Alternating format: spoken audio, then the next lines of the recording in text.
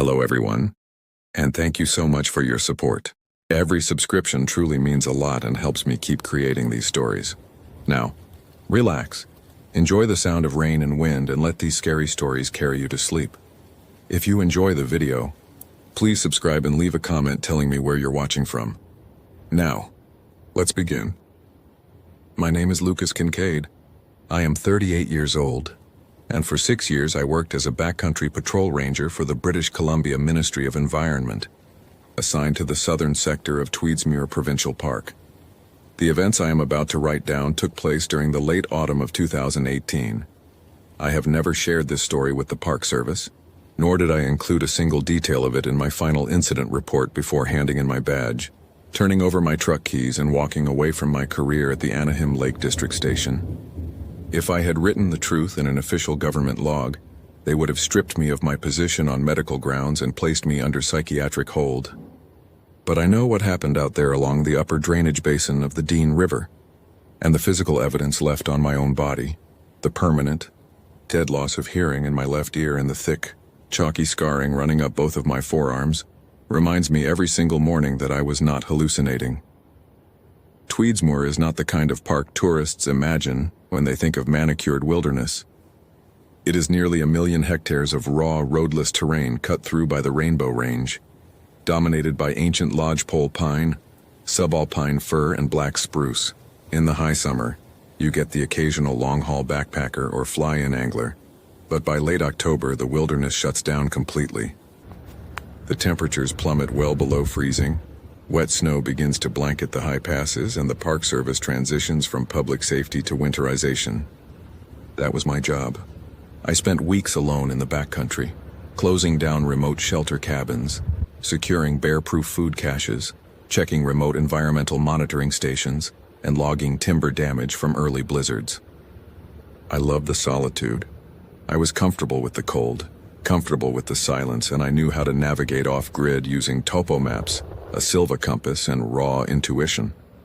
I knew how to read the forest the way an engineer reads a blueprint. That year, my final assignment before the winter shutdown was a 5-day solo patrol through Sector 7, a deep, isolated basin tucked between the eastern foothills of the Rainbows and the unmapped tributaries feeding the Dean River. It was a region notorious for dead zones where neither VHF radio nor standard satellite signals could easily penetrate the heavy canopy and steep granite ridges. My task was routine: clear deadfall from the main access trail, inspect 3 remote wooden warden shelters known simply as cabins 7, 8, and 9, and retrieve memory cards from 6 motion-activated trail cameras that the wildlife biology team had deployed 6 months earlier to track grizzly migration patterns. I loaded my pack with 5 days of dry rations, a heavy-duty canvas bivouac, a Husqvarna 4x5 Rancher chainsaw, extra fuel, an emergency satellite communicator, and my standard-issue survival gear. I set out from the trailhead on a Tuesday morning under a heavy slate-gray sky that promised snow. The first 2 days were quiet and entirely uneventful. The air smelled of wet pine, damp soil, and the sharp, metallic tang of incoming frost. I cleared a couple of blowdowns near the lower creek, checked cabins 7 and 8, both of which were empty, dry, and untouched by rodents, and pulled the SD cards from the first 3 trail cameras. By Thursday afternoon, I was moving deeper into the interior of Sector 7, heading toward Cabin 9, which sat in an old-growth spruce grove 3 miles off the main trail system. That was where the anomalies began. I stopped at trail camera 14, which was strapped to the trunk of a massive, ancient Douglas fir overlooking a game corridor. I popped the casing, ejected the memory card, and inserted it into my handheld rugged field reader to verify that the lens hadn't been smeared by sap or obscured by moss. The reader loaded 412 image files recorded over the preceding 3 months. The early photos were normal: shots of black bears, a lone timber wolf passing through at dawn, a cow moose with a leggy calf. But starting on October 14th, 2 weeks before my arrival, the images changed completely. In every photo captured after that date, the background trees, thick, straight 70-foot lodgepole pines, were physically bowed inward. They weren't broken, splintered, or uprooted by wind. They were bent smoothly in vast, graceful arcs toward the center of the camera's field of view, like rib bones curving around an invisible chest. And in the center of those frames, standing in the middle of the game trail, there was no animal. There was only a narrow, vertical column of air where the image was strangely warped, as if the camera were taking a photograph through a thick pane of antique, hand-blown window glass. But what unsettled me most was the timestamp log. Between 2:14 a.m. and 5:30 a.m. on October 16th, the camera had triggered over 3,000 times, but every single frame logged the exact same second, 2:14:03 a.m. The camera hadn't frozen. The internal clock had simply ceased to advance while thousands of images were captured in a 0-second interval.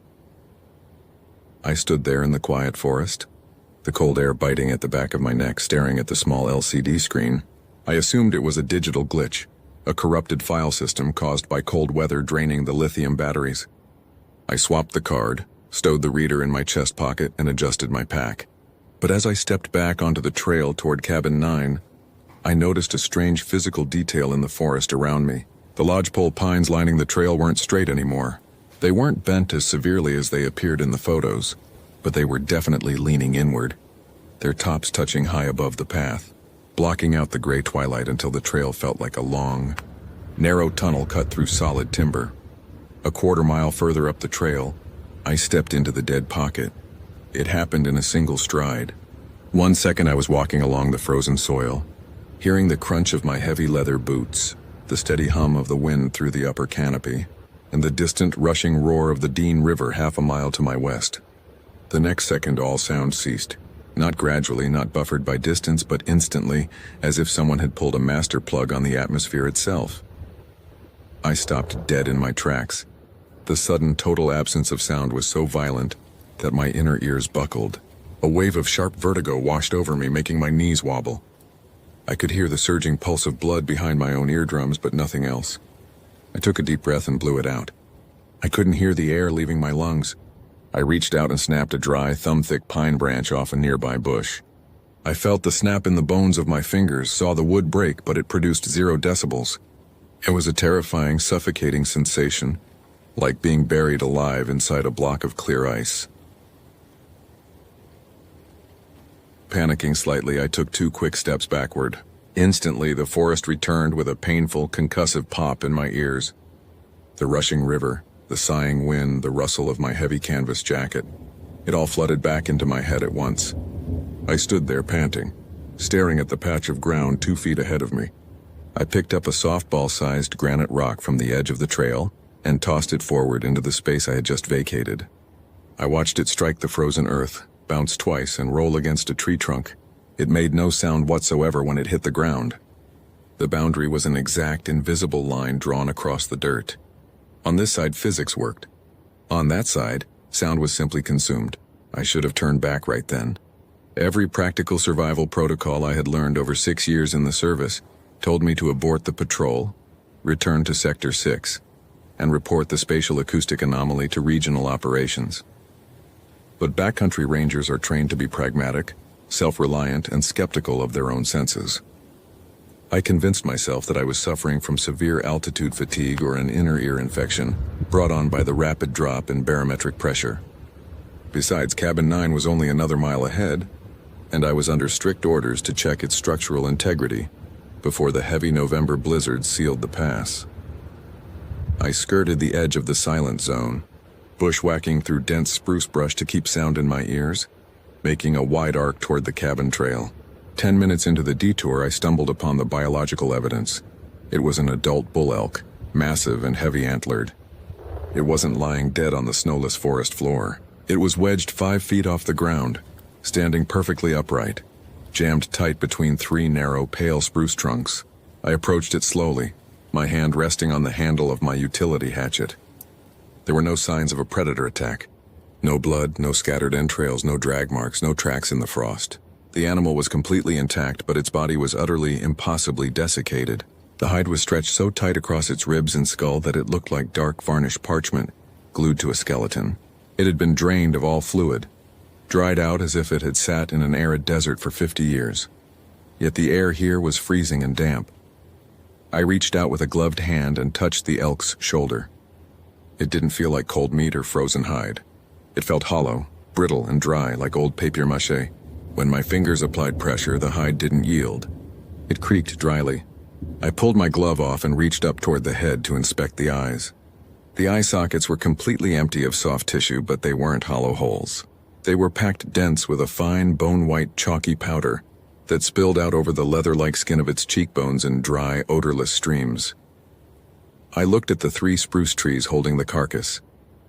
Their bark had been entirely stripped away, not by animal teeth or human blades, but smoothly dissolved, leaving the underlying wood stark white, cold, and polished like dry porcelain. I tapped the side of my hatchet against one of the bleached trunks.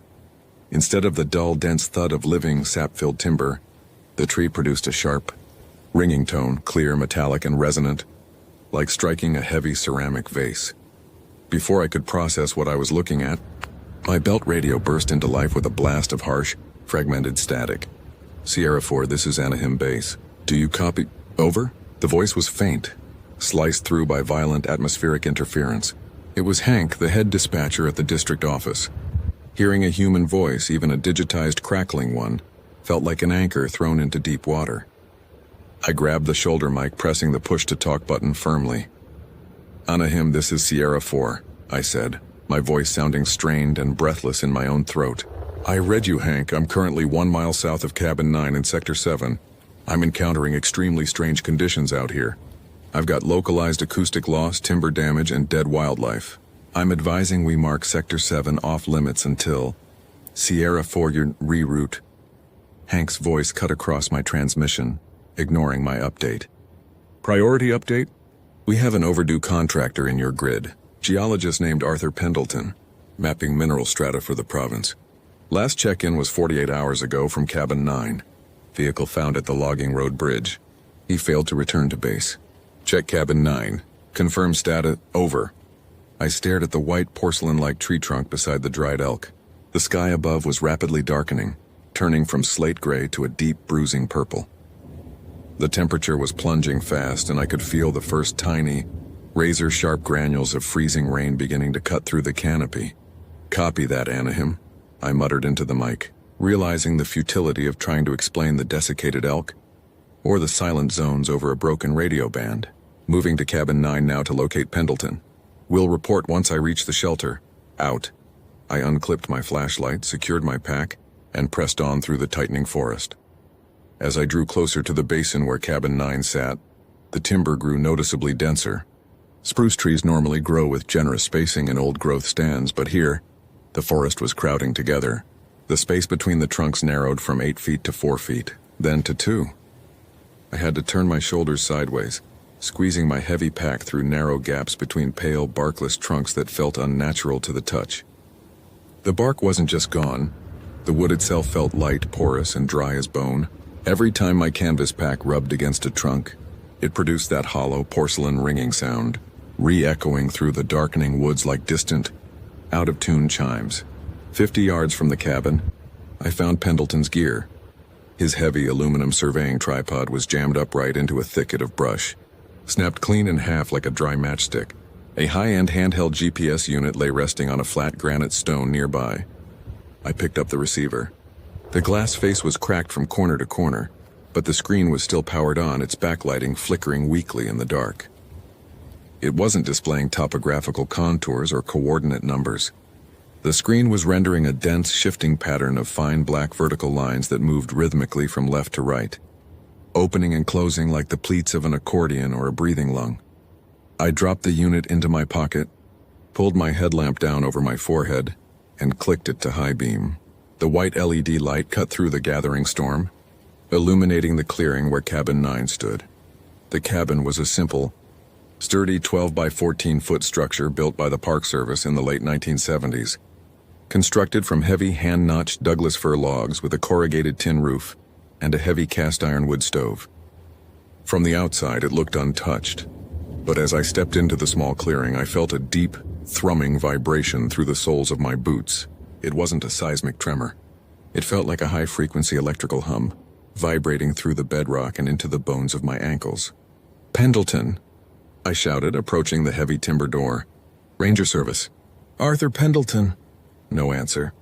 The storm was picking up now, the freezing rain turning into a dense whistling snow that whipped sideways through the clearing. I grabbed the iron handle of the cabin door and pulled. The heavy wooden door swung open without a sound. The air inside the cabin hit me like a physical wall. It didn't smell like pine, firewood, or damp wool. It smelled of dry, pulverized paper, hot static electricity, and something faintly copper-like, like the air inside an old transformer box during a power surge. It was so bone-dry that my nostrils instantly burned, and my lips chapped in seconds. I stepped inside, sweeping my headlamp beam across the small room. The cabin was empty, but it was in a state of impossible, silent decay. The heavy Douglas fir log walls had not been burned or rotted by moisture. They were dry, brittle, and turned a dull, pale ivory color. The grain of the wood had pulled apart, opening thousands of microfractures along the timber until the walls looked like they were made of stacked, dry sponges. On the small wooden table in the center of the room sat Pendleton's open logbook. His brass compass, an unlit kerosene lamp, and a small, portable battery-powered radio. I stepped over to the table, my boots making an odd, papery crunch on the dry floorboards. I picked up the brass compass first. The needle wasn't spinning erratically the way people describe in bad fiction. The needle was physically locked in place, frozen solid against the glass, turned a bright, chalky white like the eyes of the desiccated elk. I turned my attention to the logbook. The pages were dry and stiff, crackling like dead leaves as I turned them. The entries were written in neat, precise block printing for the first 3 days, detailing geological soil samples and stream bed profiles. But the final entries, dated 2 days prior, were written in a jagged, violent hand that dug deep into the paper. October 28th, 14. The river is in the wrong place. I mapped the bank at 140 meters from the shelter cabin porch yesterday. Today I paced it at 80 meters. The earth isn't sliding. The mud isn't moving. The trees are simply filling the gap. They are standing closer together than they were this morning. When I don't look at them, they move, not by walking. They are just there when I turn around. Squeezing the cabin. October 28th, 22:30. The quiet is heavy. It presses on my chest. I can't hear my own pulse anymore. I snapped my lead pencil and couldn't hear the brake. The logs of the cabin are changing. They sound like dry paper when I knock on them. Something is breathing in the timber. Not inside the room. Inside the wood, October 29th, 03:15. It doesn't have a body. It has geometry. It folds the forest to get closer. If you look at it, your head stops knowing where the floor is. God forgive me. I looked at it through the west window and now I can't feel my feet. I can't tell if I'm standing up or falling down. That was the last entry. I lowered the notebook, my heart hammering against my ribs like a trapped bird. The temperature inside the cabin was dropping rapidly, match-head cold and bitter. I reached out to touch the heavy iron wood stove in the corner, thinking I might light a fire to warm my numb fingers. As my hand brushed against the corner of the wood table, the corner of the table simply gave way under the slight pressure of my thumb.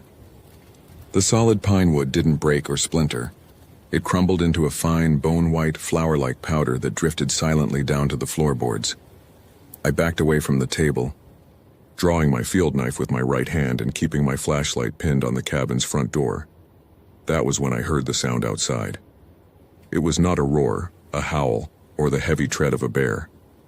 It was a sharp, rhythmic, mechanical clack, clack, clack, clack, like millions of dry wooden Venetian blinds being snapped shut simultaneously, echoing from all directions at once. And then came the acoustic delay. From the dark woods surrounding the cabin, a sound began to replay. It was the sound of heavy boots crunching through frozen soil, followed by a wet, hacking cough, the clatter of a snowshoe buckle, and my own voice perfectly clear, coming from 20 feet away in the darkness. Anaheim, this is Sierra 4. I read you, Hank. I'm currently 1 mile south of Cabin 9. The forest wasn't echoing my voice. It was discharging it. The dry, white-sieved timber had absorbed the kinetic energy of my words and footsteps from hours earlier, stored them in its porous structure, and was now releasing them back at me in a scrambled, terrifying playback. I backed toward the rear wall of the cabin, my blade held high. "Pendleton!" I screamed into the dark. "Get out of here!" My voice didn't carry. The moment the sound left my lips, it was instantly deadened, absorbed by the walls of the cabin. Through the small square glass window on the west wall, I saw it. The forest was folding. The towering lodgepole pines and white spruce trees surrounding the clearing were not bending in the wind. They were sliding laterally across the earth in absolute silence, shifting past one another like interlocking teeth in a massive wooden gear. The clearing was shrinking. The gap between the trees and the cabin porch, 30 yards when I arrived, was now 10 feet. 5 feet. The pale, barkless trunks were crowding around the structure, pressing against the eaves, shutting out the swirling snow. And standing in the narrow space between two moving trunks, suspended 5 feet above the ground, was the entity. It was not a beast. It had no fur, no claws, no glowing eyes, no recognizable animal silhouette. It was a towering, 15-foot-tall lattice frame woven from thousands of razor-thin, paper-white bark strips and dry, needle-like timber fibers interlaced into a complex, multi-layered geometric structure. It looked like a living, articulated cage of bleached wood, constantly shifting, sliding, and reweaving itself in mid-air. It was suspended inside a column of semi-translucent refractive air that twisted the light around it, like liquid heat rising off asphalt in July. Where the column touched the ground, the snow didn't melt. It instantly disintegrated into that same dry, white, bone-like flour. It had no face. But the moment my eyes locked onto the central geometric nexus of the structure, Pendleton's words came screaming back into my mind. My brain's spatial orientation collapsed completely. It was a sensation far worse than physical pain. In an instant, my visual cortex and inner ear lost all comprehension of physical dimensions. I didn't just feel dizzy. I lost the concept of up and down, near and far. The floor of the cabin seemed to tilt vertically, then invert entirely. I felt as though I were hanging suspended over an infinite, bottomless abyss, while simultaneously being crushed flat between two invisible sheets of lead. My stomach heaved violently. I fell to my knees, but I couldn't tell if my knees were touching the floor or the ceiling. The room spun in multi-directional planes that my human mind was entirely unequipped to process. I couldn't tell if my arm was extended or folded against my chest. I knew, with an absolute desperate clarity, that if I kept looking at that shifting lattice of pale wood, my brain would simply disconnect from my nervous system forever. I would end up like Pendleton, a dry, hollow shell wedged between the trees, my eyes turned to white dust. I forced my eyes shut. I squeezed them closed so hard my facial muscles cramped. I buried my face into the crook of my elbow and pressed my body flat against the floorboards. The moment I broke visual contact with the entity, the violent spatial paralysis loosened its grip slightly. Though the nausea still raged in my throat, I couldn't rely on my eyes. I couldn't rely on my ears, which were ringing with a deafening metallic tinnitus as the acoustic vacuum pressed against my eardrums. I had only my hands, my touch, and my survival training left. The cabin began to cave in around me. It wasn't a violent crash of heavy falling timber.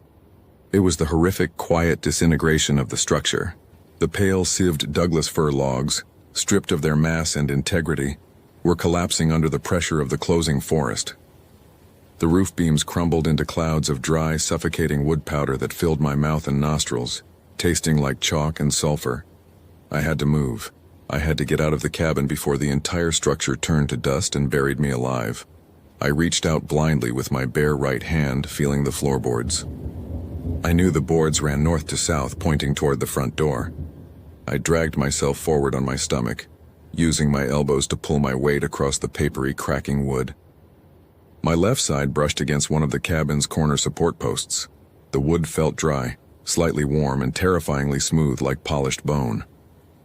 Where my skin made direct contact with the altered timber, a sharp blistering heat seared through my forearms, as if the wood were actively drawing every drop of moisture directly out of my flesh through my pores. I gritted my teeth, suppressing a scream, and dragged myself through the crumbling remains of the front doorway into the open air of the storm. The storm was a howling chaos, but I kept my eyes tightly shut. I knew that opening them, even for a fraction of a second, meant catching a glimpse of that shifting geometric lattice and sinking back into spatial madness. I had to navigate blind. I remembered the geography of the basin. Cabin 9 sat on a gentle slope that drained down toward a small rock-strewn creek, which ran 300 yards west before emptying into the main channel of the Dean River. Water always flows downhill. Water was physical reality. If I could find running water, I could follow it out of Sector 7. I crawled on my hands and knees through the freezing snow, keeping my face turned down toward the dirt. Around me, the forest was closing like a vice. I could feel the cold, pale trunks pressing against my ribs, squeezing my shoulders, narrowing the world down to a tight wooden trench. The air was filled with that agonizing acoustic playback, thousands of compressed, delayed sounds replaying all at once. I heard the crack of falling branches from 3 days ago, the howl of the wind from yesterday, Pendleton's frantic, ragged breathing, and my own voice screaming, "Get out of here!" all smashed together into a deafening, chaotic wall of white noise that battered my skull. I kept moving, feeling the ground with my bare palms. I quickly learned to distinguish between living forest and the entity's altered terrain. Living pine roots were rough, cold, and sticky with frozen sap. The entity's wood was unnaturally smooth, dry, and warm, sapping the moisture from my skin whenever I touched it. Whenever my fingers touched that smooth, bone-like wood, I shifted my direction, crawling away from it, hunting for the cold, rough textures of the living earth. The forest squeezed tighter. At one point, I was trapped between two pale spruce trunks that had moved to within 12 inches of each other. I couldn't turn back. I exhaled all the air from my lungs, flattened my chest, and forced myself through the narrow gap. The smooth, chalky wood scraped against my arms and back, tearing through my heavy wool shirt and canvas jacket, stripping the skin off my forearms in long, agonizing strips. But I didn't stop. I pulled myself through, tumbling forward down a steep, rocky embankment. My face hit something wet, ice-cold and fast-moving. Water. I had fallen into the bed of the tributary creek. The shock of the freezing water hitting my face broke through the mental fog and nausea. Water couldn't be sieved. Water couldn't be turned into dry, chalky powder. The kinetic energy of the rushing stream was continuous, loud, and real. It cut through the acoustic vacuum like a knife through canvas. I didn't stand up. I didn't open my eyes. I stayed on my belly in the freezing, knee-deep current, letting the rushing water pull me downstream. I dragged myself along the rocky creek bed, my hands grasping slimy, rounded river stones, letting the flow guide me away from the cabin, away from the compressed basin, away from the pale, shifting forest. I floated and crawled down that freezing creek for what felt like hours, my body numb, my breath coming in ragged, freezing gasps.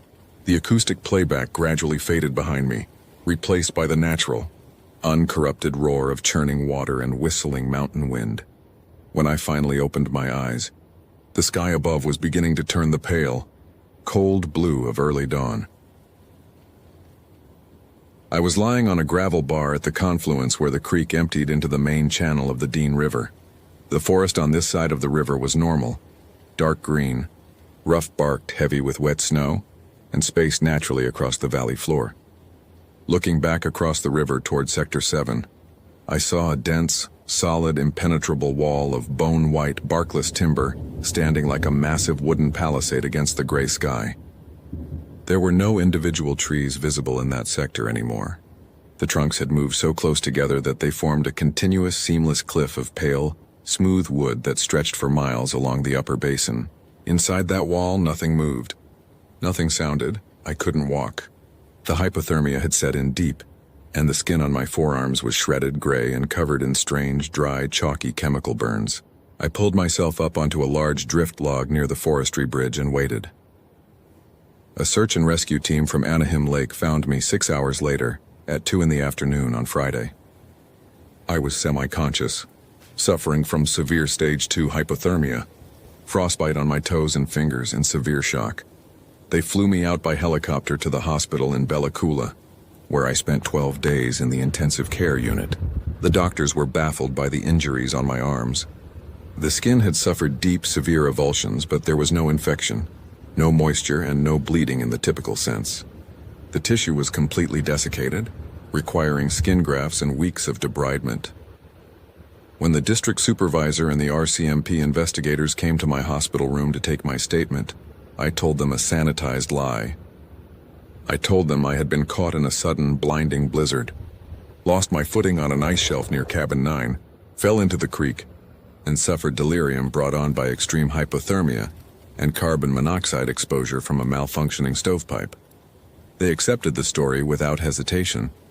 It was clean, logical, and fitted neatly into standard wilderness safety reports. 2 weeks later, an official Park Service survey team was dispatched to Sector 7 to investigate the missing contractor. Arthur Pendleton and locate Cabin 9. When they returned, their report was brief and inconclusive. They reported that Cabin 9 was simply gone, likely crushed and swept away by an unmapped timber avalanche during the October storm. They noted that the upper Dean River Basin was blocked by an extraordinary, dense stand of dead, wind-bleached spruce blowdown that was entirely impenetrable to foot patrols or heavy machinery. The search for Arthur Pendleton was officially suspended in November of 2018. He was listed as missing and presumed dead. I handed in my resignation the day I was released from the hospital. I sold my house in Anaheim Lake, packed my truck, and moved south to the dry, open prairie country of southern Alberta. Miles away from the nearest mountain, miles away from the nearest forest. It has been nearly 8 years since that night in Tweedsmuir, but I have not slept in total silence since. I keep a heavy industrial fan running in my bedroom 24 hours a day, filling the room with loud, steady white noise. If the room becomes too quiet, my left ear, which remains completely deaf to normal human speech, begins to ring with that faint, distant clack, clack, clack of dry wood sliding against dry wood. I don't go near pine trees anymore. I don't visit national parks, I don't go camping, and I turn off the highway if a road takes me through dense timber. People think the Canadian wilderness is empty simply because there are no roads, no towns, and no cell towers on the map. They think the blank gray spaces on the provincial survey charts are just waiting for timber crews or mining companies to come along and measure them. But I know the truth. Those spaces aren't empty. There are ancient, structural things living in the deep timber, things that do not possess flesh, blood, or minds that we can comprehend. They operate under their own terrifying non-Euclidean geometry, folding the earth and sieving the forest, waiting quietly in the silent places where no human voice can ever carry. If you've ever driven down Route 6 through the northern tier of Pennsylvania when the sun dips below the ridge, you know how fast the hemlocks seem to crowd the asphalt. I spent 11 years driving those back roads, but the summer of 2007 is the reason I gave up my badge, sold my house in Warren County, and moved down to a flat patch of scrub pine near the coast where there aren't any trees tall enough to block out the sky. My full name is Warren Vance Miller. I was 38 years old when it happened, and at the time, I was working as a seasonal law enforcement ranger for the United States Forest Service in the Allegheny National Forest. People think of Pennsylvania as settled country, crisscrossed by turnpikes and suburban sprawl, but up on the Allegheny Plateau, the woods are deep, damp, and old. 500,000 acres of black cherry, sugar maple, and ancient eastern hemlock stretch across ravines that haven't seen a sunbeam reach the forest floor in 100 years. Scattered through those woods are relics of an older industrial age. Rusted oil well pump jacks from the 1880s, moss-covered iron pipelines humped over shale ledges, and forgotten logging railroad grades that lead nowhere. You get used to the quiet out there, but you also learn the difference between the natural quiet of a forest at rest and the unnatural silence. That comes when every living thing in the valley decides to hold its breath. My primary assignment that summer was patrolling the backcountry sectors around the Tionesta Scenic Area and the Minister Creek watershed. The Tionesta Reserve is a rare piece of ground, 4,000 acres of virgin old-growth timber that was spared from the timber booms of the late 19th century because of a deed dispute between two lumber companies that dragged on for 50 years. While the rest of the state was clear-cut down to the dirt, the trees in Tionesta just kept growing. Some of those hemlocks are 400 years old, 5 feet thick at the butt with lower limbs that branch out 30 feet above your head like the rafters of a cathedral. It's dark in there even at noon. The canopy so thick it turns the sunlight into a dim, greenish twilight, and the ground is soft with 4 centuries of rotting needles and damp peat.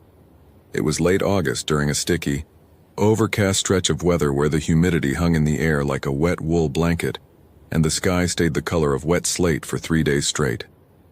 I was working out of the Marienville Ranger District Station, driving an old green and white Ford F-250 with a whip antenna slapped on the bed. Most of my daily routine consisted of checking trail register boxes, writing parking warnings for college kids camping too close to the water streams, and inspecting old petroleum leases to make sure the independent oil operators weren't dumping brine into the tributaries. On Thursday, August 23rd, I was clearing fallen branches off the Ministry Run trail cut when I got a call over the Motorola HT-1250 on my shoulder. It was dispatch out of Warren, asking if I had pulled past the lower Minister Creek trailhead parking lot that morning. I keyed the mic and told them I had passed it around 8 o'clock and was headed back that way. Dispatch told me a blue 1999 Ford Ranger with McKean County plates had been sitting in the gravel lot since Monday morning. The regional parking pass on the dashboard was expired, and a relative had called the county sheriff's office after the owner failed to return to his home in Smethport for his Wednesday night bowling league. The registered owner was a man named Harlan Brooks. He was 62 years old, a retired land surveyor who had spent his whole career working for the State Department of Transportation. According to his sister, who had filed the missing person report, Harlan was an experienced outdoorsman who liked to take 3-day solo backpacking trips into the backcountry to map out old 19th century survey lines for a local historical society. He was in good physical shape, knew how to handle a compass, and wasn't the type to wander off a blazed path without a clear plan. I drove down to the trailhead lot, pulled up beside the blue pickup, and got out to take a look. The truck was locked clean and parked neatly between 2 wooden parking bumpers. Looking through the cab window, I could see an empty travel mug in the cup holder, a folded road atlas on the passenger seat, and an extra jacket hanging from a hook behind the bench. There was no sign of struggle, no left-behind medication, no note on the dash. I checked the wooden trailhead register box mounted on a cedar post near the path entrance. Harlan's handwriting was there in faint blue ballpoint pen, dated Monday, August 20th. At 7:15 a.m., in the box labeled Destination Intended Route, he had written, Tianesta Old Growth Boundary, Historic Survey Marker 44. That caught my attention. Survey Marker 44 was an obscure reference point established in 1888 along the western edge of the old growth tract, right where the plateau drops off into a steep, rocky ravine known locally as Devil's Elbow. It wasn't on any modern hiking map. The maintained trail ended 3 miles short of that sector, and reaching Marker 44 meant bushwhacking through dense rhododendron thickets, crossing 3 unbridged shale runs, and navigating around deep sandstone outcrops that made radio transmission nearly impossible. I radioed dispatch, gave them the truck's VIN and plate numbers, and requested authorization to perform an initial hasty search along the Minister Creek Trail loop toward the old growth boundary. My supervisor, a veteran ranger named Dave Miller, no relation to me, though everyone in the district assumed we were cousins, told me to take my gear, head up to the high ridge, and report back by radio every 60 minutes. If I didn't find any sign of Harlan by 5 o'clock, he would call in the county search and rescue team and set up a staging area at the trailhead the following morning. I grabbed my 40-pound field pack from the back of the F-250. It had my rain gear, a first aid kit, extra water, a top-end Silva compass, USGS 7.5-minute topographic maps, a heavy-duty mag light, and my issue sidearm. I checked the strap on my radio, hooked my McLeod trail tool over my shoulder, and headed up the trail. The air under the canopy was heavy and motionless. The dirt path was damp from the morning mist, and the only sound was the crunch of my own boots on wet beech leaves and the faint, distant trickling of Minister Creek down in the bottom of the valley. For the first 2 miles, everything looked standard. I checked 3 backcountry campsite clearings along the brook, but they were all cold and empty, the stone fire rings filled with wet ashes from previous weekends. I stopped at the junction where the blazed trail looped back toward the highway and looked out into the untamed bush to the northeast. Beyond the last blue paint blazes on the tree trunks, the woods changed dramatically. The younger black cherry and maple trees gave way to massive, dark trunks of virgin hemlock and white pine that stood 60 or 70 feet tall, before branching out into a canopy so thick it cut off the skyline completely. The understory beneath those big trees was strangely bare. No ferns, no mountain laurel, just a floor of dark brown needles carpeted with thick mosses and damp decay. I stepped off the dirt path and began pushing through the bush, following a bearing of 45 degrees northeast on my compass. The ground rose steadily up a long shale-littered slope toward the high ridge. The further I walked into the old growth, the quieter it became. Out in the second growth timber, you always hear something. Chipmunks scurrying through the brush, blue jays screaming, wind rustling the upper leaves of the maples. But under those ancient hemlocks, the sound seemed to die out. The damp needles underfoot absorbed the weight of my boots so completely that I couldn't even hear my own footsteps unless I stepped directly on a dry hemlock twig. Around 2 in the afternoon, I reached the crest of the ridge. The air up there felt colder, carrying a faint, sour odor that reminded me of stagnant river silt and wet copper. I pulled my topo map out of my cargo pocket and laid it flat against a flat rock to orient myself. According to the quadrangle map, I was roughly 2 miles inside the restricted timber boundary, standing near the edge of a deep, unmapped drainage ravine that cut down toward the Tionesta Creek Basin. I took out my radio, pulled the antenna up and keyed the mic.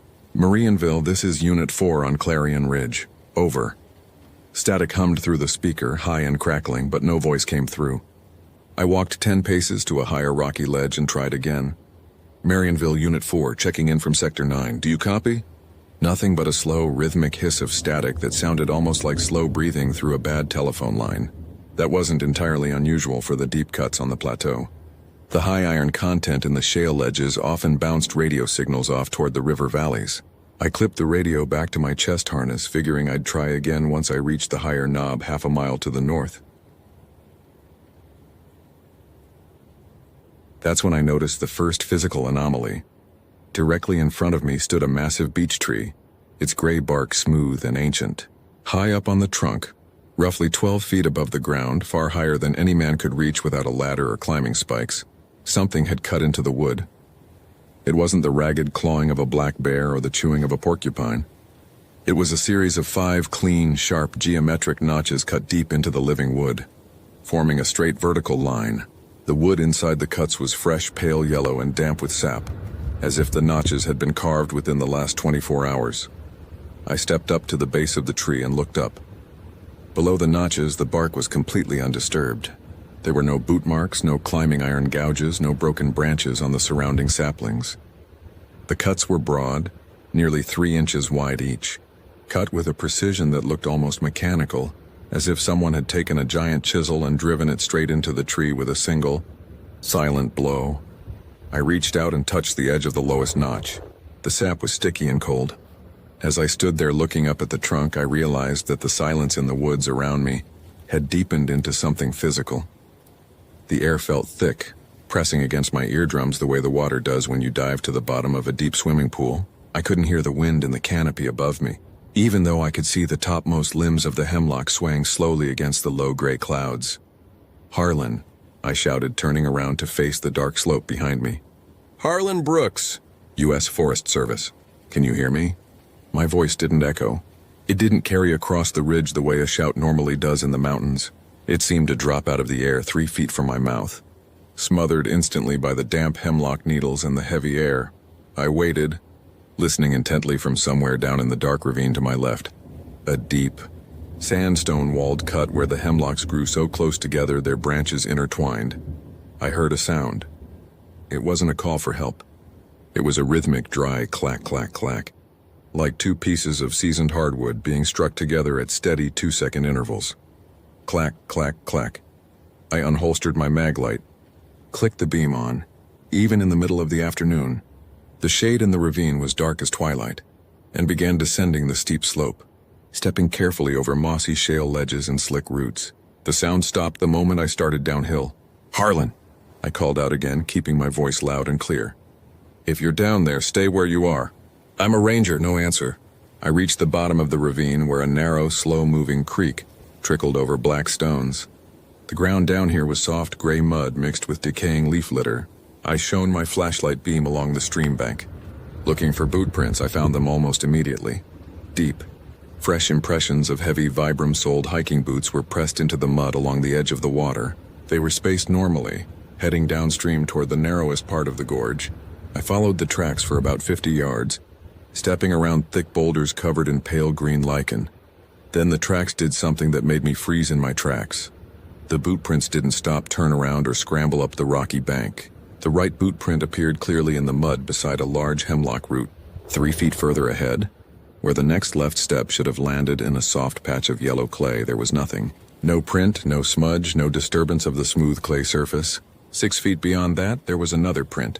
But it wasn't a boot print, it was a single, long, narrow indentation in the dirt, roughly 4 inches wide and 2 feet long, rounded at both ends, pressed deep into the soil as if a heavy, smooth wooden fence post had been dragged once across the mud and pulled back up into the air.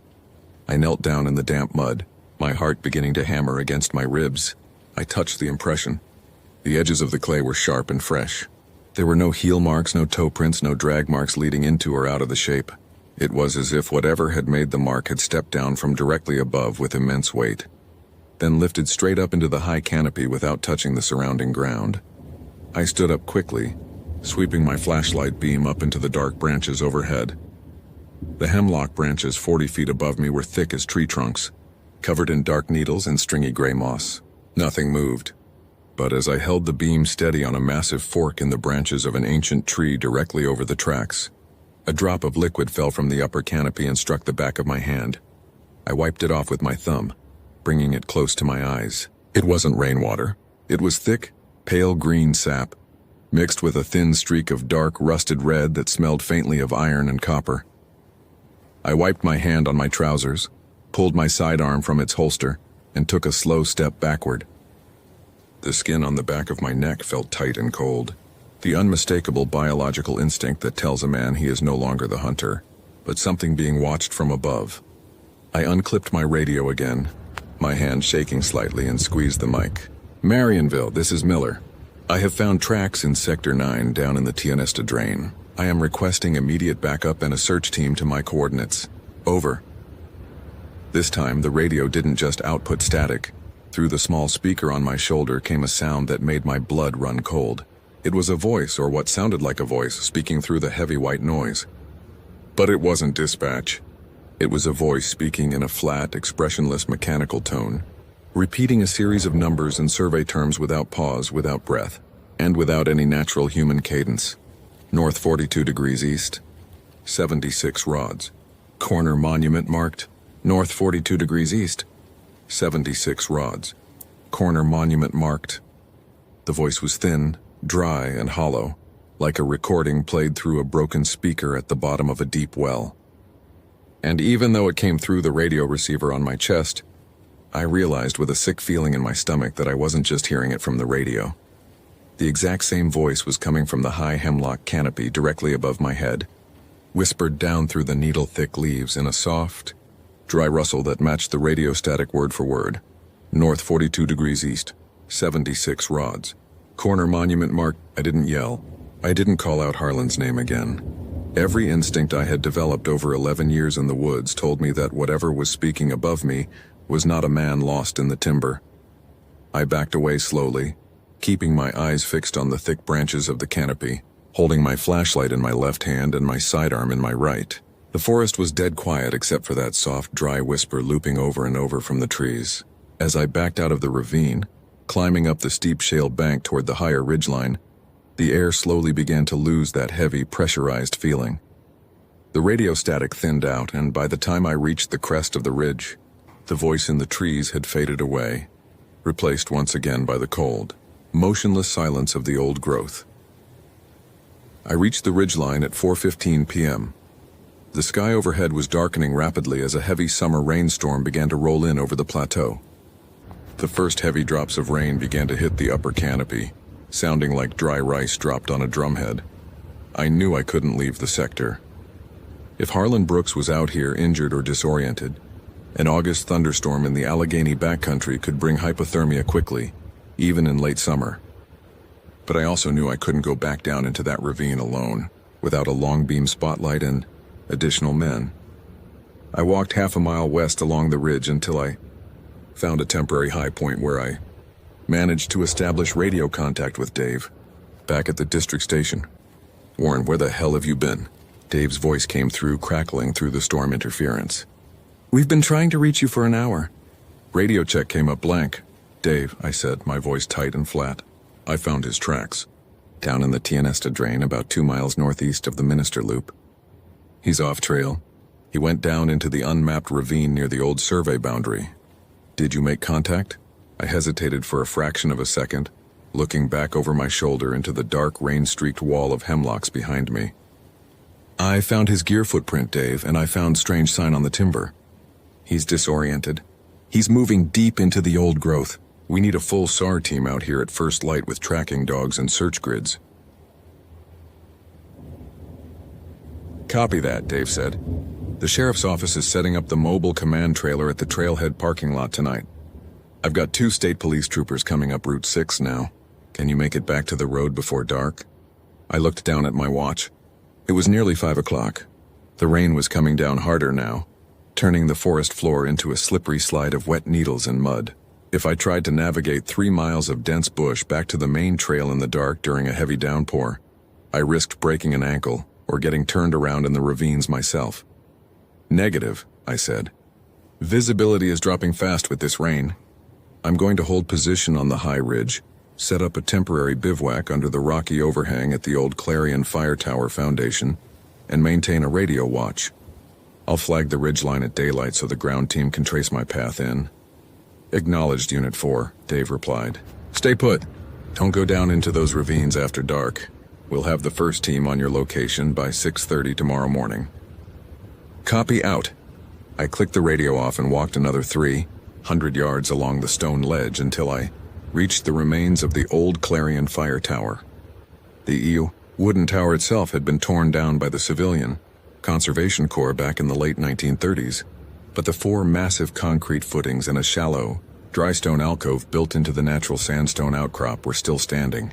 The stone ledge overhang offered a dry, sheltered space roughly 6 feet deep, protected from the wind and rain by the heavy rock face behind it. I dropped my pack inside the alcove, pulled out my emergency space blanket, and laid it over my foam sleeping pad. I set up my small portable butane stove, boiled a cup of water for black coffee, and ate an energy bar while the rain drummed steadily against the rock ledge above my head. By 7 o'clock, total darkness had fallen over the plateau. Out in the wilderness, dark isn't just an absence of light. It's a physical entity. When the clouds block out the moon and stars and the canopy overhead shuts out whatever ambient light is left in the sky, you can hold your hand 2 inches from your face and see nothing but absolute blackness. The only light I had was the faint red glow of my stove indicator and the narrow beam of my maglite. I sat with my back against the flat sandstone wall of the alcove, my sidearm resting on my knee, listening to the rain. Around 9:30, the heavy rain began to slacken, turning into a thin, steady drizzle that hissed softly through the hemlock needles. The wind died down completely. The temperature dropped into the low 50s and a thick, white ground fog began to roll up out of the ravines, spilling over the edge of the ridge like cold steam. That's when the silence returned. It didn't happen all at once. First, the steady dripping of rainwater from the leaves seemed to slow down, fading into the distance. Then the light night breeze through the high branches stopped dead. Within 10 minutes, the entire forest around the fire tower foundation became so quiet that I could hear the slow, rhythmic ticking of my wristwatch and the sound of my own breath entering and leaving my lungs. I clicked on my flashlight and swept the beam across the open space in front of the alcove. The white fog was so thick the light bounced off it, creating a blinding curtain of bright glare 5 feet in front of me. I pulled the beam back, dimming the focus, and leaned forward. Listening, from out in the foggy timber, maybe 50 yards to the east along the ridgeline, I heard a sound. It was the heavy, rhythmic thud of something walking through the wet woods, but it wasn't the quadrupedal trotting of a deer or the clumsy shuffling of a black bear. It was a slow, deliberate, heavy 2-legged stride. Thud, pause. Thud, pause. Each step was accompanied by a strange metallic scraping noise, like a heavy iron bar being dragged through wet gravel. Thud, scrape. Thud, scrape. I slowly raised my sidearm, thumbing the safety off with a quiet click. I pulled my radio from my belt, keeping the volume turned down as low as it would go, and held it to my ear. The speaker was dead silent, no static, no hum, just empty air. Harlan? I called out softly into the fog. Harlan, is that you? The walking stopped immediately. For 2 long minutes, nothing moved. The fog hung motionless in front of my stone shelter. The air inside the alcove grew colder, carrying that same thick, metallic odor of wet copper and stagnant river silt I had smelled down in the ravine earlier that afternoon. Then, out of the dark fog coming from a point directly above the ridge, not on the ground, but 20 feet up in the air among the lower branches of the hemlocks, came a voice. It wasn't Harlan's voice this time. It was my voice. It was my exact voice, playing back through the fog with terrifying clarity. replicating the exact pitch, tone, and inflection of the radio call I had made to Dave 5 hours earlier. Dave. I found his gear footprint, Dave. He's disoriented. He's moving deep into the old growth. The words were spoken without any emotion, without any pause between sentences, delivered in a monotonous, mechanical loop that sounded like a magnetic tape being dragged across a playback head. Dave. I found his gear footprint, Dave. He's disoriented. He's moving deep into the old growth. The voice moved. It didn't move across the ground. It circled the stone alcove in a wide, smooth arc, drifting horizontally through the upper limbs of the hemlocks, moving with a fluid, terrifying speed that no human or ground animal could ever achieve in dense timber. I pulled myself back against the solid rock wall at the rear of the alcove, raising the flashlight beam toward the source of the sound. The light hit the dense wall of white fog, illuminating nothing but swirling vapor in the dark, wet trunks of the nearest trees. Then I saw it. High up in the fork of an old hemlock, roughly 25 feet above the ground. The fog cleared for a fraction of a second as a light breath of air shifted the vapor. It wasn't a creature with fur, fangs, or glowing eyes. What I saw was far more terrifying because it defied everything I knew about living things. It was a long, dark jointed shape, pale gray and textured like dry, weathered hemlock bark woven seamlessly into the structure of the tree itself. It was long, easily 20 or 30 feet in length, thin and segmented like the body of a walking stick insect, but thick as a telephone pole at its central joints. It had no distinct head or face that I could identify in the dim light, only a smooth, tapered extremity that pressed firmly against the trunk of the tree, leaving deep, square indentations in the bark where it anchored itself. As my flashlight beam struck the shape, it didn't flinch, hide, or retreat. It simply shifted. It moved without making a single sound. No snapping twigs, no rustling needles, no groaning wood.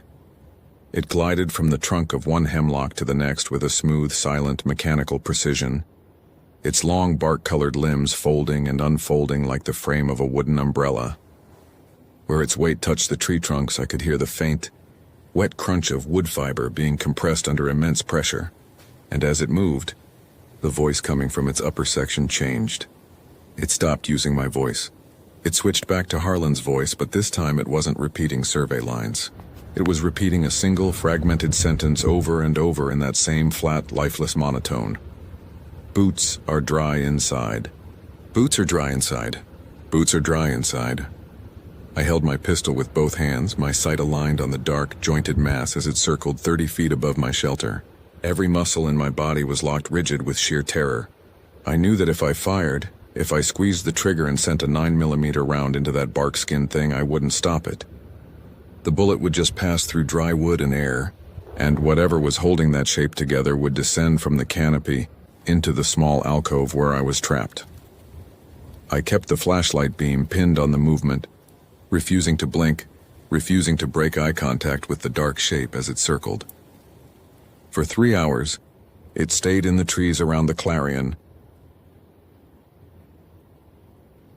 Fire Tower Foundation. It never came down to the ground. It never made a violent move toward the rock alcove. It simply moved from tree to tree in a tight, endless perimeter, slowly circling my position while its dry, mechanical voice mimicked fragments of human speech it had gathered from the woods. Harlan's survey numbers, my radio check-ins, even the distant, faint sound of a dog barking that must have been recorded miles away near the highway days prior.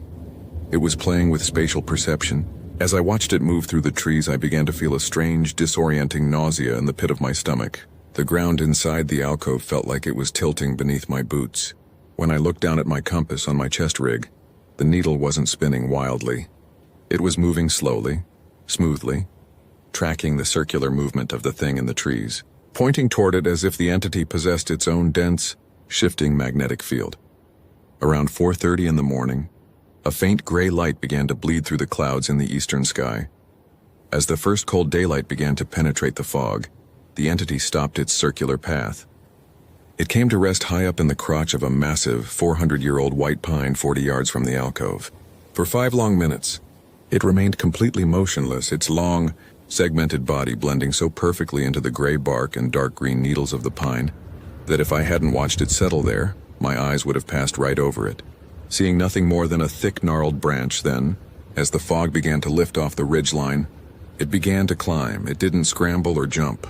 It moved upward with a terrifying slow vertical glide, pulling its long body straight up the main trunk of the pine toward the highest branches of the canopy, 80 feet above the ground. As it reached the upper crown of the trees, where the branches were thickest and locked together with the surrounding forest, it seemed to simply dissolve into the wood, not vanishing into thin air, but folding its limbs so tightly against the living timber that its form became entirely indistinguishable from the tree itself. The moment it ceased moving, the heavy pressurized silence in the woods broke. A light morning wind swept across the ridge, rustling the maple leaves. Down in the valley, a raven cawed. The natural soundscape of the forest returned all at once, rushing back into my eardrums like a flood of cold water. I sat in the alcove for another 20 minutes. Unable to move my legs, my hands frozen around the grip of my service weapon. My clothes were soaked with cold sweat, and my throat was so dry I couldn't swallow. When I finally forced myself to stand up, my knees buckled beneath me. I pulled myself up using the stone wall of the shelter, holstered my pistol with trembling hands, and picked up my field pack. I didn't wait for the search team to reach my coordinates. I began walking back along the ridge line toward the southwest, keeping my eyes fixed firmly on the ground in front of me, refusing to look up into the upper branches of the trees. I met the ground search team 3/4 of a mile from the trailhead.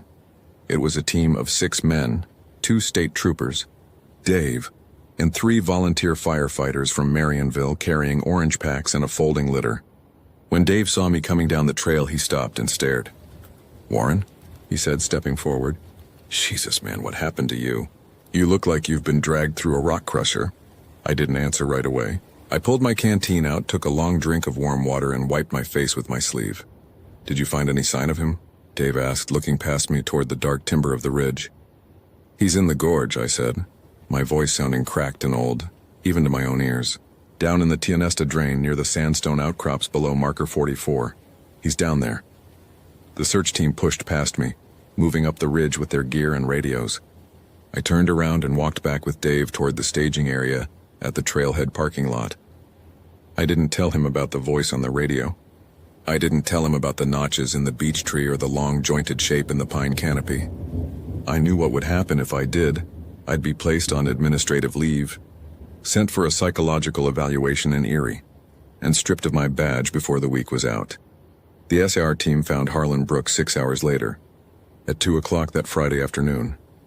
He was located exactly where I said he would be, sitting on a flat shale ledge deep inside the sandstone gorge at the bottom of the Tionesta drain, 2 miles past the end of the maintained trail. He was alive. He had no broken bones, no severe lacerations, and no obvious physical injuries other than mild dehydration and damp clothes. His pack was sitting beside him on the rock, neatly packed, with his folded maps and his brass surveyor's compass resting on top of his sleeping bag. But Harlan Brooks wasn't right. When the troopers reached him, he was sitting upright, staring fixedly up into the high canopy of the old-growth hemlocks above the gorge.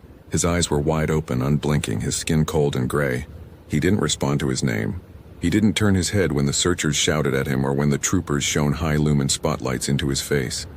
When they lifted him onto the litter to carry him out of the ravine, his body remained rigid, his legs bent as if he were still sitting on that stone ledge, his eyes never leaving the upper branches of the trees.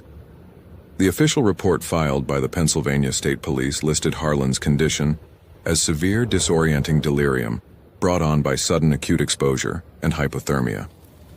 They concluded he had lost his way off trail, panicked in the dark during the Thursday storm, and sat down on the ledge until he succumbed to exhaustion. They took Harlan to the hospital in Warren, and later transferred him to a specialized long-term care facility in Smethport. I went to see him once, 3 weeks after the incident, right before I handed in my letter of resignation to the Forest Service. He was sitting in a wheelchair in a sunroom on the 2nd floor of the facility. The room had large glass windows that looked out over a small, well-manicured lawn with a few young birch trees planted near the driveway. Harlan sat in his chair, wearing a clean gray sweater, his hands resting flat on his knees. He didn't know who I was when I walked in. He didn't look at my face. I sat down in a plastic chair beside him and looked out the window. "Harlan," I said softly, "do you remember the Tianesta?" He didn't turn his head, but his fingers began to move against the fabric of his trousers, tracing slow, perfectly straight lines across his knees over and over again. Then he spoke. It was the first time he had spoken since the state police brought him out of the woods. His voice was thin, dry, and flat, the exact same pitch and mechanical cadence I had heard coming through my radio receiver on that rain-soaked ridge. "North 42 degrees east," he whispered, his wide, unblinking eyes fixed on the distant trees outside the window. 76 rods. Corner monument marked, "The wood doesn't die. It just shifts." The wood doesn't die. I didn't ask him any more questions. I got up from my chair, walked out of the sunroom, and left the building. I turned in my uniform, my sidearm, and my truck keys at the Marionville station the following Monday morning. Dave tried to talk me out of it, offering to transfer me to a clear-cut management district down in Forest County where the timber was young and the terrain was flat. I told him I was done with forestry. I told him I was moving south. I bought a small, single-story house in eastern North Carolina, out on the coastal plain where the land is flat as a tabletop and the only trees are short, scrubby loblolly pines that barely reach 20 feet high. I cut down every tree on my property within 50 yards of the house. I installed high-intensity floodlights on all 4 corners of my roof, and I leave them on from sunset until the sun comes up every single night. People in my new town think I'm paranoid. They think I'm just another retired law enforcement guy who spent too many years working alone in the woods and let the silence get to his head. They don't know what's sitting up there in the old-growth reserves of the Allegheny Plateau. They think a forest is just a collection of wood, leaves, and soil, a quiet place where people go to hike, hunt, and camp on summer weekends. But I know the truth. I know that in the oldest parts of those northern woods, where the virgin timber was never cut and the sunlight has never reached the dirt, there are things that were here long before men came with axes and compasses to mark out survey lines. Things that don't hunt with claws or teeth but with silence, time, and spatial mimicry. Things that move through the high canopy without ever touching the earth, waiting for a man to step off the blazed path so they can slowly alter the world around him, drawing him into the timber until he forgets how to speak, how to walk, and how to find his way back home. And whenever the wind blows hard from the north and I hear the light, dry scraping of pine needles against my bedroom window, I don't open the blinds. I just stay in bed, grip my flashlight in the dark, and wait for the morning light to come.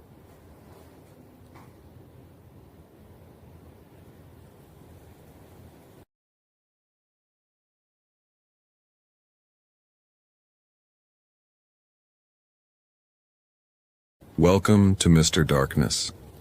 Some forests never let you leave the same way you entered. Before we begin, tell me in the comments, would you ever enter these woods alone? If you enjoy terrifying stories, subscribe, like, and turn on notifications. Now, let's begin. My name is Daniel Joseph Hayes. I'm 44 years old, and for 11 years I worked as a backcountry warden and resource conservation ranger for Parks Canada in the far northern sector of Wood Buffalo National Park, straddling the border between northern Alberta and the Northwest Territories. The events I am about to describe occurred during the second week of November in 2018. I have never submitted an official incident report regarding what took place during those 3 days, nor have I spoken to my former supervisors at the Fort Smith District Office about the real reason I handed in my resignation 2 weeks later. When people in town asked why I packed up my house in Fort Smith and moved down to a small agricultural municipality in southern Manitoba, I told them my knees couldn't take the long snowmobile patrols anymore, or that I was simply burnt out by the dark winters. That was a lie.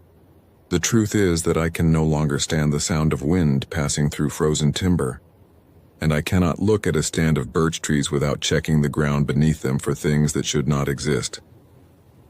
To understand what happened, you need to understand the geography of Wood Buffalo. It is the largest national park in Canada, covering over 44,000 square kilometers of boreal forest, vast salt plains, shallow sedge lowland, and sprawling muskeg. It is bigger than the entire country of Switzerland. But outside of a few small communities like Fort Smith and Garden River, there are no roads. In November, daylight vanishes quickly. By 3 in the afternoon, the sun drops below the black spruce canopy, casting a pale, bruising violet twilight over the snow that lasts for an hour before absolute dark sets in. Temperatures regularly drop past -30 degrees Celsius before the winter proper even begins. You learn early on that the North does not care about you. If your engine seizes 40 kilometers from a patrol cabin, or if you break an ankle in a deadfall tangle, the cold will kill you in a matter of hours. It is an unfeeling ancient landscape, but it is a rational one. It operates on rules of thermal dynamics, animal behavior, and seasonal drift, or at least it used to. My assignment during that particular autumn was to conduct a late-season wildlife and trail infrastructure survey along the Birch River Reach, a remote drainage system west of Lake Athabasca. The Park Service was planning a multi-year biodiversity baseline project, and my job was to check remote trail cameras, inspect winter emergency shelters, and document the movement of the northern wood bison herd as they shifted into their winter ranges. I had taken a heavy-duty Ski-Doo Tundra utility snowmobile out from the secondary depot at Peace Point, pulling a Comatic sled loaded with 2 extra jerry cans of marked diesel mix fuel, a canvas wall tent, a portable wood stove, rations for 10 days, a satellite phone, and my standard-issue Winchester Model 70 rifle chambered in .30-06. I was completely alone, which was standard practice for long-haul reconnaissance in that sector. The first day passed without incident. The snow was crisp, dry, and packed hard enough over the muskeg to allow good traction. I reached the Birch River Shelter, a small 2-room log cabin built by forestry workers in the late 1960s, around 4 in the afternoon. The air was dead quiet. I chopped firewood from a dry jack pine snag near the woodpile, lit the cast iron stove, and set up my radio antenna. Radio reception in that region is notoriously spotty due to atmospheric conditions and distance from the repeater tower at Pine Point. But I managed to crack open the channel long enough to log my evening check-in with the dispatcher in Fort Smith. I gave them my coordinates, reported clear weather and a temperature of -24, and told them I would be heading northeast toward the Quatre Fourches Channel the following morning. The dispatcher's voice came through thin and scratched over the static, confirming my status before slipping into a wall of white noise. I woke up the next morning at 5 to a strange change in the weather. The temperature inside the cabin had plummeted far lower than usual. The water bucket sitting 3 feet from the wood stove had frozen solid to the bottom. When I stepped outside to check the weather vane, the air felt thick and strangely dry, stripped of all moisture. There was no wind, not even a breath of air moving through the upper limbs of the spruce, yet there was a faint, low-frequency vibration in the soles of my heavy pack boots. It wasn't a sound you heard with your ears so much as a pressure you felt in your sinuses and teeth. A rhythmic, subtle thrumming like the deep idle of a massive diesel engine submerged under 20 feet of ice. I checked the snowmobile, warming the crankcase with my canvas shroud and portable blowtorch before pulling the starter cord. The engine sputtered, caught, and choked out a cloud of blue exhaust into the freezing air. I loaded my day pack, strapped the rifle across my back, and rode out toward the first research camera site, located 6 kilometers downriver, near a series of dried-up beaver meadows. That was where I found the first anomaly. The camera was mounted 4 feet up on the trunk of a tall, mature white spruce overlooking an old game trail. As I pulled my snowmobile up to the tree, I noticed that the tree itself looked wrong. White spruce in northern Alberta are tough, dark green trees with dense, coarse needles. This tree, however, had turned a uniform chalky gray. When I reached out with my gloved hand to adjust the mounting bracket, the bark beneath my fingers didn't feel like frozen wood. It felt unnaturally brittle, almost like dried plaster or calcified bone. I scraped at the bark with the edge of my survival knife. The blade didn't shave off curls of wood.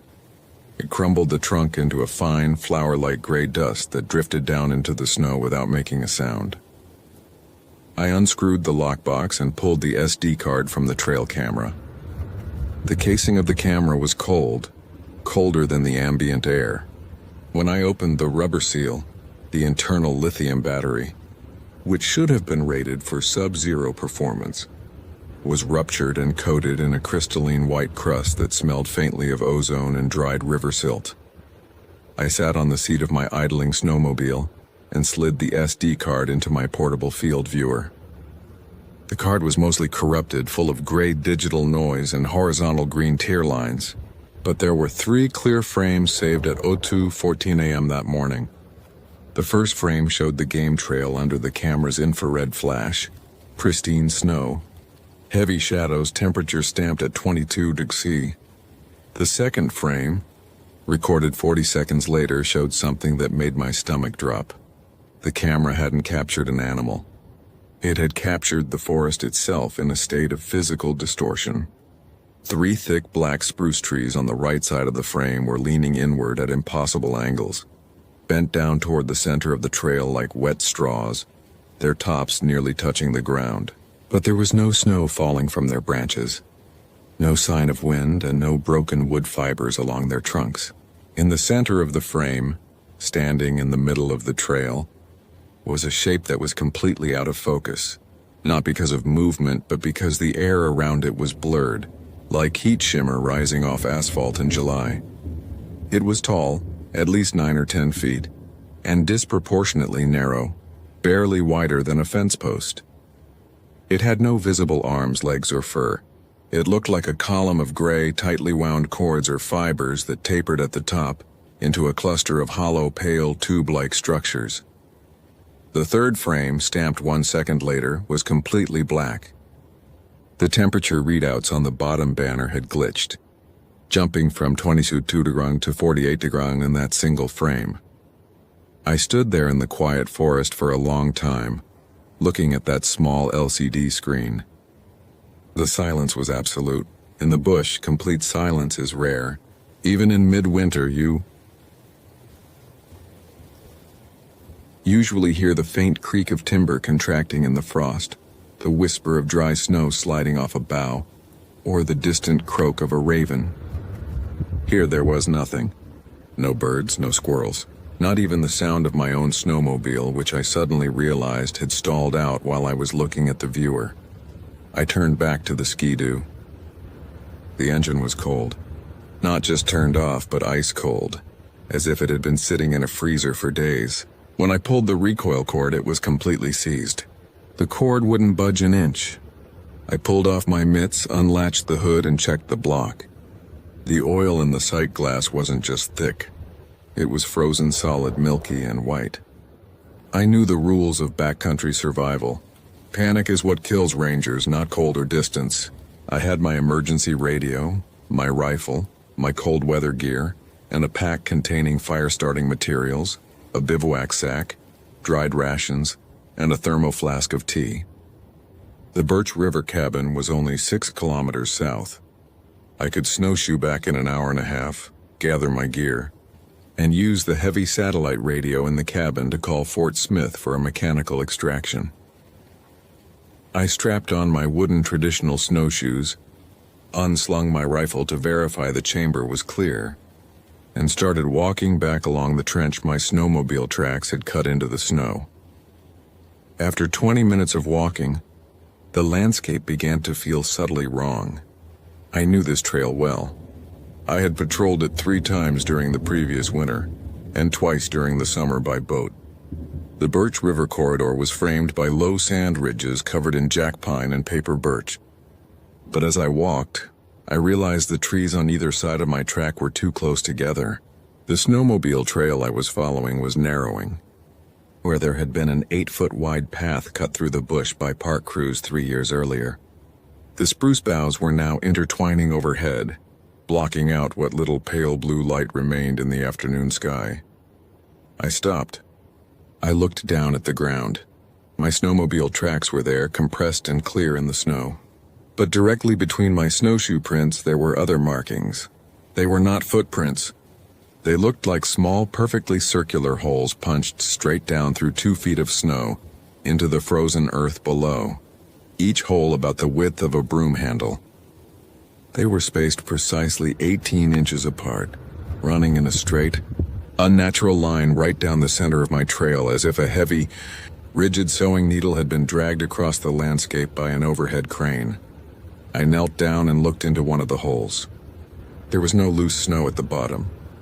The sides of the hole were smoothed down, glassy and clear like a tube of thick ice melted by an extreme heat source and instantly refrozen. When I lowered my ear to the opening, I heard a sound that made the hair on the back of my neck stand up on end. It was a voice. Or rather, it was the structural mimicry of a voice. It was faint, coming from deep within the frozen muskeg beneath the snow. It was repeating a series of numbers in a flat, uninflected tone. 4087, 4087. The voice belonged to me. It was my own voice, using the exact cadence, pitch, and accent I used when reading off GPS coordinates during my evening radio check-ins. But the sound was distorted, as if my voice had been recorded on an old magnetic tape stretched out and played back through a hollow copper pipe. I backed away from the hole so fast I nearly tripped over the tails of my snowshoes. My heart was hammering against my ribs like a trapped bird. I pulled my rifle off my shoulder, worked the bolt to slide around into the chamber, and brought the stock up to my cheek, scanning the gray shadows between the black spruce trunks. "Who's out there?" I yelled. My voice sounded flat, muffled, instantly swallowed by the dense forest. There was no answer, only the quiet. I turned and began to walk faster, abandoned all thought of slow, measured pacing, and moved into a fast, rhythmically heavy march. The temperature was dropping visibly now. I could feel the cold biting through the double layer of wool socks inside my boots, and my breath was freezing into thick, brittle icicles on the collar of my parka. By 3:30, darkness had fully arrived. I clicked on my headlamp. The LED beam cut through the blackness, reflecting off millions of microscopic ice crystals suspended in the still air. That was when I noticed the silence was no longer silent. Behind me, at a distance of maybe 50 yards, I began to hear a rhythmic, wet thwip-click, thwip-click, thwip-click. It sounded like someone thrusting a thin wooden stake into deep snow, followed by the sharp metallic snap of dry bone breaking under tension. I stopped and turned around, sweeping my headlamp beam back down the trail. The light illuminated the snowy corridor, white and empty, but 30 yards back the trees were changing. As the beam of my headlamp hit the trunks of the paper birches along the edge of the trail, the white bark wasn't reflecting the light normally. It was peeling away from the trees in long, vertical ribbons that hung suspended in the air, unmoving, defying gravity. And then I saw the creature. It was standing between two large white spruces half merged with their trunks. It was not a beast. It had no fur, no eyes, no wet snout, no sharp teeth, and no biological symmetry. It looked like an impossibly tall skeletal loom or framework, constructed out of bleached bone, gray pine resin, and long, taut fibers that looked like wet gut string pulled to maximum tension. It stood at least 12 feet high. Its main body was a vertical segmented column that expanded and contracted with a slow, mechanical rhythm, like a bellows. Where a head should have been, there was an inverted cluster of hollow, pale organ pipes or whistle tubes made of a material that looked like calcified antler. It wasn't standing on the ground. It was suspended 4 inches above the snow by a mesh of hundreds of hair-thin, glassy filaments that extended down from its central column and anchored into the trunks of the surrounding trees. As I stared at it, the entity didn't move toward me in a normal fashion. It didn't step or leap. Instead, it unraveled. A section of its vertical column slid smoothly sideways along one of the tensioned filaments, its pale bone-like ribs sliding past each other with a dry, clattering sound like a handful of ceramic tiles being shuffled on a table. The movement was impossibly smooth, fluid, and silent except for that horrible thwip-click as its support strands detached from one tree trunk and anchored instantly into another. Then, from the hollow tubes at the top of its structure, it produced a sound. It didn't roar. It didn't growl. It released a high-pitched harmonic resonance, a clear, chime-like tone that sounded like someone striking a wet crystal wine glass with a silver spoon. The tone held for 5 seconds, perfectly pure, before it shifted pitch, splitting into 2 distinct frequencies that vibrated directly inside my skull. The moment that sound hit me, my balance vanished. The horizon tilted violently. I dropped to my knees in the deep snow, my rifle slipping from my gloved fingers. My nose began to bleed instantly, hot metallic-tasting blood dripping down my lip and freezing onto my chin. My vision blurred, the beam of my headlamp smearing into long streaks of iridescent green and yellow light. "Get up," I told myself. "Get up or you die right here." I clawed at the snow, found the sling of my rifle, and dragged myself back to my feet. I didn't try to aim or shoot. I knew instinctively that lead bullets would do nothing to something that was essentially a web of hollow bone and resonant wire. I turned and ran. I ran through the dark, blind to everything except the pale gray line of the snowmobile track under my headlamp beam. My lungs burned with every breath of -30 air, feeling as if they were filling with crushed glass. Behind me, the harmonic tone didn't fade. It began to chase me, shifting through notes, chiming in complex, mathematical patterns that echoed not through the air, but through the ground beneath my feet.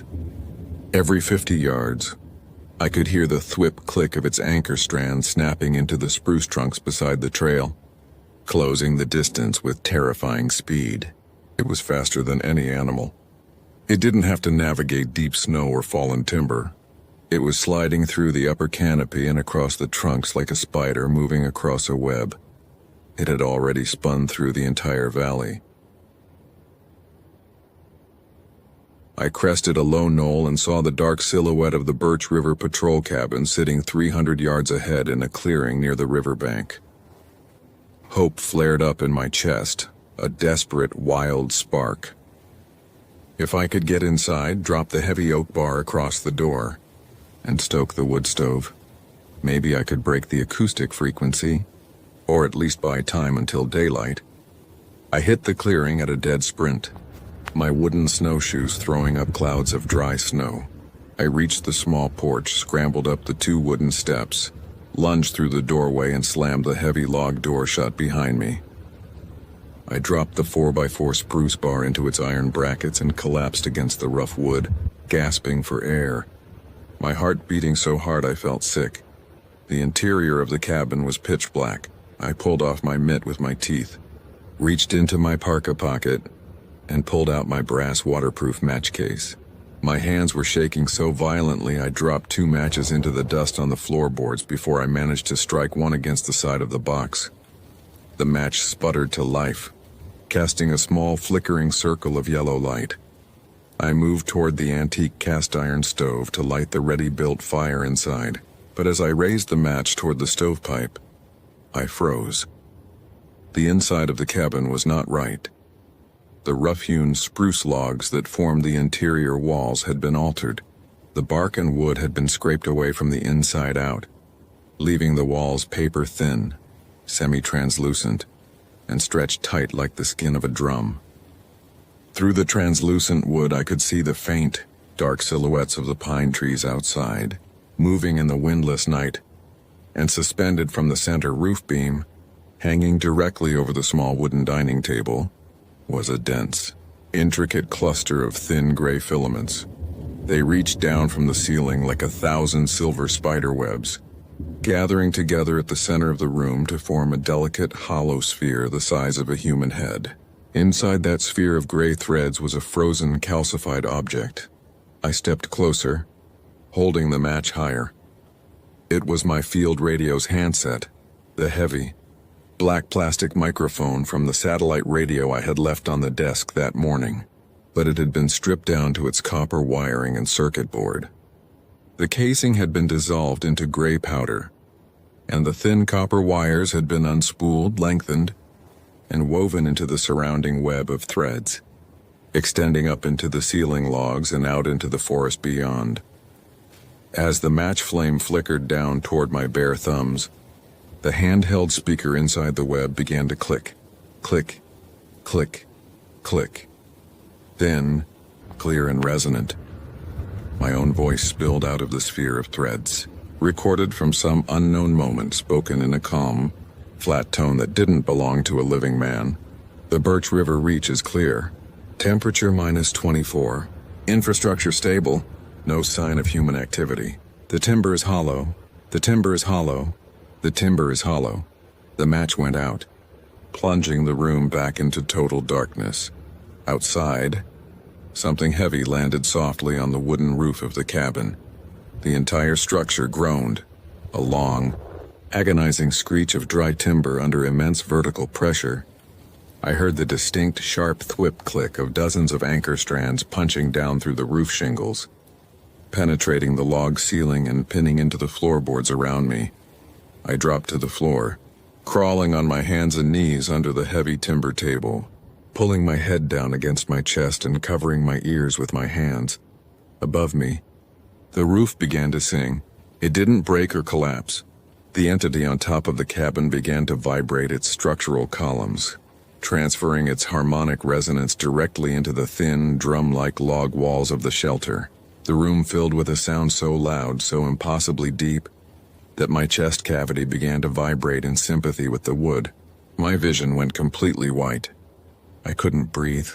The air in my lungs felt as if it were being pulverized by the sheer physical weight of the sound waves. It was the chime again, but multiplied 100-fold, a cascading, mathematical chord that sounded like a choir of bronze bells being struck inside a cathedral made of glass. Through the whiteout of my failing consciousness, I felt cold filaments dropping down from the ceiling timber. They touched the back of my neck. They didn't cut my skin. They felt cold, colder than ice and dry as dust.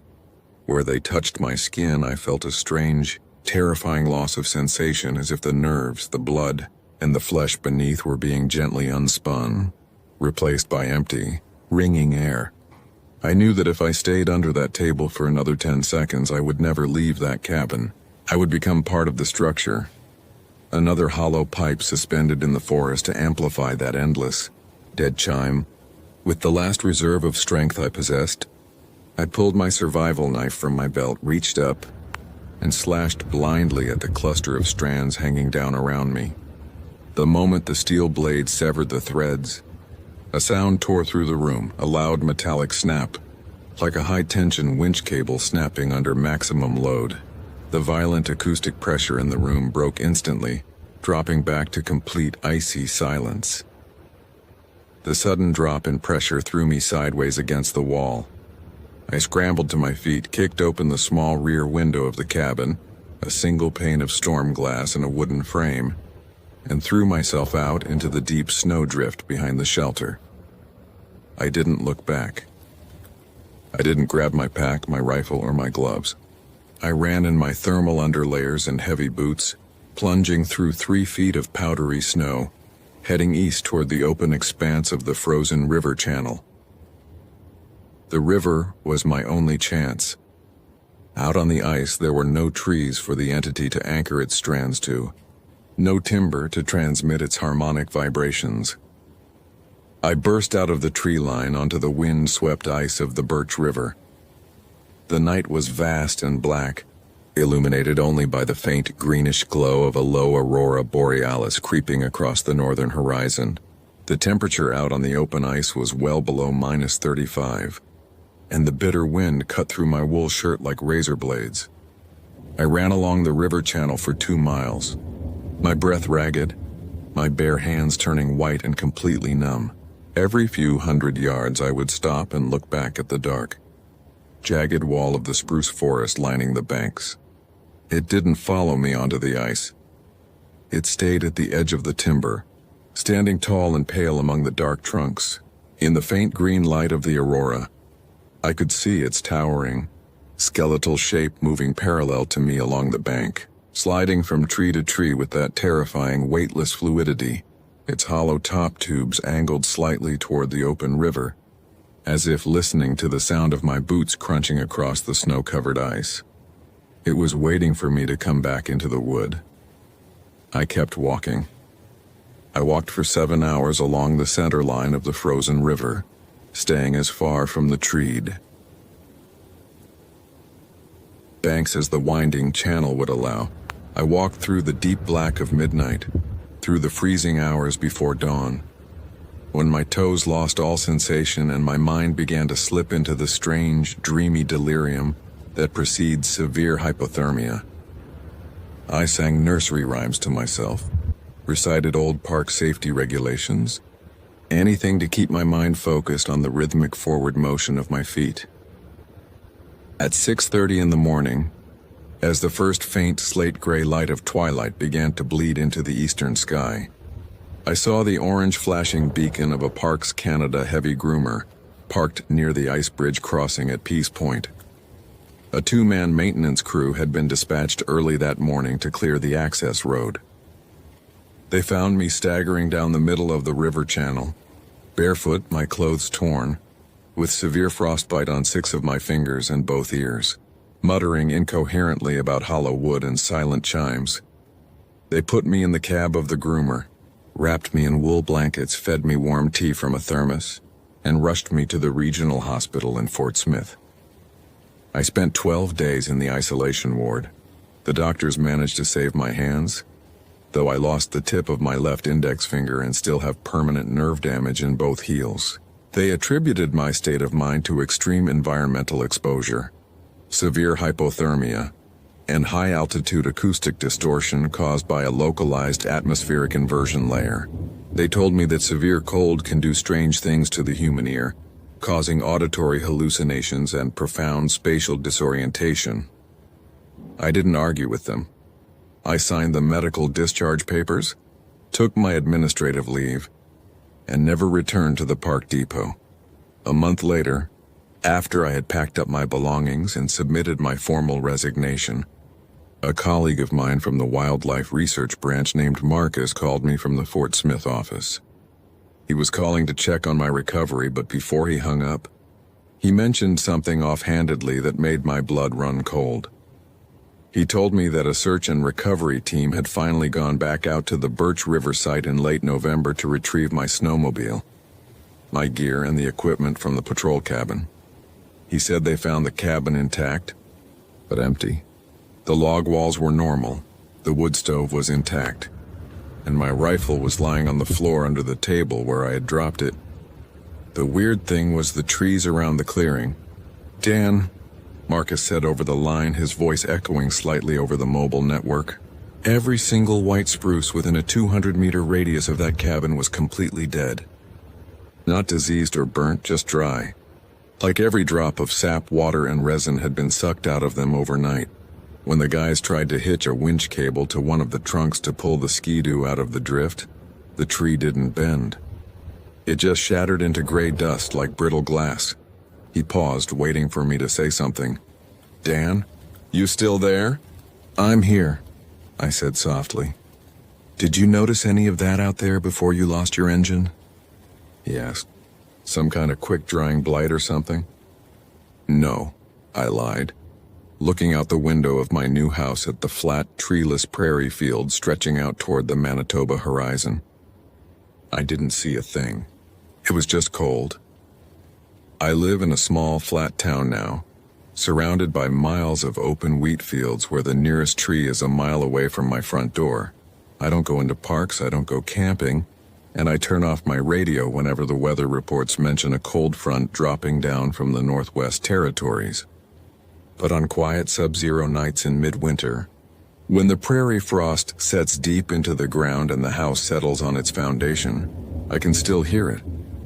If I lay my ear flat against the cold drywall of my bedroom, I can hear a faint, rhythmic thrumming deep within the frozen earth below the floorboards, a pure, chime-like tone, repeating my own name over and over again in the dark, waiting for the forest to grow back.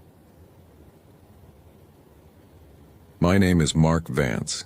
I am 38 years old, and for 9 years I served as a backcountry park ranger for Ontario Parks in Wabakimi Provincial Park, a massive expanse of wilderness in northwestern Ontario. The events I am about to write down occurred between October 12th and October 19th, 2017. I have kept these details out of official incident reports and quiet from my former colleagues for years. Not because I'm afraid of losing my job. I resigned 3 weeks after I walked out of the bush. But because I knew how the regional office in Thunder Bay would react. When you work in the deep north, people accept that the bush claims lives through cold, drowning, or exhaustion. They do not accept the alternative.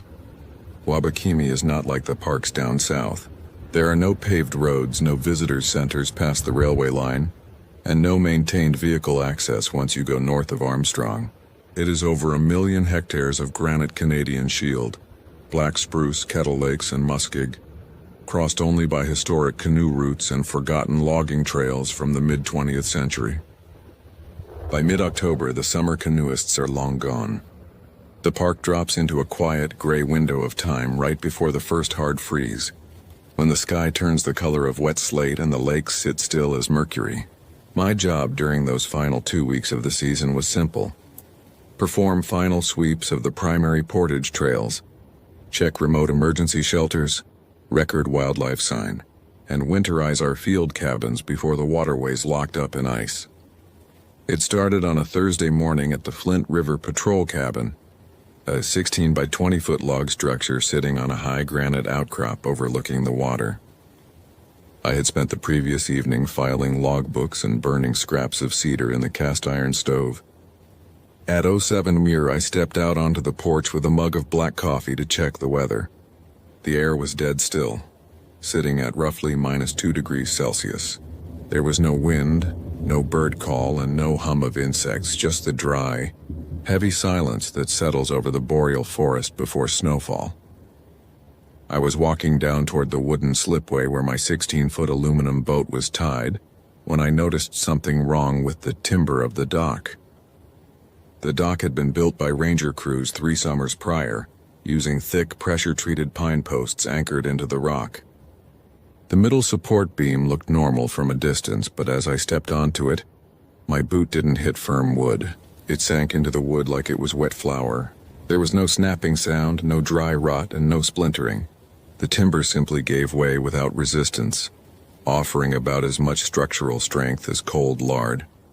I knelt down on the damp granite and examined the beam.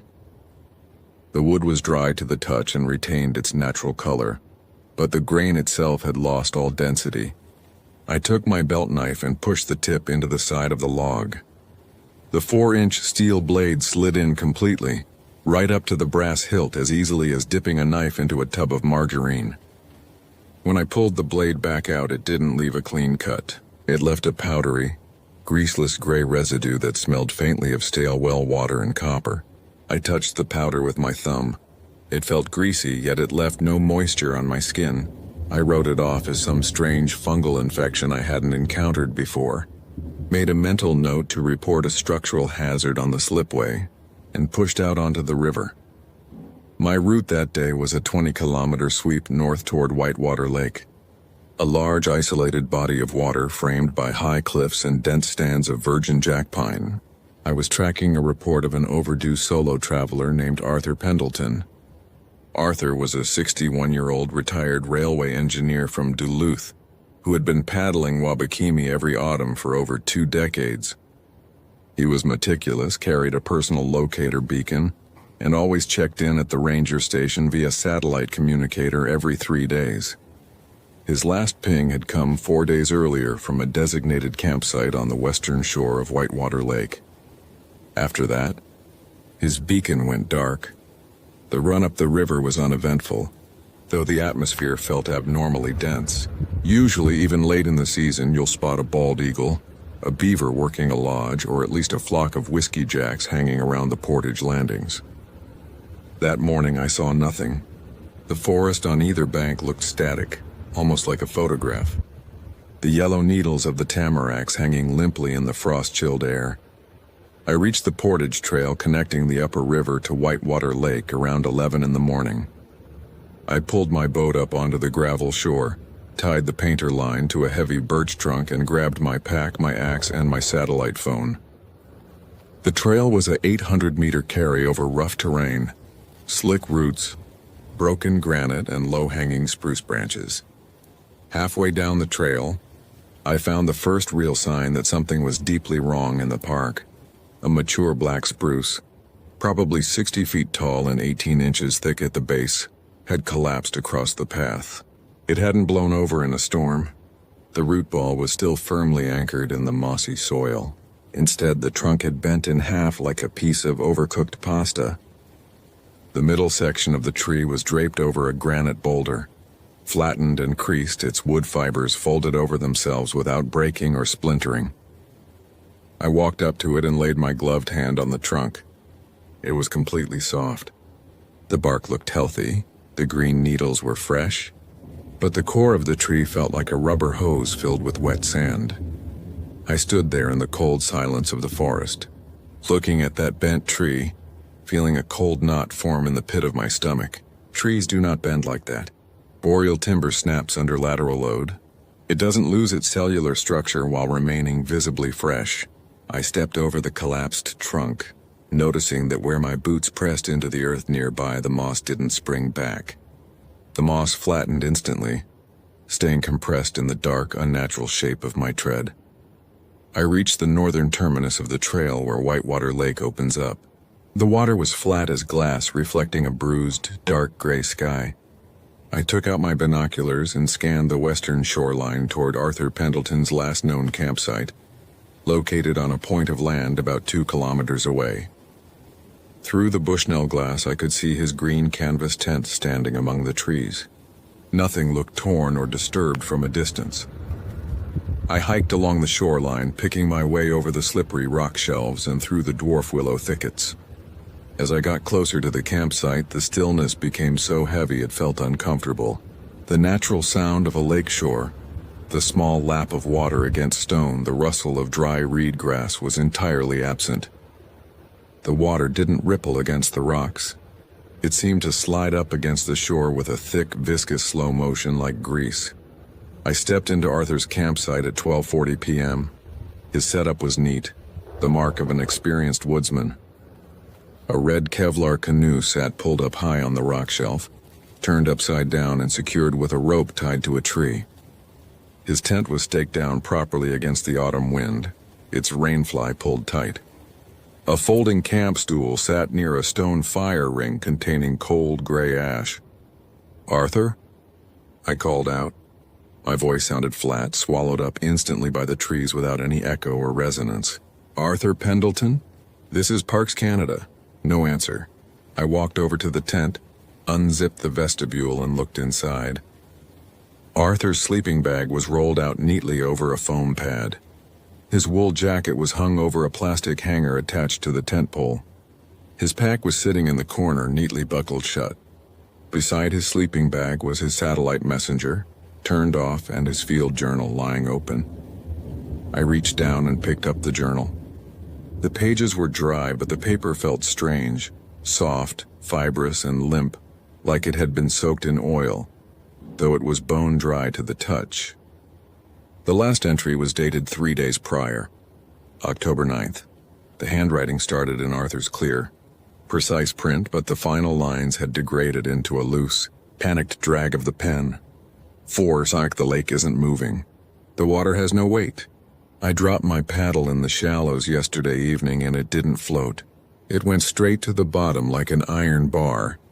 The spruce trees around the fire ring are leaning toward the water.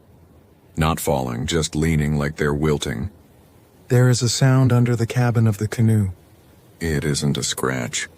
It feels like something dry sliding under the hull." 11 more. I tried to lift the canoe to pack out. The red gel coat came off in my hands like wet paint.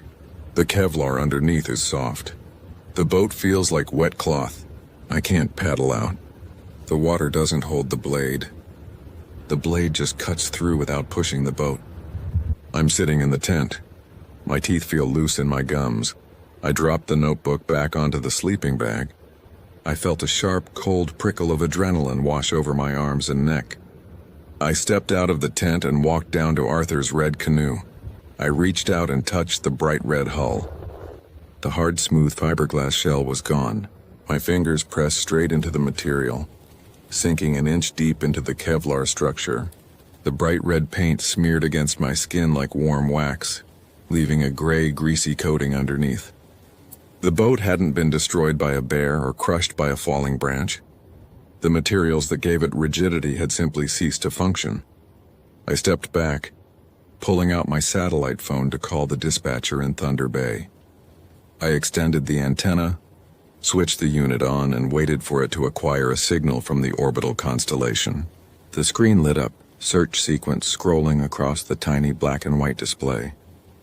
But instead of picking up 3 or 4 satellites as it normally would in open terrain, the signal strength meter flickered erratically. Then, the small speaker on the hand unit began to hum. It wasn't radio static. It wasn't the hiss of white noise or cosmic interference. It was a mechanical, physical vibration that moved up through the plastic casing of the phone and straight into the bones of my hand. It sounded like a heavy iron file being drawn slowly across a piece of dry antler, a rhythmic, wet, scraping sound that seemed to originate not from the speaker itself, but from the air directly inside the casing. I dropped the satellite phone onto the granite. It landed with a dull thudding sound. Not the sharp crack of hard plastic hitting stone, but a soft, dense impact, like a bag of sand dropping onto turf. I looked down at the handset.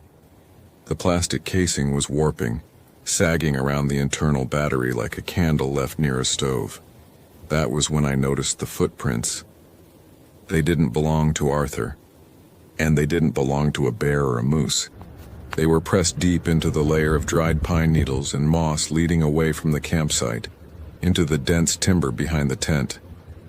The prints were large, roughly 18 inches long, and utterly wrong. They were not human feet, nor were they animal hooves. They looked like broad oval impressions made by a column of incredible weight, but the edges of the prints were framed by small, sharp, tooth-like indentations. It looked as if whatever had stepped there had pressed down into the soil with a ring of dense polished bone. The soil inside the tracks was completely bleached, transformed from rich dark forest loam into a pale, grayish, flour-like silt. I stood there on the shore of Whitewater Lake, my heart hammering against my ribs, holding my axe in my right hand. The woods around me were completely motionless, but I had the distinct, terrifying sensation that the environment itself was failing, that the physical rules keeping the trees standing, the water liquid, and the stone solid were slowly unspooling within a few hundred yards of where I stood. I should have turned back right then. I should have run down the portage trail, jumped into my aluminum boat, and slammed the throttle wide open back to the Flint River cabin. But I had a job to do, and Arthur Pendleton was somewhere in that bush alone, without a functional boat or communicator. I took a deep breath, raised my axe, and followed the tracks into the thick timber. The forest changed rapidly as I moved inland, following the line of crushed, bleached impressions.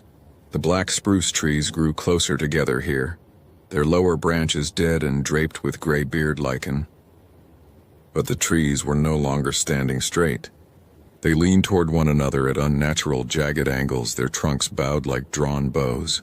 Some of them had folded entirely, their tops resting on the forest floor, while their bases remained rooted, forming long, ribbed tunnels of dull green and gray bark. The ground beneath my feet felt increasingly spongy, not like a typical bog, but like walking across a thick mattress of wet foam. Every step I took left a permanent compressed impression that filled immediately with a pale, milky film of water. After 300 yards, the thick spruce gave way to a wide, open depression, a dried-up kettle bog surrounded by high granite ridges. In the center of the depression sat a small, collapsed trapper's cabin that had been built back in the 1930s. The roof had fallen in decades ago, but the thick cedar log walls still stood. Arthur was there. He was sitting against the rotting cedar wall of the cabin, his legs stretched out in front of him in the gray silt. His eyes were open, staring straight ahead into the dense wall of spruce on the far side of the clearing. His face was extraordinarily pale, his skin drawn tight against his cheekbones, but he wasn't dead. His chest was rising and falling in shallow, rapid hitches, "Arthur!" I shouted, rushing across the clearing toward him. My boots sank ankle-deep into the chalky soil with every step. The air inside the depression was thick and smelled suffocatingly of ozone, iron, and something wet and ancient, like the smell of damp earth pulled from beneath a gravel pit that hadn't seen daylight in 10,000 years. I reached Arthur and dropped to one knee beside him. I grabbed his wool sleeve to pull him up, but as I pulled, his arm felt horrifyingly light and flexible. The heavy fabric of his jacket was soft, almost slimy, and the bone beneath his skin didn't feel firm. When I touched his forearm, I could feel the radius and ulna flexing beneath my grip like strips of thick leather. "Arthur, look at me," I said, my voice shaking. "We need to get out of here." Can you stand? Arthur's eyes slowly moved toward me.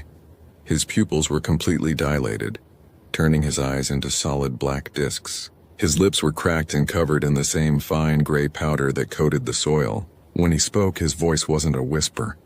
It was a faint, rattling vibration that seemed to come from his throat without the use of his vocal cords. "It doesn't move fast, Mark," he whispered. The sound rasped like sandpaper. "It doesn't have to. It just sits on the ground and takes the stiffness out of things." "What does?" I asked, gripping his shoulder, trying to lift his weight. He was unnaturally light, as if his bones had lost their density, turning into hollow, porous husks. "The weight," Arthur murmured. His chin dropped toward his chest, his gaze drifting back toward the thick timber at the edge of the clearing. "It's been under the ridge since the ice melted thousands of years ago. It comes up when the air stays still. It wants the calcium, Mark. It drinks the hardness out of the trees. It drinks the hardness out of the stone. Look at the rock." I turned my head and looked at the granite ridge bordering the northern edge of the bog. Granite is one of the hardest stones on Earth. It forms the foundation of the Canadian Shield, built to withstand ice ages and millions of years of erosion. But the cliff face above us wasn't jagged or sharp. The granite had sagged. High up on the ridge, huge slabs of rock were bulging outward like thick canvas sacks filled with wet cement, hanging over the clearing in smooth, unnatural curves. A thin, slow trickle of gray dust was sliding down the face of the rock, gathering in deep drifts at the base. Then, I heard the sound. It didn't come from the sky, and it didn't come from the forest floor.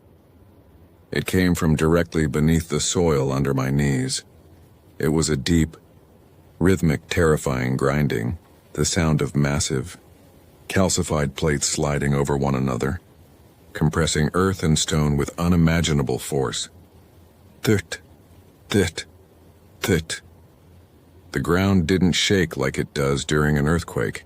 Instead, the surface beneath us rolled in a soft, sickening wave like a blanket being pulled across a floor. 50 yards away, at the edge of the spruce stand, the forest began to yield.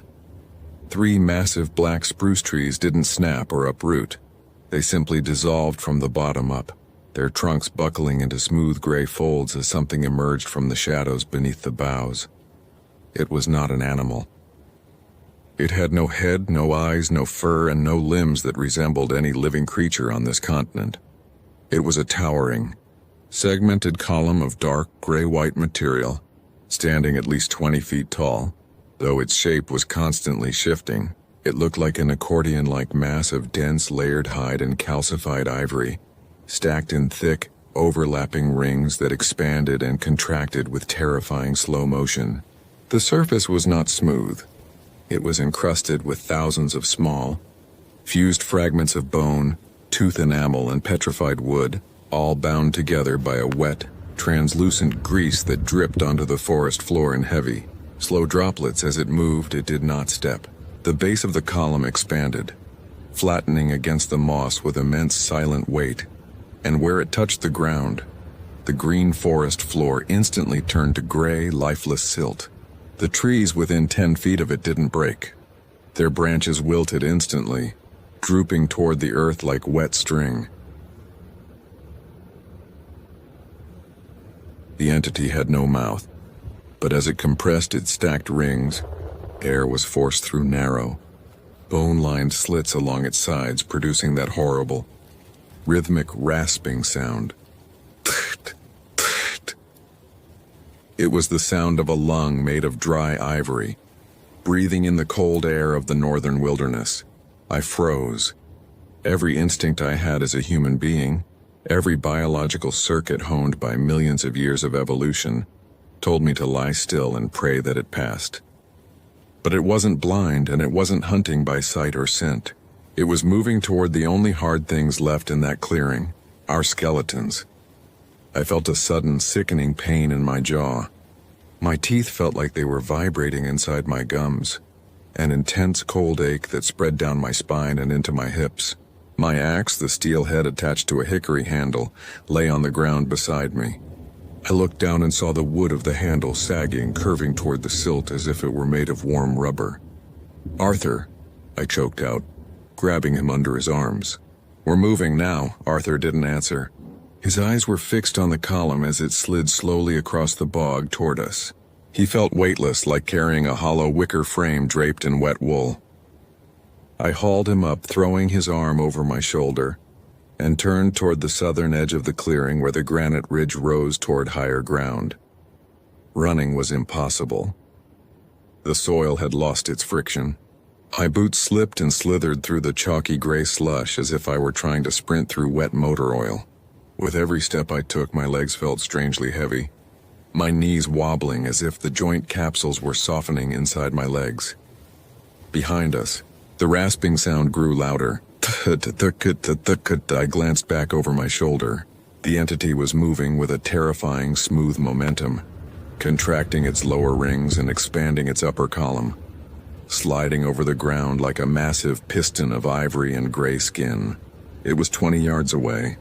The air surrounding it was so cold and dense that my breath came out in thick, white plumes that didn't dissipate. They fell to the ground, sinking into the gray silt like heavy smoke. We reached the base of the southern ridge. The slope was steep, a ramp of bare, exposed granite that led up toward a high pine plateau. I hauled Arthur onto the rock. The moment my boots touched the granite, my footing improved. The rock here was thicker, deep-rooted Canadian shield that hadn't yet been softened by the entity's presence. But the surface was cold, colder than the surrounding air, and covered in a microscopic layer of gray frost. I dragged Arthur 3/4 of the way up the ridge before my strength gave out. I collapsed onto my side, gasping for air, my lungs burning with the chemical smell of ozone and copper. I looked down into the depression. The entity had reached the base of the ridge. It didn't attempt to climb the rock. Instead, it pressed its bottommost ring against the granite face. A sound echoed out across the valley that I will hear for the rest of my life. It was a long, low, moaning groan. Not the call of a beast, but the sound of solid rock giving way under impossible pressure. The granite face beneath the entity began to turn pale. The hard, dark stone softened, sagging downward in thick, slow ripples like melting wax running down the side of a candle. The entity expanded, its stacked rings extending upward, reaching toward the top of the ridge where we lay. The top of the column tilted forward, and for the first time I saw what lay inside the central cavity of the structure. There were no organs. There was no blood. The interior of the column was a hollow, dry shaft lined with hundreds of tightly packed, spiraling ridges of pale bone, resembling the interior of a giant, calcified shell. Suspended within the center of the shaft were dozens of objects it had drawn from the forest. Petrified birch trunks, bent antlers, the skull of a bull moose that had been crushed into a narrow, smooth cylinder, and human personal gear. A rusted steel trapper's trap, a belt buckle, and the frame of an old pack, all of them coated in that thick, greaseless gray silt, their sharp edges rounded off as if they had been tumbled in a lapidary wheel for 100 years. It was an eater of form. It didn't consume flesh for nourishment. It dissolved the structural integrity of matter, absorbing the density of the earth to sustain its massive, impossible mass. It leaned over the ledge where we sat. The rasping sound was overwhelming now, vibrating so violently in my skull that blood began to trickle from my left nostril. My vision blurred. The bones in my hands felt hot, aching with a deep, throbbing pain as if the marrow inside them were boiling. Beside me, Arthur stopped breathing. His body went completely limp, his head falling back against the rock. His neck bent at a soft, impossible angle that no human spine could survive, his jaw hanging open as his lower facial bones softened beneath his skin. Panic, pure, unadulterated animal terror, overtook me. I knew that if I stayed beside Arthur for another 10 seconds, my own spine would yield. My ribs would collapse inward under the weight of my own lungs, and I would be left a soft, shapeless husk on that granite ledge. I let go of Arthur's jacket. I scrambled to my feet on rubbery. Trembling legs turned my back on the pit and ran. I don't remember the details of the next 3 hours clearly. The memory comes back to me in jagged, terrifying fragments, running through stands of black spruce that bowed away from me like weeping willows, my boots sinking into soil that felt like wet sand, the terrible rhythmic thud echoing through the trees behind me, never gaining but never dropping behind. The entity didn't run. It didn't need to. It simply swept across the landscape, converting the forest into a soft, frictionless wasteland through which escape was nearly impossible. I reached the portage trail at Whitewater Lake near 4 in the afternoon. The light was dying, replaced by a dark violet twilight. My aluminum boat was still tied to the birch tree at the river landing, but the boat was ruined. The aluminum hull, a 1/4 inch of rolled aircraft-grade metal, had sagged over the gravel shoreline like a wet piece of cloth.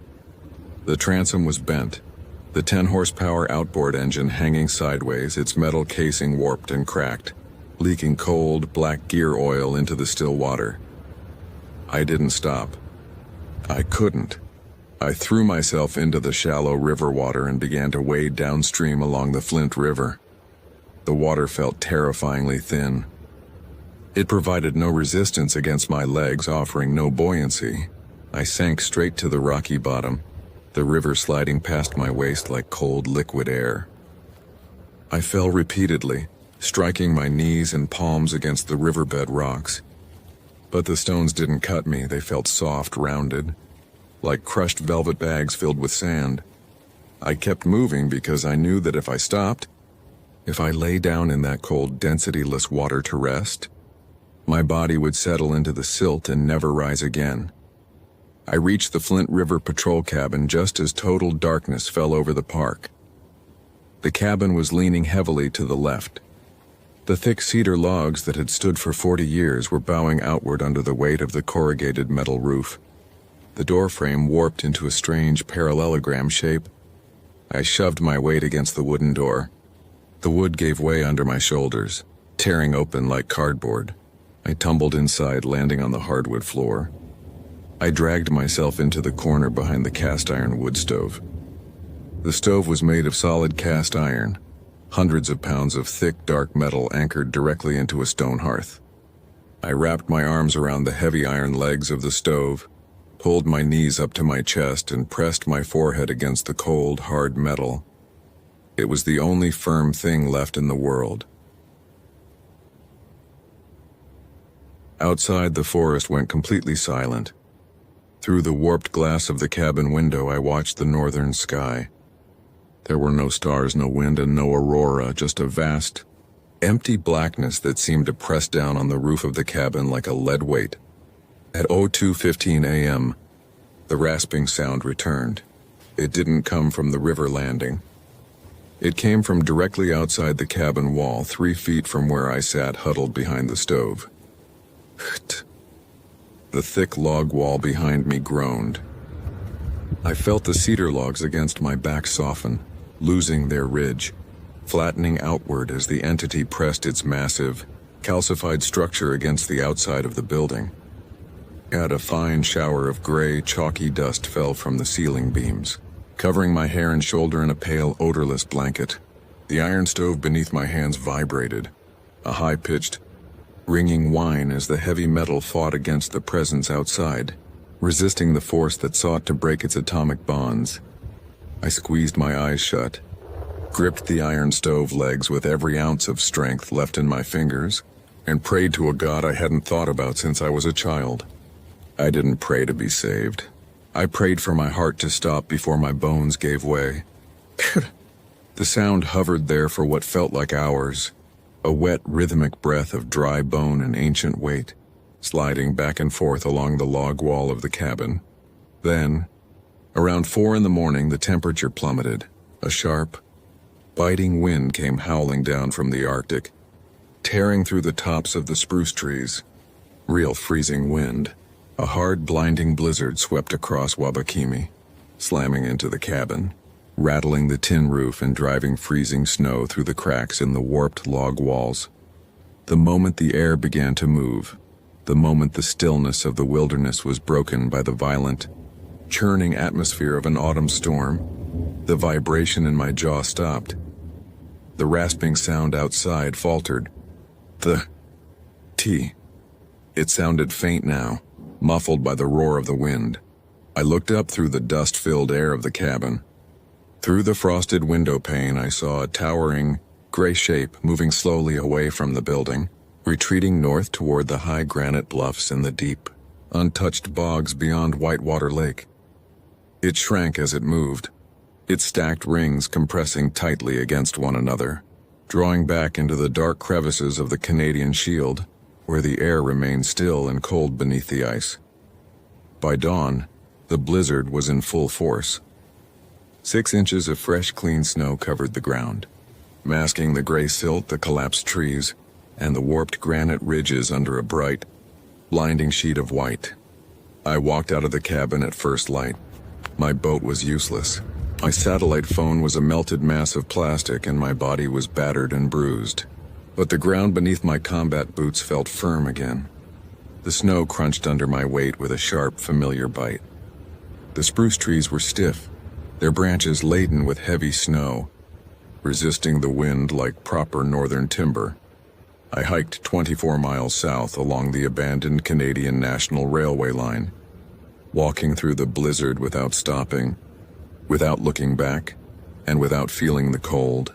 I reached the highway crossing near Armstrong at 5 o'clock that evening. A Ministry of Transportation plow driver pulled over and picked me up off the shoulder of the road. He asked me where my gear was, where my truck was, and why I looked like I had been dug out of a cement mixer. I didn't answer him.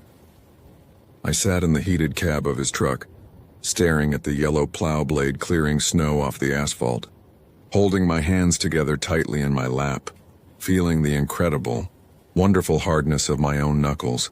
I submitted my written resignation to the Parks Canada Regional Office in Thunder Bay 3 days later.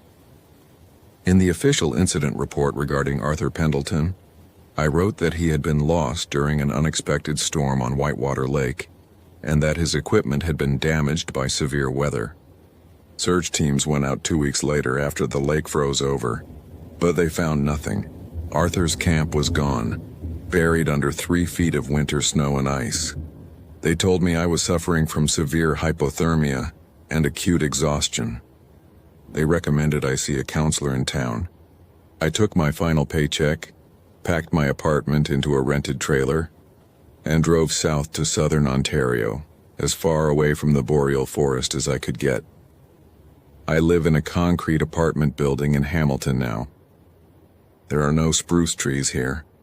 There are no vast silent stretches of muskeg, and there are no granite cliffs hanging over still black water. There is only the endless noise of traffic, the hum of steel mills, and the hard, unrelenting pavement beneath my feet. People ask me sometimes why I gave up a career in the wilderness, why I traded the clean air and solitude of the northern woods for the dirty, crowded noise of the city. I tell them I just got tired of the cold, but the truth is much simpler. I know what is sitting up there under the granite of the Canadian Shield. I know that as long as the wind blows and the winter cold churns the air, it stays deep in the dark, folded places beneath the earth.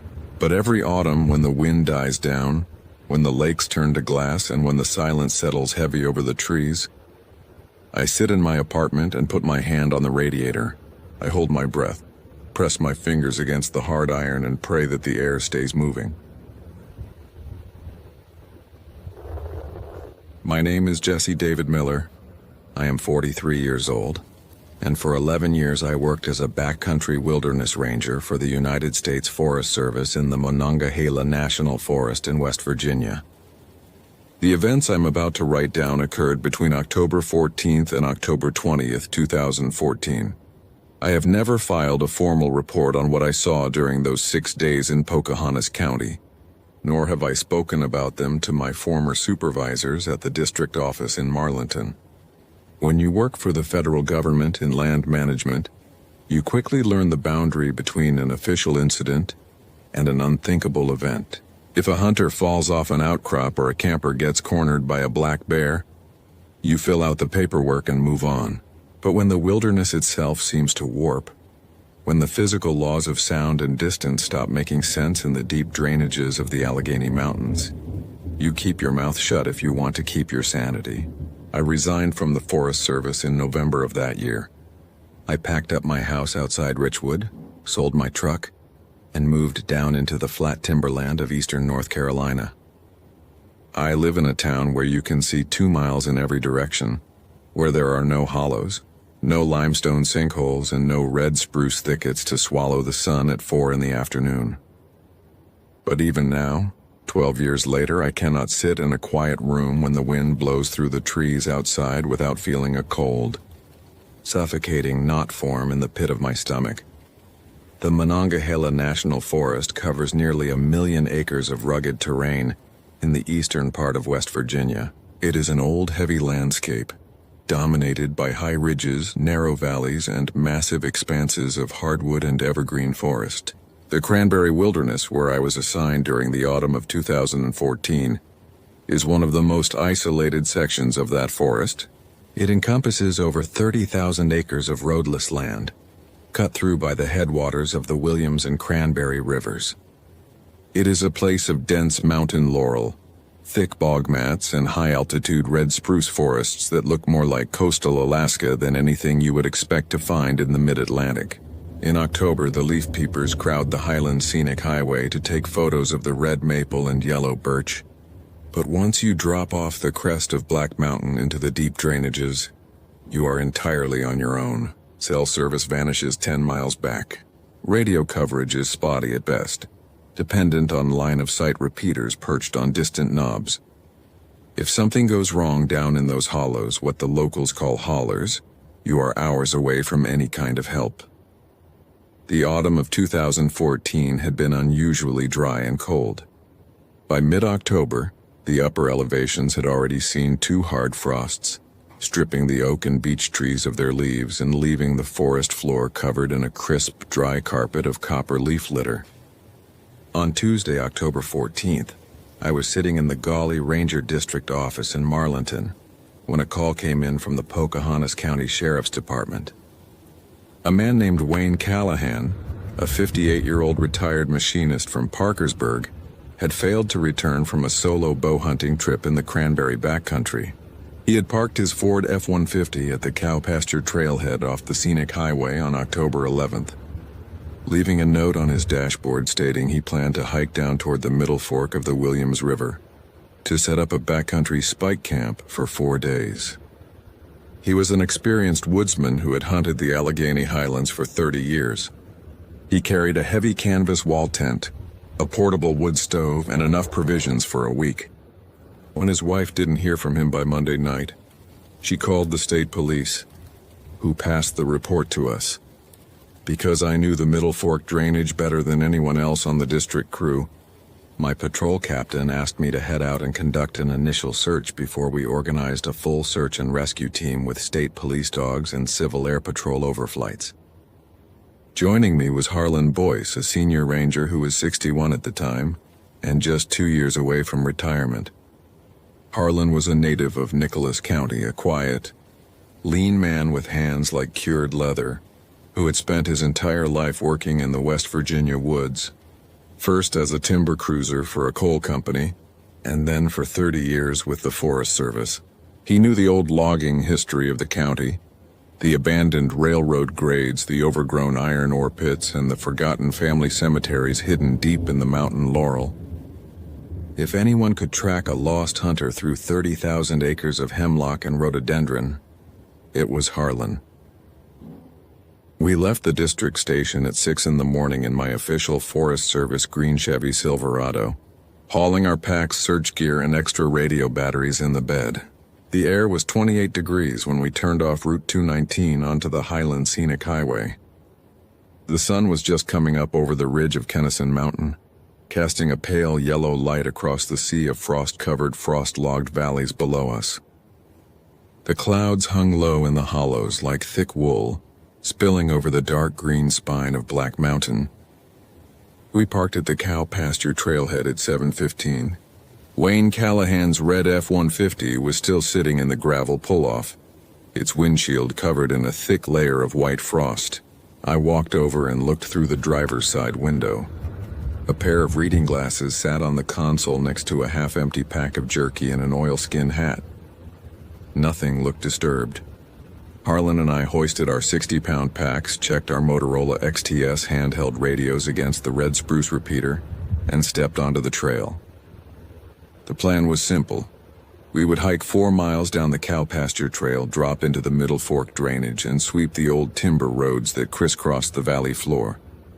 If we didn't find Callahan or his camp by nightfall, we would bed down at the Black Mountain shelter, a 3-sided log lean-to built by the Civilian Conservation Corps back in the 1930s, and call in a full search team at first.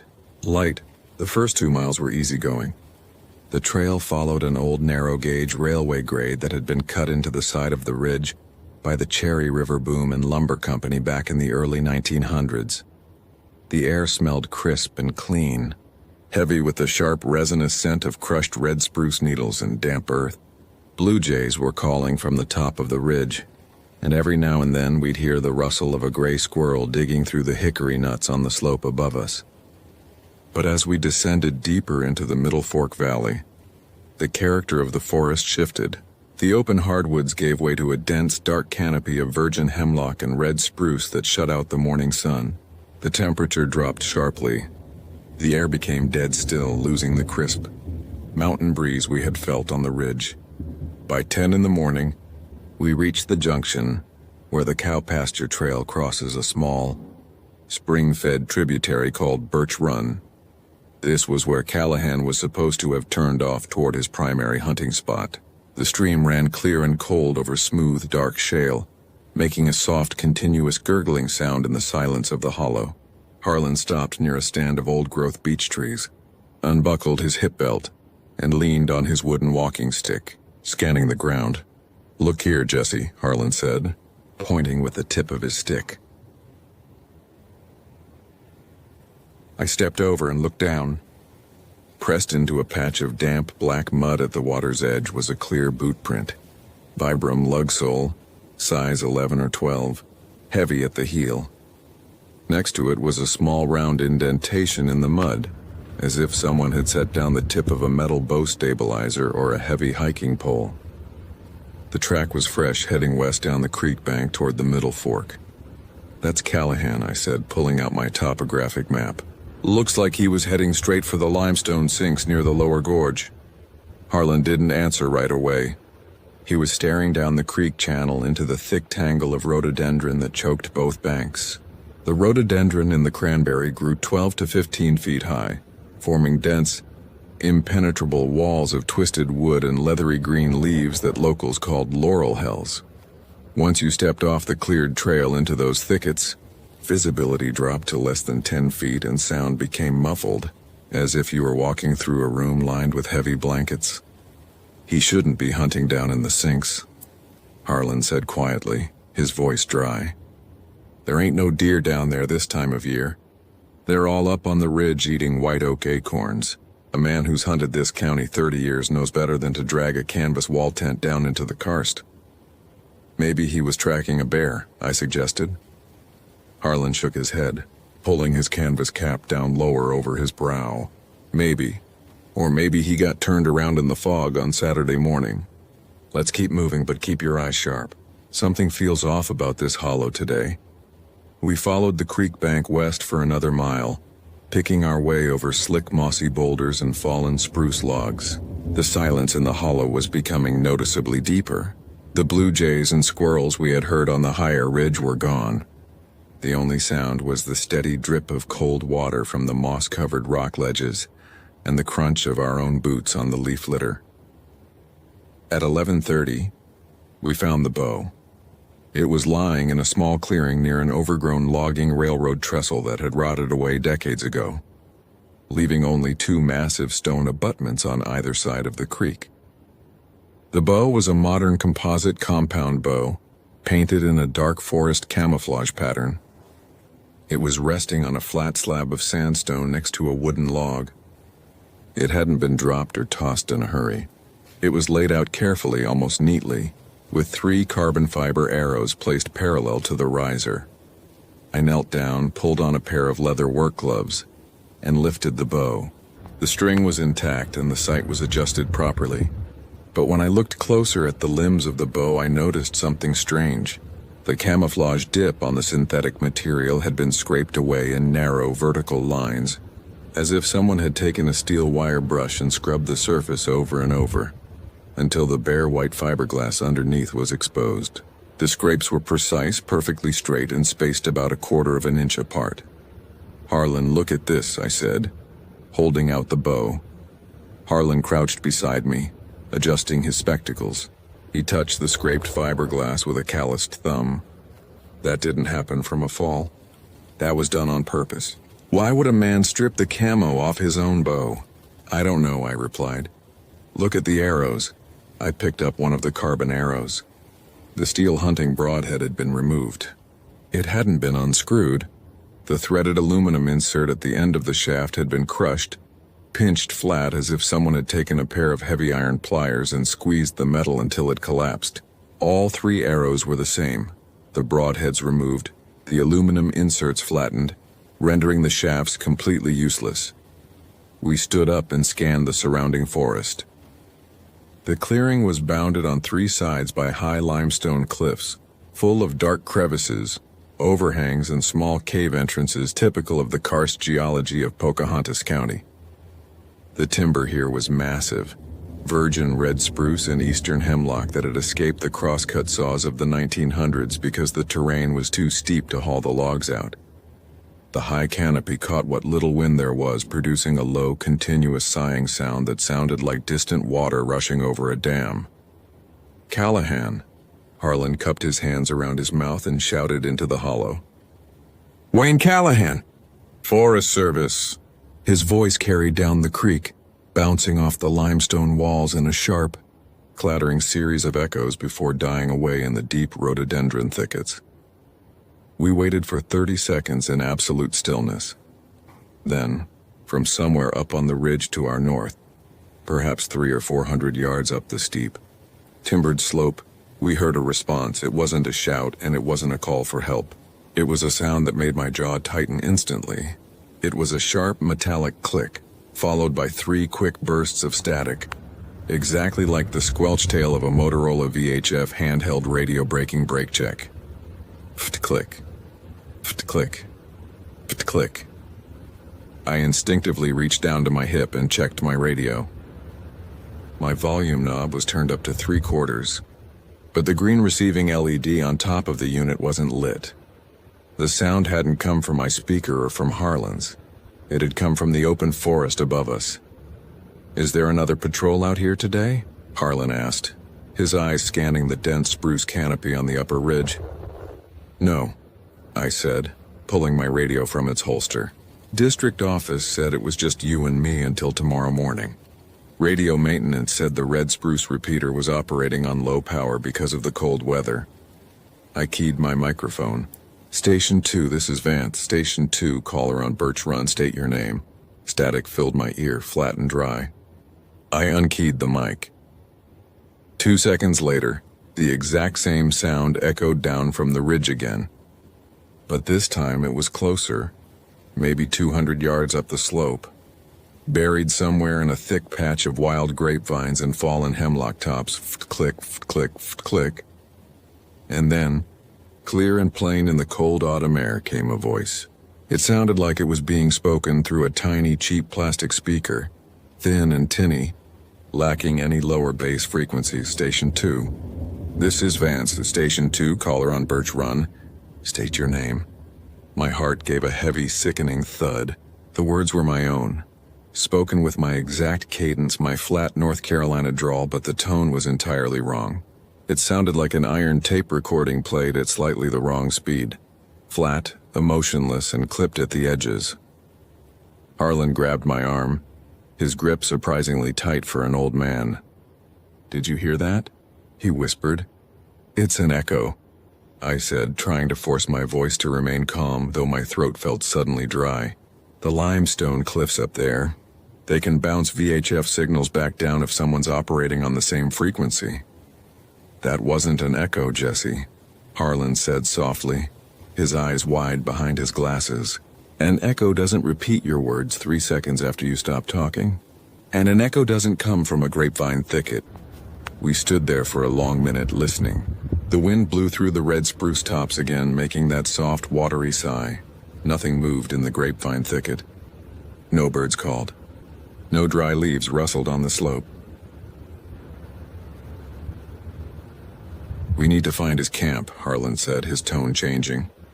The relaxed, easygoing manner he had maintained all morning had vanished completely. He reached down to his belt, unclasped the leather thumb snap on his holstered sidearm, a stainless steel Smith & Wesson .350 set Magnum that the Forest Service had issued to senior rangers back in the 90s, and checked the cylinder before snapping it back shut. We left the creek bank and pushed south, heading toward the flat bottom land where the middle fork of the Williams River widened out into a series of shallow pools and gravel bars. The terrain here was treacherous. The ground was pitted with limestone sinkholes, deep, bowl-shaped depressions ranging from 6 feet across to massive pits 40 feet deep, covered over with decaying leaves, deadfall, and slick moss. If you misstepped, you could easily slide 20 feet down into a dark vertical shaft that led into the underground cave systems that honeycombed the entire county. At 2 in the afternoon, we found Wayne Callahan's camp. It was located on a high, level bench of land about 50 yards from the river, surrounded by 4 massive yellow birch trees. The camp was set up with meticulous care. A heavy green canvas wall tent, 10 feet by 12 feet, was rigged over a frame of hand-cut spruce poles. An aluminum stovepipe stuck out through a fireproof ring in the roof, a faint trickle of gray wood smoke rising straight up into the still air. A wooden folding camp table sat outside the tent flap, holding a gas lantern, a plastic mess kit, and an open tin of coffee grounds. "Callahan," I called out, keeping my hands near my waist. "Mr. Callahan?" "Forest Service Rangers." Silence. The smell of burning hickory wood was thick around the tent. Harlan stayed 10 paces back, his hand resting on the grip of his revolver, scanning the perimeter of the camp while I stepped up to the tent flap. I used the tip of my wooden walking stick to push the canvas door aside and looked inside. The tent was clean and organized. A heavy folding cot stood in the back, draped in a cold-weather duck-hunting sleeping bag that was unzipped and thrown back. On a small wooden crate next to the cot sat a kerosene lantern, a box of matches, a hunting knife in a leather sheath, and an open, spiral-bound leather notebook. A small, portable cast-iron wood stove sat in the center of the tent, its iron sides still radiating a faint, dull heat. "He was here less than an hour ago," I called back to Harlan. "The stove is still hot." I stepped inside the tent and looked down at the notebook on the crate. It was a standard pocket-field journal. The pages were covered in neat penciled handwriting. I pulled off one of my gloves and turned the book around so I could read the last entry, which was dated October 13th, the night before we arrived. The handwriting started out clear and firm, but the last few lines were jagged, written with so much pressure that the graphite lead had torn through the paper in several places. 13:03 a.m. It's back on the ridge behind the tent. It's been clicking all night. Every time I stroke the fire in the stove, it clicks 3 times in the laurel. It knows my name. I don't know how it knows my name. It called out from the creek at midnight using Mary's voice. It said, "Wayne, come pull the truck around, it's raining." Mary died 6 years ago in Parkersburg. I locked the tent flap with the brass padlock for my gun case. It stood outside the canvas for an hour. I could hear it breathing. It doesn't breathe like a man or an animal. It sounds like someone blowing air through an empty iron pipe.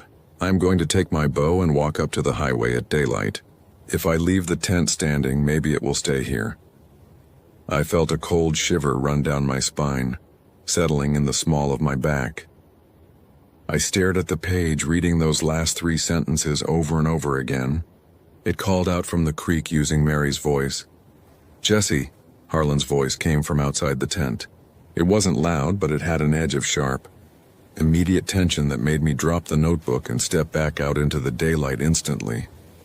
Harlan was standing near the rear of the tent, looking down at the soft, marshy ground where a small spring trickled out from beneath a limestone ledge.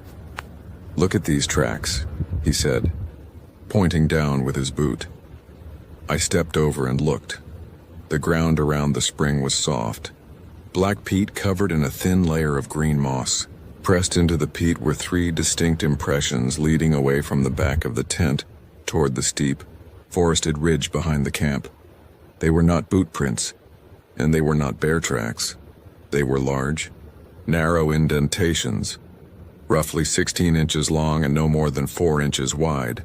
They looked as if someone had taken a heavy wooden timber, a 6x6 post, and driven it vertically 3 inches deep into the soil. But inside each impression, the soft black peat hadn't just been compressed. It had been dried out. The soil inside the tracks was gray, cracked and powdery, completely devoid of moisture, as if intense heat or some chemical agent had instantly sucked the water out of the earth the moment the print was made. Surrounding each track were dozens of tiny hair-like lines radiating outward into the green moss, like cold frost cracks forming on a pond. "What kind of animal makes a track like that?" I asked, crouching down, careful not to touch the gray dust inside the impression. "No animal in these mountains," Harlan said quietly. He leaned down, picked up a dry hemlock twig, and touched the gray powder inside the footprint. The twig didn't gather dirt. The powdery soil seemed to repel the wood, sliding off it like dry flour. "Look at the stride length, Jesse." I looked up the slope. The next track was nearly 8 feet away, pressed into the side of a mossy shale outcrop. The third track was another 8 feet past that, disappearing into a wall of mountain laurel that led straight up toward the highest point of Black Mountain. "Whatever made these," Harlan said, his voice flat. "It wasn't walking, it was jumping, or stepping with legs longer than any creature ought to have. And it took Wayne Callahan with it." "His bow was a mile back at the creek," I said, trying to piece the logic together in my head. "If he left his tent this morning to walk to his truck, why would he come back here, leave his bow on a rock, strip the camo off it, and then walk up the ridge behind his tent without his jacket or his boots?" I turned and looked back into the open tent flap. Callahan's heavy leather hunting boots were sitting right next to the cot, neatly laced up with his thick wool socks tucked inside them. He had walked out into 28-degree weather in his stocking feet, or without his shoes entirely. "He didn't walk out because he wanted to," Harlan said. He looked up at the sky. The gray clouds that had been hanging over the high ridges all morning were beginning to thicken, dropping down into the valley like a heavy curtain. The air was getting colder by the minute. "We've got maybe 2 hours of daylight left before the sun drops behind Kennison Mountain. We can't track him up that ridge in the dark, not with these sinkholes. We need to fall back to the Black Mountain shelter, lock down for the night, and radio the district office at 6 in the morning when the atmospheric inversion lifts." I hated the idea of leaving Callahan's camp. Every training manual I had ever read at the Forest Service Academy in Virginia emphasized that in a search and rescue scenario, The first 24 hours are critical. But looking up at that dark, towering wall of spruce and limestone, feeling the bitter cold creeping through my tin-insulated jacket, I knew Harlan was right. Trying to navigate the cranberry backcountry in pitch darkness while chasing something that could mimic radio signals and leave dry, bleached footprints in the peat was a suicide mission. We packed Callahan's field journal into my waterproof dry bag, secured the tent flap with a length of parachute cord to keep scavengers out, and began the 2-mile trek back east toward the Black Mountain lean-to shelter. The walk was grueling. The cold air settled into the hollow like ice water, making every breath burn in my chest. As the light faded from dull gray to dark purple, the forest around us seemed to draw in closer. The hemlocks took on strange, distorted shapes in the dusk, their drooping lower branches looking like long, skeletal arms reaching down toward the trail. Every 10 or 15 minutes we would stop, stand shoulder to shoulder in the middle of the trail and listen. The forest remained deathly quiet. No owls called. No coyotes howled from the ridges. The only sound was the heavy, rhythmic thrumming of our own breathing and the steady tink-tink-tink of frozen ice crystals beginning to fall from the canopy onto the dry leaves. We reached the Black Mountain shelter at 5:45 p.m.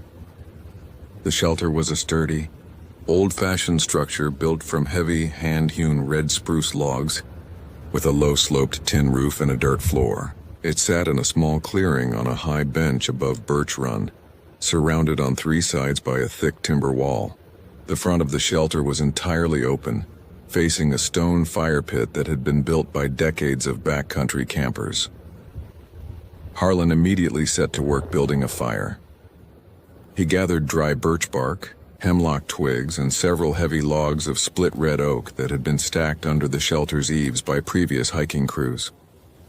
Within 20 minutes, he had a roaring fire going in the stone pit, sending a bright, warm column of orange light and yellow sparks up into the darkening forest. I took out my radio, extended the whip antenna, and attempted to call the district station in Marlinton. Marlinton District, this is Ranger Vance at Black Mountain Shelter. Do you copy? Static. Heavy, thick white noise that sounded like wet sand being shaken in a metal tin. I changed channels, moving from the primary Forest Service net to the state police repeater on Spruce Knob, the highest point in the state. Spruce Knob repeater. Ranger Vance, emergency traffic over. Nothing. The cold air had settled deep into the valley, creating a thermal inversion layer that reflected our low-power VHF radio waves back down into the dirt. We were completely cut off until the sun came up the next morning to warm the upper air. "It's no use, Jesse," Harlan said, sitting down on the low log bench inside the shelter and unlacing his boots. "We're in the bottom of the bowl out here. We won't get a signal out until we climb back up to the cow pasture trailhead tomorrow." I sat down next to him, pulling a package of freeze-dried beef stew and my portable camping stove from my pack. We cooked our meal in silence, watching the firelight flicker against the dark timber wall outside. The heat from the fire was comforting, but it created a severe blind spot. Beyond the 10-foot circle of bright orange light, the woods were an impenetrable wall of solid black. By 8 o'clock, the snow began to fall in earnest. It wasn't a light autumn dusting. It was a heavy, wet mountain snow, big, fat flakes that fell straight down through the still air, clicking softly against the tin roof of the shelter, and burying the dry leaves under a smooth, white blanket. Harlan laid his sleeping bag out on the wooden bunk platform, checked his S&W 357 revolver one last time, and laid it on his pack right next to his head. "Take the first watch, Jesse," he said, pulling his wool cap down over his ears. "Wake me at midnight. Don't let that fire go out. If that fire dies, the dark will get real cold. Real fast." "Got it," I said. I pulled my heavy canvas parka tight around my neck, picked up my long beam maglite flashlight, and took a seat on a stone near the front edge of the shelter, facing out into the fire-lit clearing. My 9mm service Glock was in its holster at my hip, the safety off, the cold steel pressing through my trousers against my thigh. The hours dragged by with excruciating slowness. The world shrank to the circle of firelight, the smell of wood smoke and the rhythmic sound of snowfall on the tin roof. By 10:30, the temperature had dropped into the low 20s. Snow had accumulated 4 inches deep in the clearing, turning the dark hemlock forest into a ghost land of white shapes and long, dark shadows. At 11:15, the fire flickered and dimmed as a large oak log burned through, splitting in half and sending a cloud of bright red embers floating into the night. I stood up, picked up 2 heavy oak logs from the woodpile under the eaves and stepped toward the fire pit to toss them on. As I bent over the flames, a sound came from the woods. It wasn't up on the ridge. It was close, less than 50 feet away, buried in the dark thicket of mountain laurel just beyond the edge of the firelight. It was a soft, rhythmic scraping sound, shirt, shirt, shirt. It sounded like someone dragging a heavy leather boot slowly through dry leaves under the fresh snow. I froze, holding the heavy oak log in both hands, my eyes straining to penetrate the dark wall of hemlocks beyond the fire. "Harlan," I said, my voice low and tight. Behind me, the wooden bunk creaked as Harlan sat up instantly. He didn't ask what I heard. He picked up his revolver and his flashlight, stepping quietly to the edge of the shelter floor beside me. The scraping sound stopped. The wind had died down completely. The only sound was the tiny click, click, click of snow hitting the hot stones of the fire pit. I raised my mag light, clicked the switch, and cast a bright, blue-white beam of light into the dark laurel thicket where the sound had come from. The high-intensity beam cut through the falling snow, illuminating the twisted brown branches of the laurels and the heavy white snowcaps resting on the dark green leaves. Nothing was there. I slowly swept the light from left to right, scanning the base of the trees. The snow under the laurels was untouched, a smooth, unbroken sheet of white. "Must have been a branch dropping snow," I whispered, though I didn't believe it for a second. A falling branch doesn't make a rhythmic 3-part scraping sound in 4 inches of fresh powder. "Look up, Jesse," Harlan said softly. His voice was trembling. I clicked the flashlight beam upward, raising the beam from the snow-covered ground up into the middle branches of an old-growth red spruce that stood at the edge of the clearing, about 30 feet from our shelter.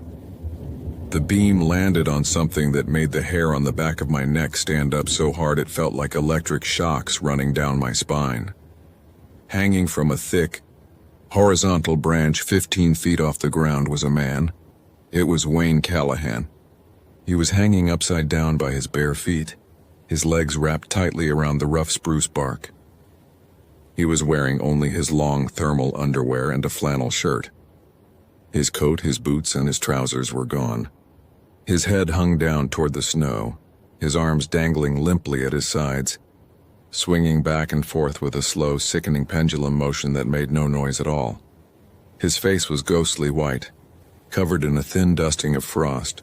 His eyes were wide open, staring straight into the flashlight beam. "Jesus, Mary, and Joseph," Harlan breathed, raising his revolver with both hands. "Callahan," I screamed, my voice cracking in the cold air. "Hold on, we're coming." I stepped out of the shelter into the snow, taking 3 fast strides toward the tree, my mind racing with panic, trying to figure out how we were going to get him down from that high branch without a ladder or ropes. "Jesse, stop!" Harlan yelled, grabbing the back of my canvas parka and dragging me backward with incredible force. "Look at his mouth!" I stopped, my boots slipping in the snow, and refocused the flashlight beam straight onto Wayne Callahan's face.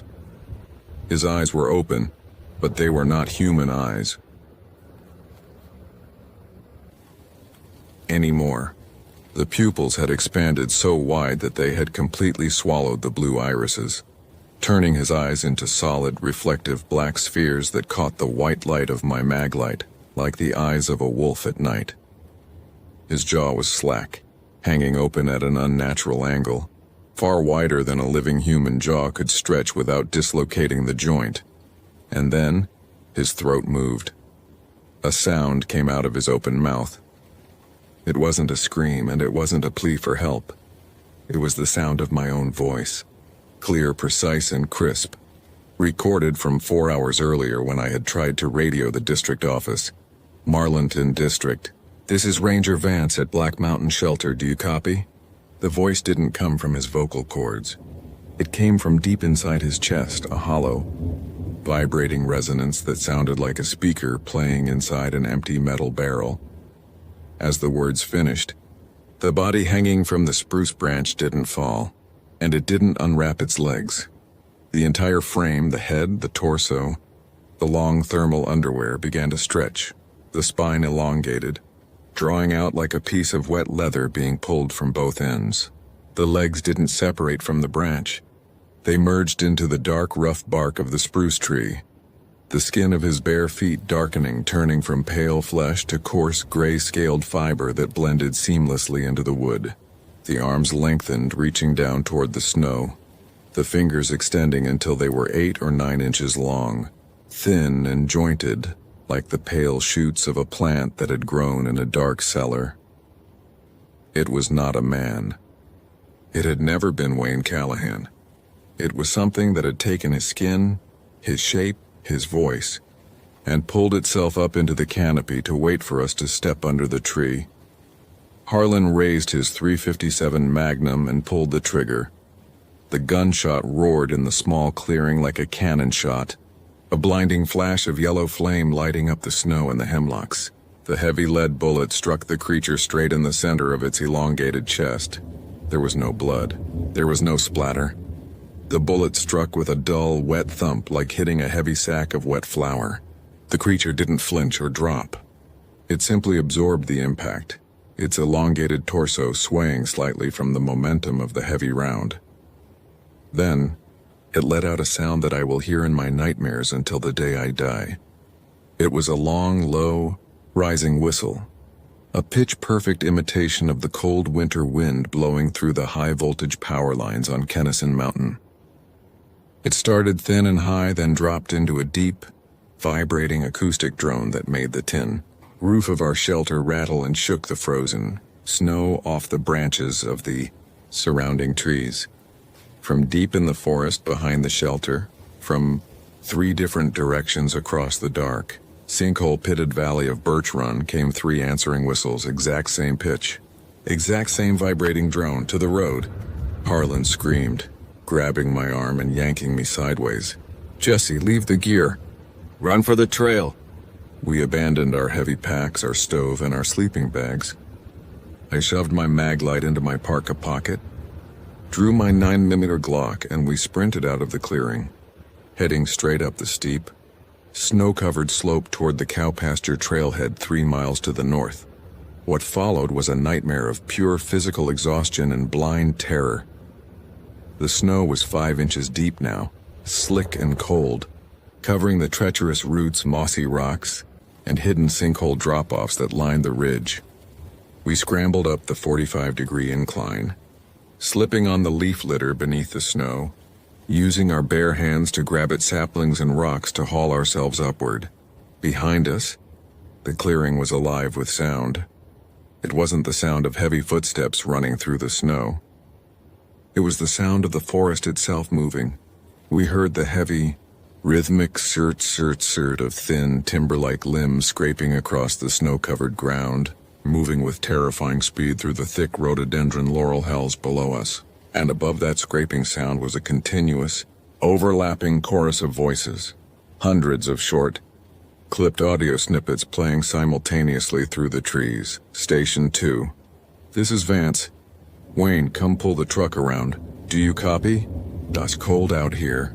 Take the first watch."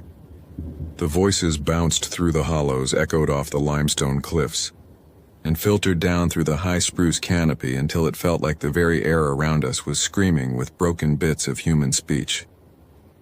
Harlan was 20 feet ahead of me, his white hair plastered to his forehead with sweat.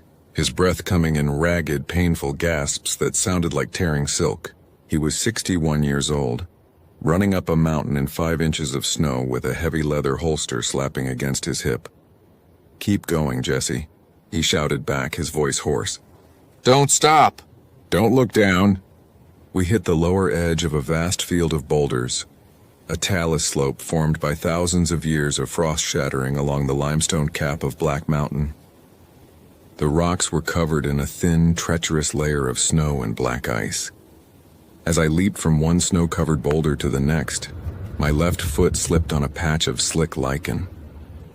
My leg twisted violently and I went down hard, my knee striking a sharp edge of limestone with a sickening crack that sent a lightning bolt of white-hot pain shooting straight up into my hip. I screamed, rolling onto my side, my Glock flying from my grip and disappearing into a dark, snow-covered crevice between 2 massive boulders. "Jesse!" Harlan stopped, turning back, his flashlight beam shaking wildly in the falling snow. "My knee," I gasped, clutching my leg, tears of pain instantly freezing on my cheeks. "It's out. I can't stand." The scraping sound behind us was right at the edge of the boulder field now, less than 50 yards. Down the slope, I looked down the mountain through the falling snow, emerging from the dark spruce. Line was a shape. It was towering, at least 14 or 15 feet tall and impossibly thin. It didn't have arms or legs like a human or an animal. It moved on 4 long, jointed stilts made of dark, gray-scaled material that looked like petrified wood or dried bone. Its central body was a narrow, elongated column wrapped in a pale, fibrous sheath that looked like wet canvas or dried hide. It had no head. At the top of the column was a single horizontal slit, a wide, white-lipped aperture that opened and closed with a wet, bellows-like motion, drawing in the cold mountain air and forcing it back out in that vibrating, whistling drone, and tied to the upper joints of its long, wooden limbs tangled in the fibrous sheath like terrible trophies, were pieces of human clothing. An old wool hunting jacket, a pair of shredded denim jeans, a bright orange safety vest, and the yellowed, plastic visor of a motorcycle helmet from 30 years ago. It stepped onto the boulder field. Its long wooden stilts didn't slip on the black ice. The sharp-pointed tips of its limbs pressed directly into the hard limestone, making a dry, ringing clink-clink-clink sound that sounded like iron spikes being driven into stone. Where its limbs touched the rock, the snow instantly melted, turning to a small puff of white steam that vanished into the cold night air. "Harlan, shoot it!" I screamed, trying to crawl backward up the rocks, my left leg dragging uselessly behind me in the snow. Harlan raised his .357 Magnum, stood his ground on top of a flat boulder 10 feet above me, and emptied the remaining 5 rounds into the towering column. Bang! Bang, bang! Bang, bang! The flashes lit up the dark mountain like lightning strokes. The heavy hollow-point bullets tore through the pale, fibrous sheath of the entity, blowing out chunks of dry, fibrous material that looked like rotting wood pulp.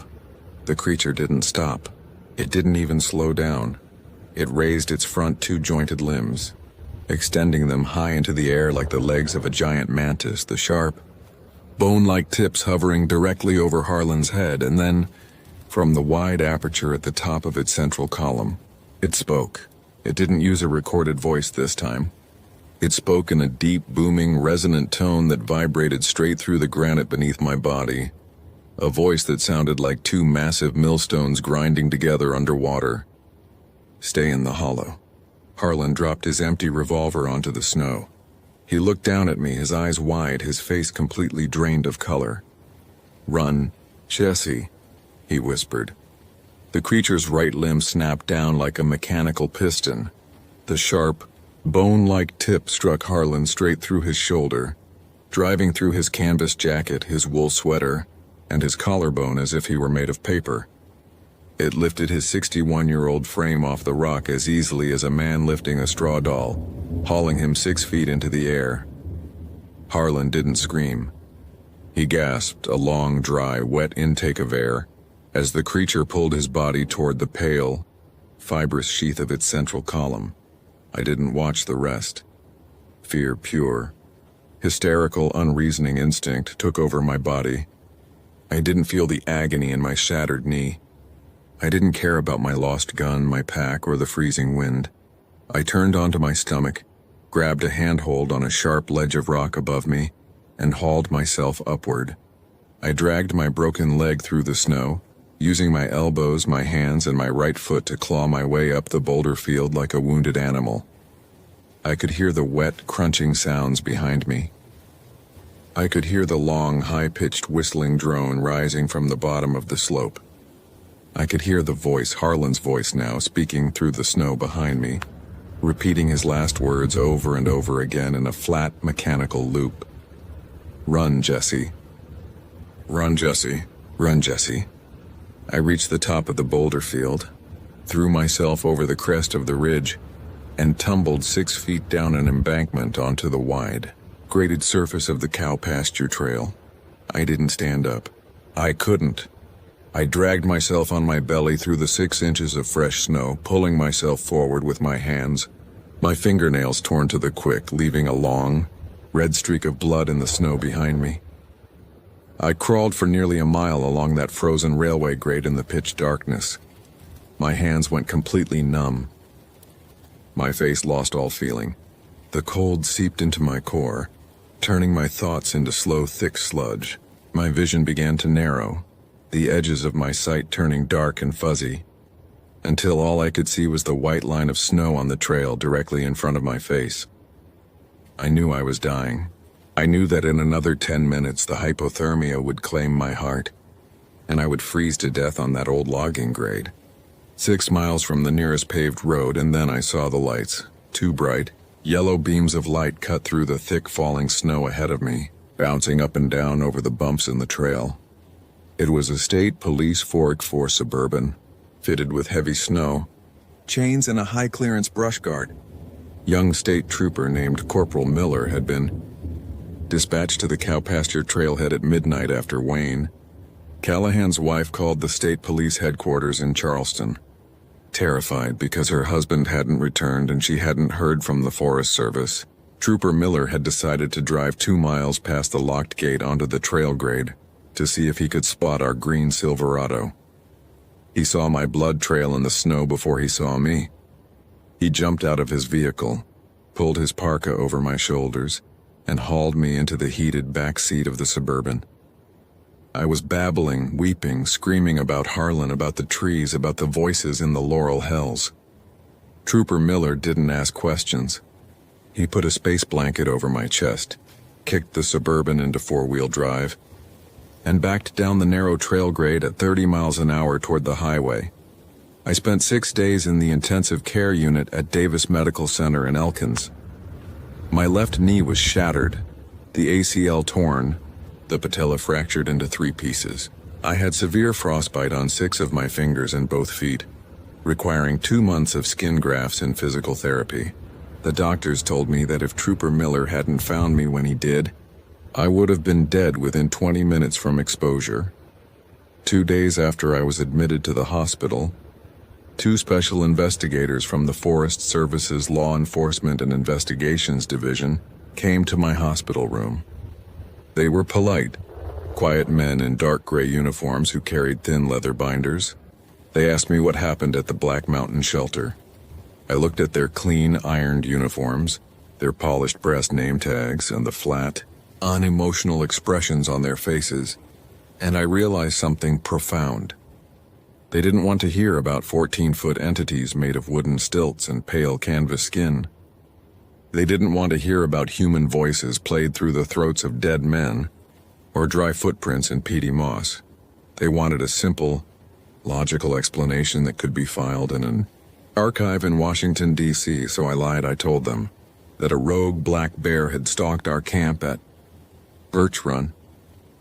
I told them that Wayne Callahan must have been disoriented by the weather, fallen off a limestone ledge and succumbed to the cold. I told them that Harlan and I had been separated during the snowstorm, that Harlan had fallen into a deep sinkhole while trying to escape the bear, and that I had ruined my knee trying to climb out of the hollow alone. The investigators wrote everything down in their neat, precise handwriting. They nodded sympathetically. told me I had acted bravely, and left the room. A month later, the Forest Service issued an official press release. It stated that Senior Ranger Harlan Boyce and Hunter Wayne Callahan had tragically perished in an unseasonable autumn blizzard in the Cranberry Wilderness. Their bodies were never recovered. The report concluded that both men had likely fallen into one of the thousands of unmapped vertical karst sinkholes that honeycomb the region, where heavy snow and collapsing limestone made recovery impossible. The Cranberry Wilderness was reopened to the public the following spring.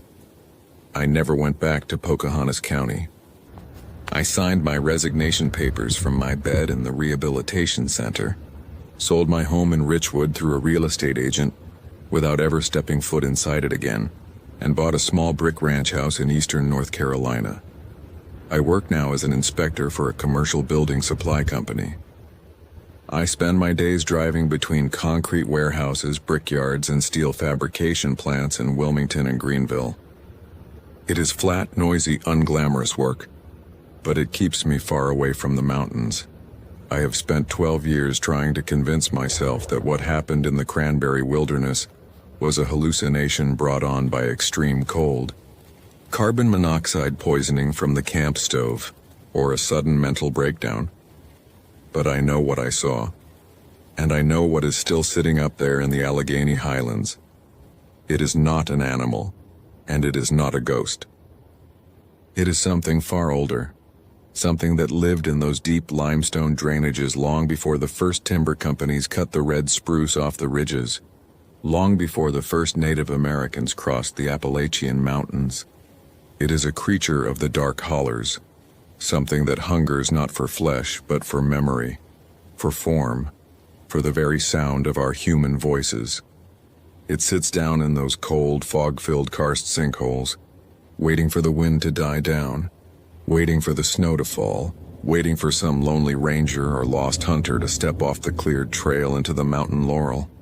Sometimes late at night, when a sudden autumn cold front rolls off the Atlantic Ocean, and the wind whistles through the screen door of my back porch, I will sit up in bed, my heart hammering against my ribs, holding my breath in the dark.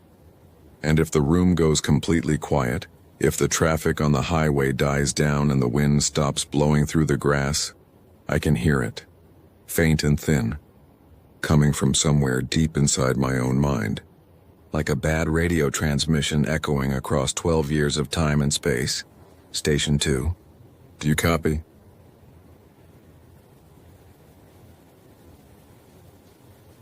My name is Thomas Edward Vance. I am 46 years old, and I live now in a quiet, flat town in eastern Nebraska, where the horizon is wide, open, and entirely uncluttered by mountains or thick timber. I work for a grain supply company, spending my days surrounded by dry dust, concrete silos, and straight asphalt roads that stretch out for miles under an unobstructed sky. But in the autumn of 1997, I was 31 years old, living in the state of North Carolina, and working as a seasonal backcountry ranger for the United States Forest Service. I was stationed in the Pisgah National Forest, specifically assigned to the high elevation sectors surrounding the Shining Rock Wilderness and the rugged, wet drainages around the Middle Prong. The southern Appalachians are among the oldest mountains on the surface of the earth. Millions of years of wind, ice, and rain have worn down what were once jagged alpine peaks into rounded, dark ridges, covered in dense, ancient forest. To someone looking at a highway map, the region looks soft and accessible, crisscrossed by scenic drives and hiking trails.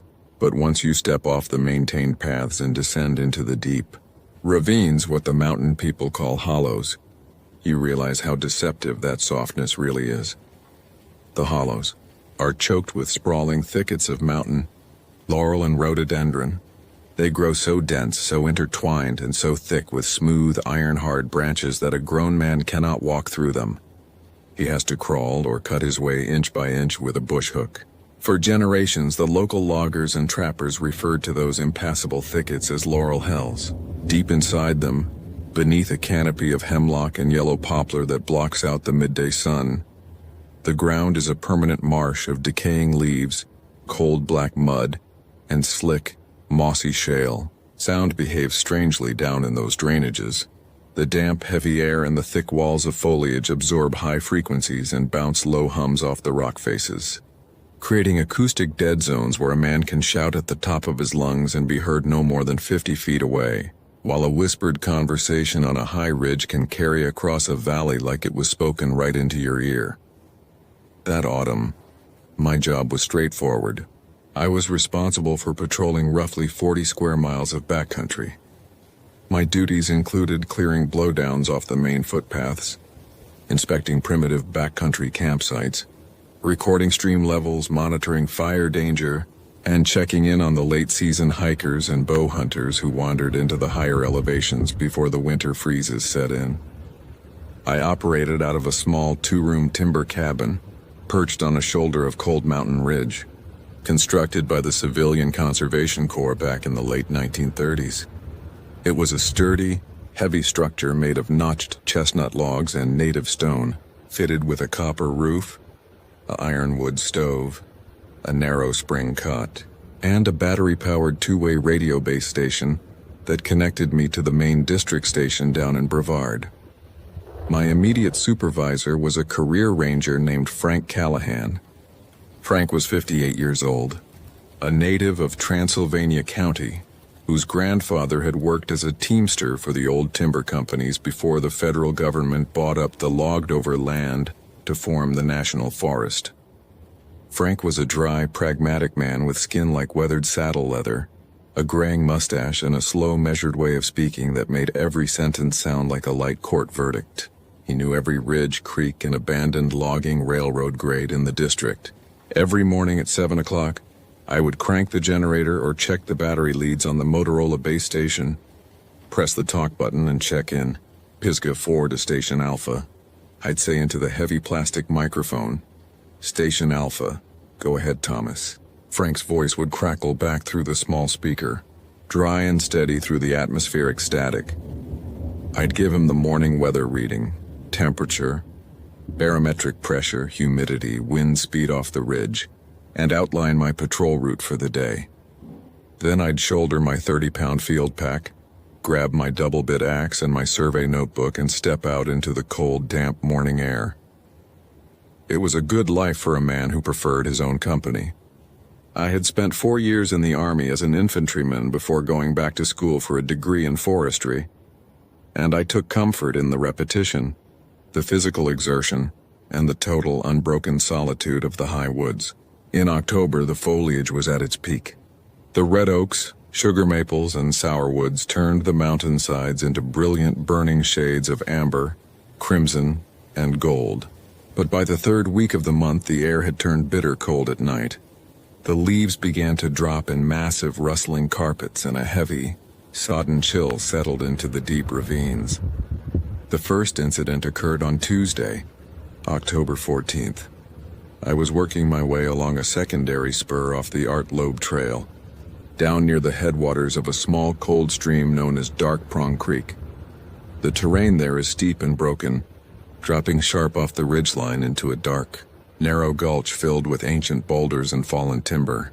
I had spent the morning clearing a fallen birch that was blocking the trail, using a heavy crosscut saw, and by 2 in the afternoon, the sky had turned a flat, dull iron gray. A cold mist was creeping over the high knobs, threatening rain. As I stopped by the creek to rest and drink from my canteen, I noticed something strange down on a small flat shelf of earth about 50 yards off the trail, right at the edge of a dense laurel thicket. It was a blue nylon dome tent. Primitive camping was allowed in that section of the forest, provided campers pitched their shelters at least 100 feet away from water sources and followed standard pack-it-in, pack-it-out rules. But this tent was pitched right on the damp margin of the creek bank. More than that, there was no sign of a campfire, no fire ring, and no smoke. I slung my pack back over my shoulders, picked up my axe, and walked down through the wet ferns toward the clearing. "Forest Service," I called out, keeping my voice calm and clear. "Anyone at the camp?" There was no answer. The only sound was the rush of Dark Prong Creek tumbling over the cold river rocks and the soft, steady dripping of moisture from the tree canopy overhead. When I reached the tent, I saw that it was a high-end two-person mountain shelter, brand new and impeccably staked out. The guy lines were drawn taut, pulled tight to wooden pegs driven deep into the dark mud. The rainfly was zipped completely shut from the outside. "Hello inside," I said, stepping closer. "Ranger service, or still nothing?" I squatted down, reached out with a gloved hand, and slowly unzipped the outer rainfly, peeling back the nylon flap. The vestibule was empty, but when I unzipped the inner door and looked inside, I froze.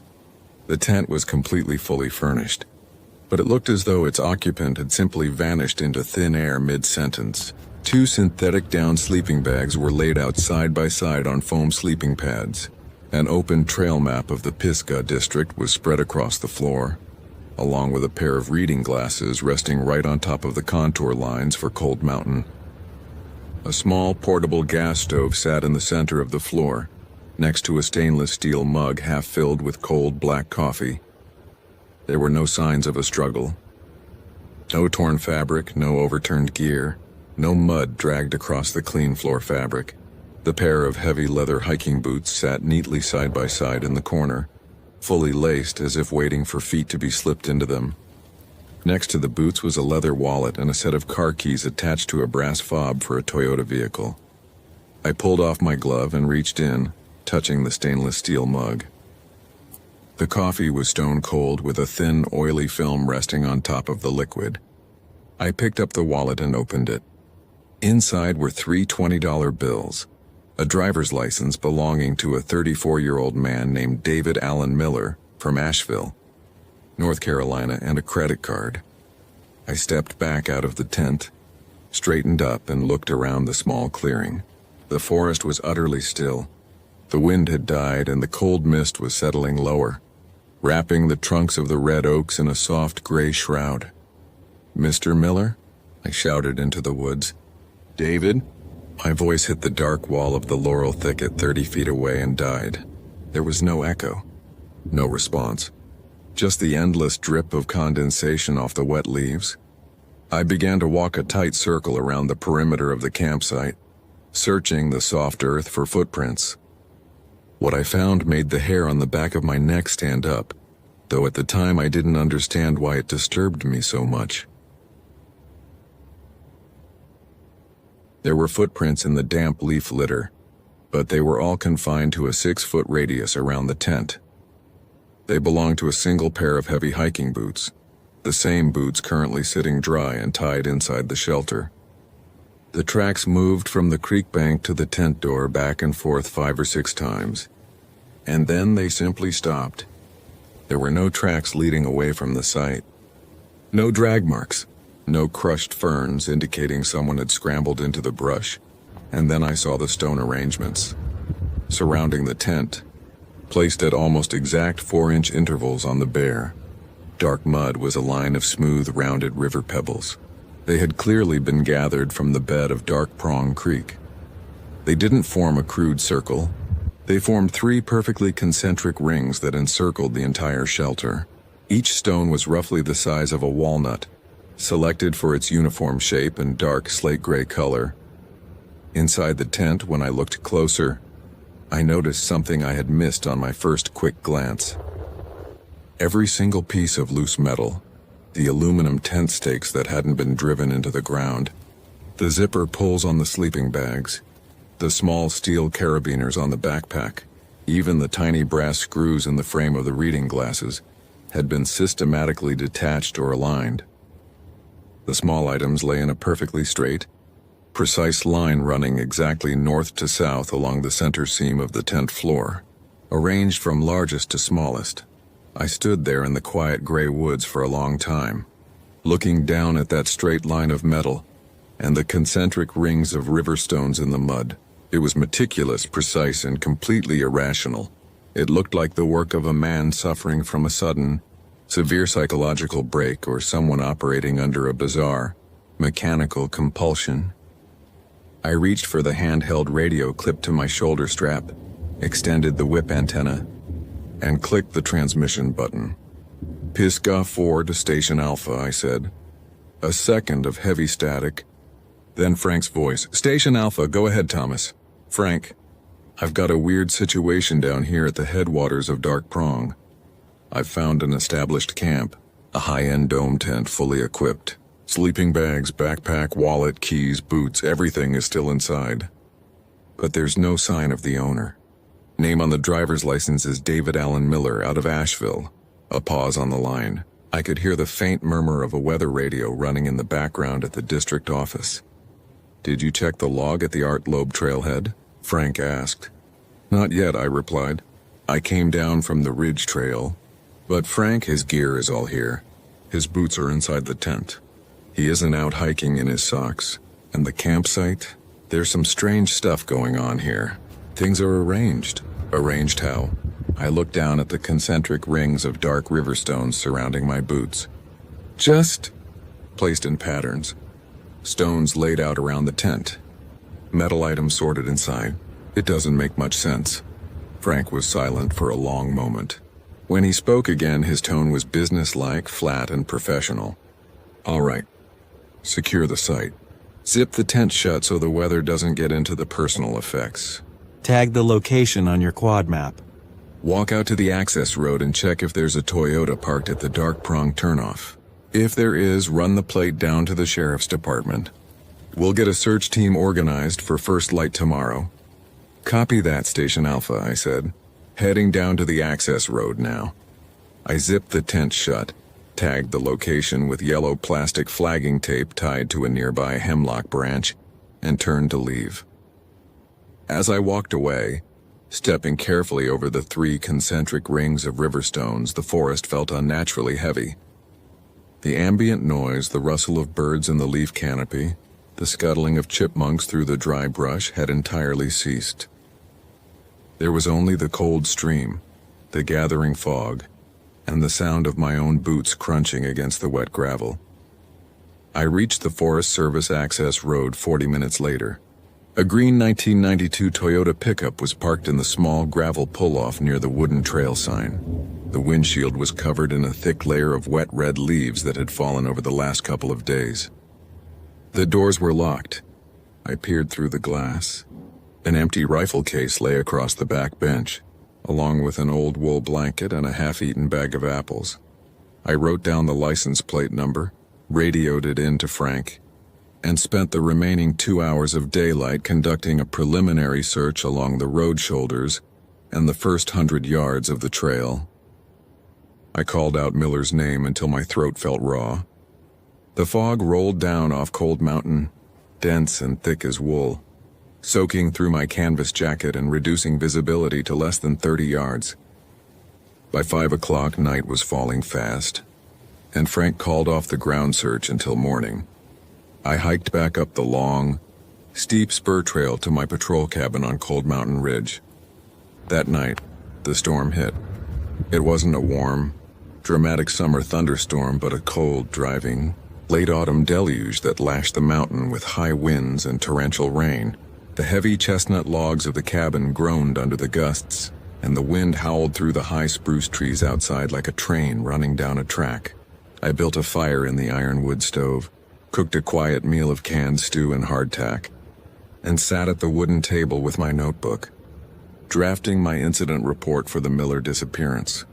As I wrote, my mind kept drifting back to those smooth river stones in the mud. Why river stones? Dark Prong Creek was about 40 feet away from the tent site. To gather that many uniform gray stones, there must have been at least 60 or 70 of them.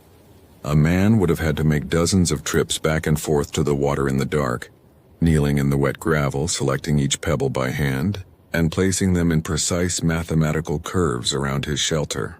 And then he would have had to take his boots off, walk back inside the tent, strip the metal zippers and carabiners off his gear, align them facing north, and step out into the dark wilderness without his shoes. It didn't make sense. It was the behavior of a man whose brain was being rewired by a severe fever or a toxic ingestion. But there were no drugs, no alcohol bottles, and no signs of illness found in the tent. Around 10 o'clock, the wind died down suddenly, leaving only the steady, heavy pounding of rain on the cabin's copper roof. I stood up, walked over to the window, and looked out into the blackness. The fog was pressed right up against the glass, impenetrable and gray, reflecting the faint yellow glow of my oil lamp. I was about to turn away and get into my cot when I heard a sound outside.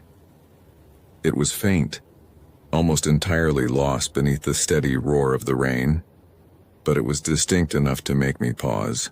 It came from the dense tree line right behind the cabin, a sharp, rhythmic tapping sound.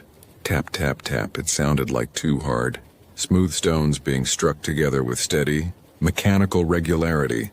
Tap, tap, tap. I stood frozen beside the window listening. The spacing between each tap was exact, precisely 1 second apart. 3 taps, a 2-second pause, and then 3. More taps.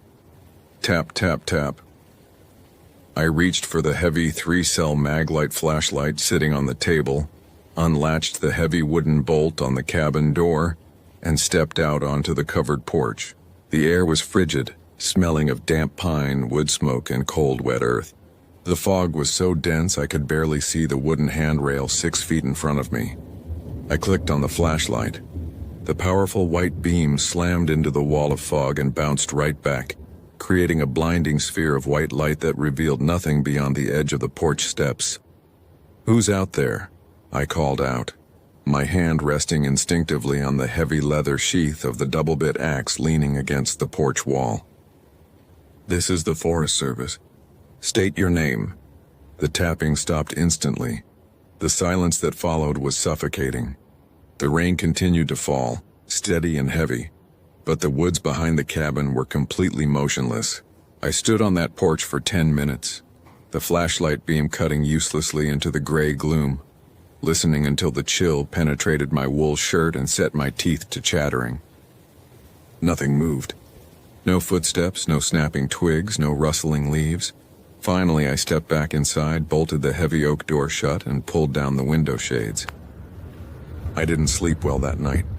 Every time the cabin settled or the wind rattled the copper roof seams, I sat up on my cot staring into the dark corner of the room, listening for the sound of river stones tapping together in the woods.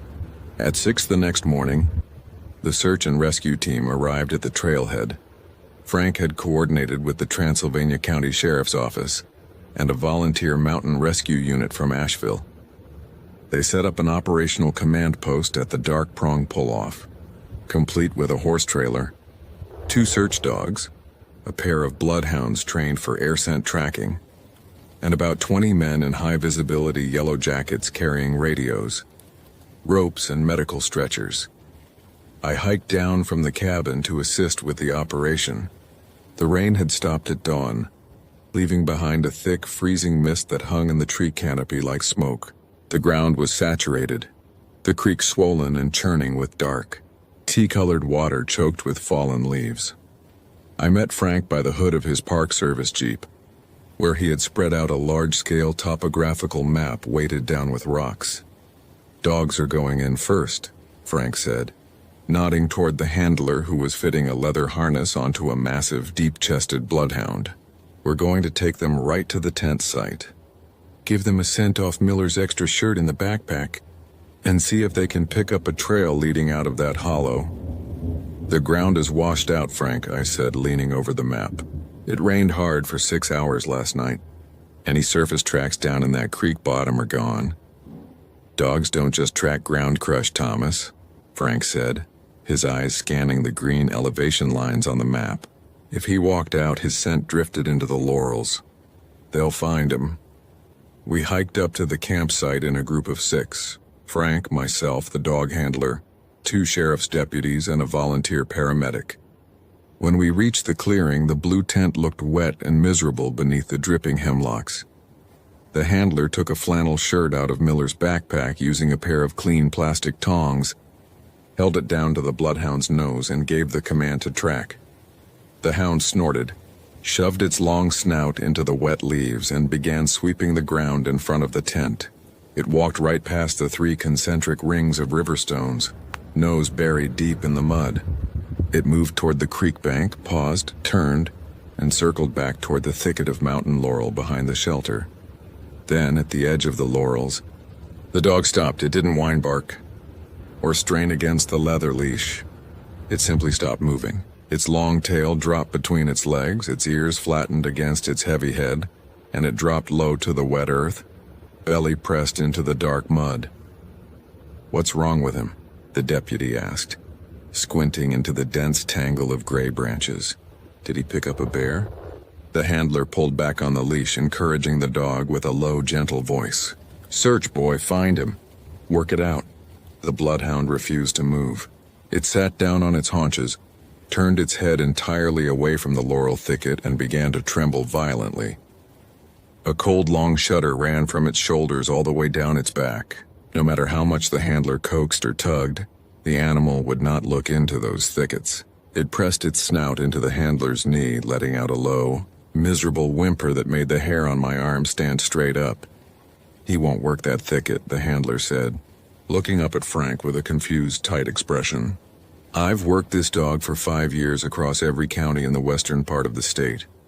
He's tracked bear, boar, escaped convicts, lost kids. He's never done this." Frank looked down at the trembling dog, then slowly raised his eyes to the impenetrable wall of mountain laurel that stretched up the dark slope behind the camp. The branches were so tightly interwoven they formed a solid dark lattice, completely blocking out any view of the ridge above. "All right," Frank said quietly. "We do a line search on foot, spacing 5 yards apart. We cut a path through the brush with bush hooks. For the next 4 hours, we beat our way through the laurel hell. It was backbreaking, miserable labor. The wet branches whipped across our faces. Cold water poured down the collars of our coats, and the mud pulled at our heavy rubber boots with every step. We moved in a slow, jagged line up the steep slope, calling Miller's name, sweeping flashlights into the dark hollows beneath the root systems. We found nothing. No scrap of clothing, no broken branches, no lost gear. It was as if David Miller had stepped out of his tent, unzipping the fly in his stocking feet, and had simply ceased to exist the moment his feet touched the damp earth. By mid-afternoon, the fog had grown so dense that we couldn't see the man standing 5 yards to our left. Frank called a halt to the line search, worried that one of the volunteers would break an ankle in the hidden rock crevices or get separated from the group. As we walked back down to the access road, Frank fell in beside me. The old ranger looked tired, his mustache wet with mist, his hands deep in his canvas coat pockets. "You're staying at the lookout cabin tonight, right?" he asked, his eyes on the trail ahead. "Yeah," I replied. "I've got 3 more days on my rotation up there before I come down to Brevard." Frank hesitated, taking a slow step over a slippery birch root. "If you hear anything off, down in those drainages tonight, Thomas, you stay inside the cabin. You hear me?" I looked at him, surprised by the tone of his voice. Frank was a strict stickler for standard operating procedure. If a hiker was lost, you searched until you found them, or regional command called off the search. "What do you mean, Frank?" I asked. Frank didn't answer right away. He reached down, picked up a small, smooth pebble from the trail, tossed it between his fingers, and then threw it into the wet brush. "My grandfather worked these ridges when the Champion Fiber Company cut the timber back in the 20s, Frank said, his voice low and flat. He used to talk about things in the high hollows, things that lived in the places where the timber was too steep to haul out. Old mountain people used to call them the acoustic drainages. Said there were spots where sound didn't act right, where echoes came back wrong or didn't come back at all." "He thought there was something out here?" I asked, a slight edge of skepticism creeping into my voice. "No," Frank said, turning his head to look at me with cold, clear eyes. He didn't think there was a ghost or a beast. He said the mountain itself has pockets where things gather, things that don't have a shape of their own. So they take whatever shapes and sounds are left behind. People go out looking for a voice they thought they heard, and they just get walked down into the laurel until they can't find their way back out." He paused, adjusting his hat strap. "Just stay in the cabin, Thomas. Don't go looking for David Miller in the dark."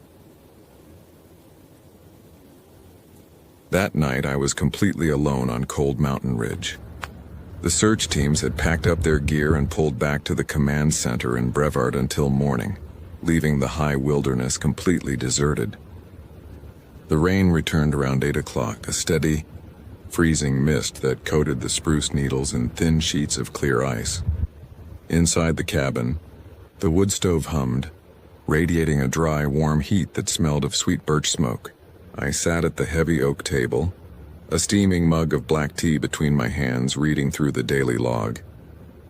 The two-way radio base station sat on the shelf beside me, its green power light glowing softly in the dim room, casting long, strange shadows across the ceiling logs. At precisely 11:15 p.m., the radio speaker crackled to life. It wasn't a standard call. There was no preceding squelch break, no call sign. Just a sudden burst of crisp, clean audio cutting through the quiet room. "Frank, I've got a weird situation down here at the headwaters of Dark Prong." I sat bolt upright, the tea spilling over the rim of my mug, splashing across my hand. It was my own voice coming out of the radio speaker. The recording was perfect, flawless, carrying every nuance of my voice down to the slight throat clear I had made when I called Frank the previous afternoon. "I've found an established camp, a high-end dome tent fully equipped. Sleeping bags, backpack, wallet, keys, boots, everything is still inside."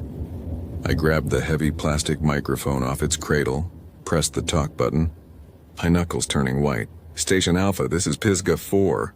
Frank, is that you playing back a tape? Who is this?" Silence. I released the button. The speaker hummed with low, steady static.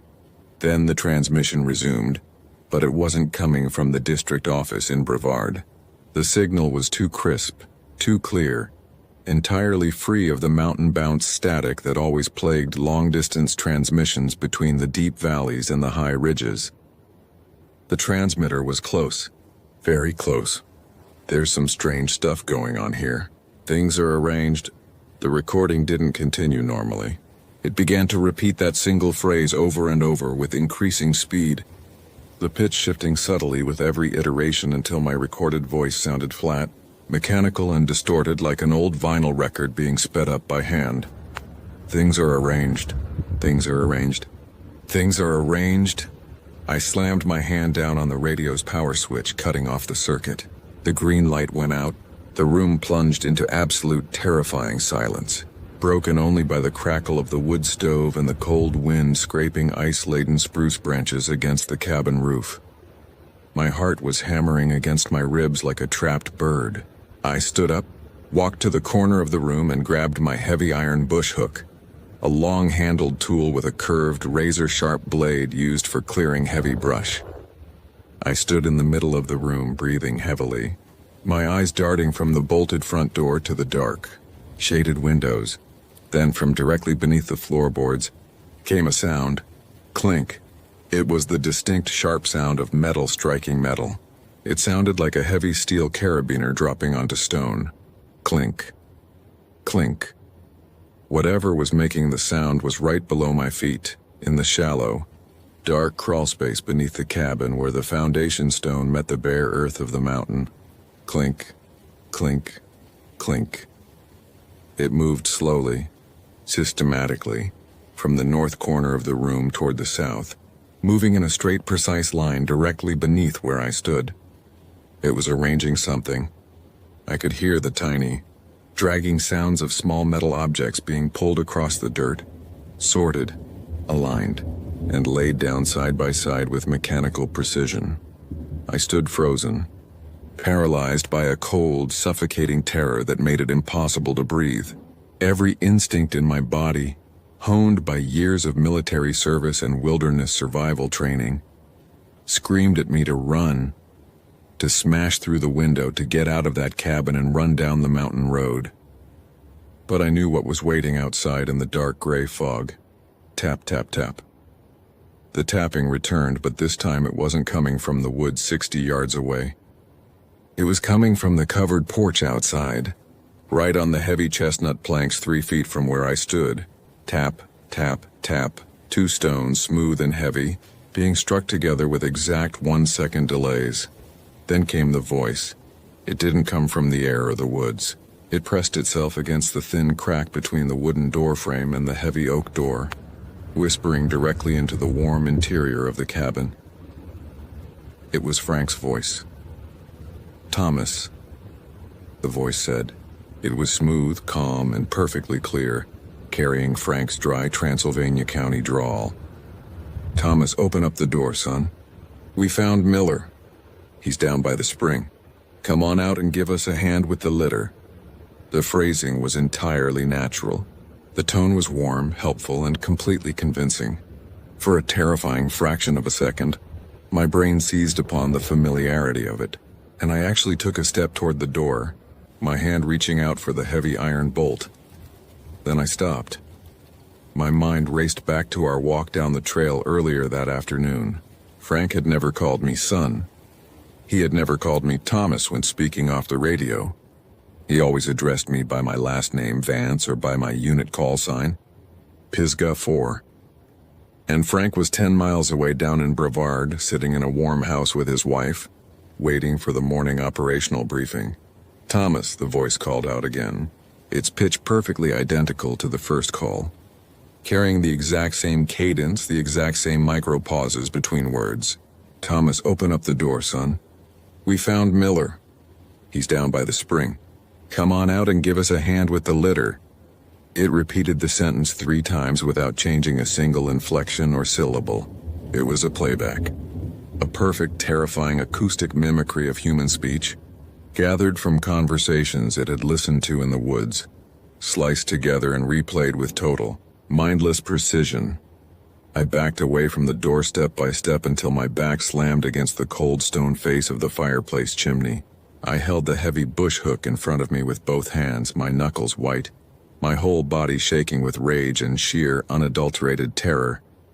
"Get away from the door," I screamed, my voice cracking in the quiet cabin. "Get the hell away from here." The voice stopped immediately. A long, agonizing pause followed. Outside, the fog pressed against the windows, gray and featureless.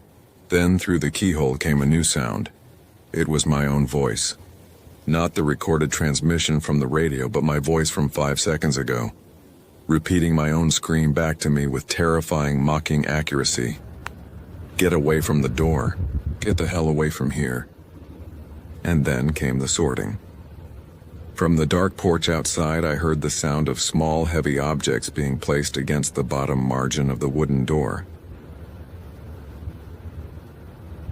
Clink, clink, clink. They were laid down one by one, spaced at exact 4-inch intervals along the wooden threshold. I dropped to one knee, keeping my distance, and shone my flashlight beam at the thin crack between the bottom of the door and the floorboards. Through the crack, in the bright white beam of the flashlight, I saw what was being placed on the porch steps. They were small brass items. Zipper pulls from my extra canvas pack sitting in the outdoor woodshed. The brass screws from the porch lantern frame. The metal eyelets pulled from my spare pair of work boots that had been sitting on the woodshed bench. They were being laid out in a straight, perfect line that ran parallel to the door frame, arranged meticulously from largest to smallest, pointing precisely toward the north. Whatever was sitting on that porch wasn't trying to break the door down. It wasn't trying to tear through the wood with claws or force its way inside with violent strength. It was waiting. It was organizing the metal. It was arranging the environment around the cabin, building its strange, incomprehensible geometric patterns, waiting for me to turn the bolt, open the door, and step out into the cold gray mist to see what it had made. I didn't open the door. I sat against that stone chimney for 6 hours, the heavy bush hook resting across my knees, the flashlight beam fixed on the bottom of the door. Every 10 or 15 minutes, the sound would shift.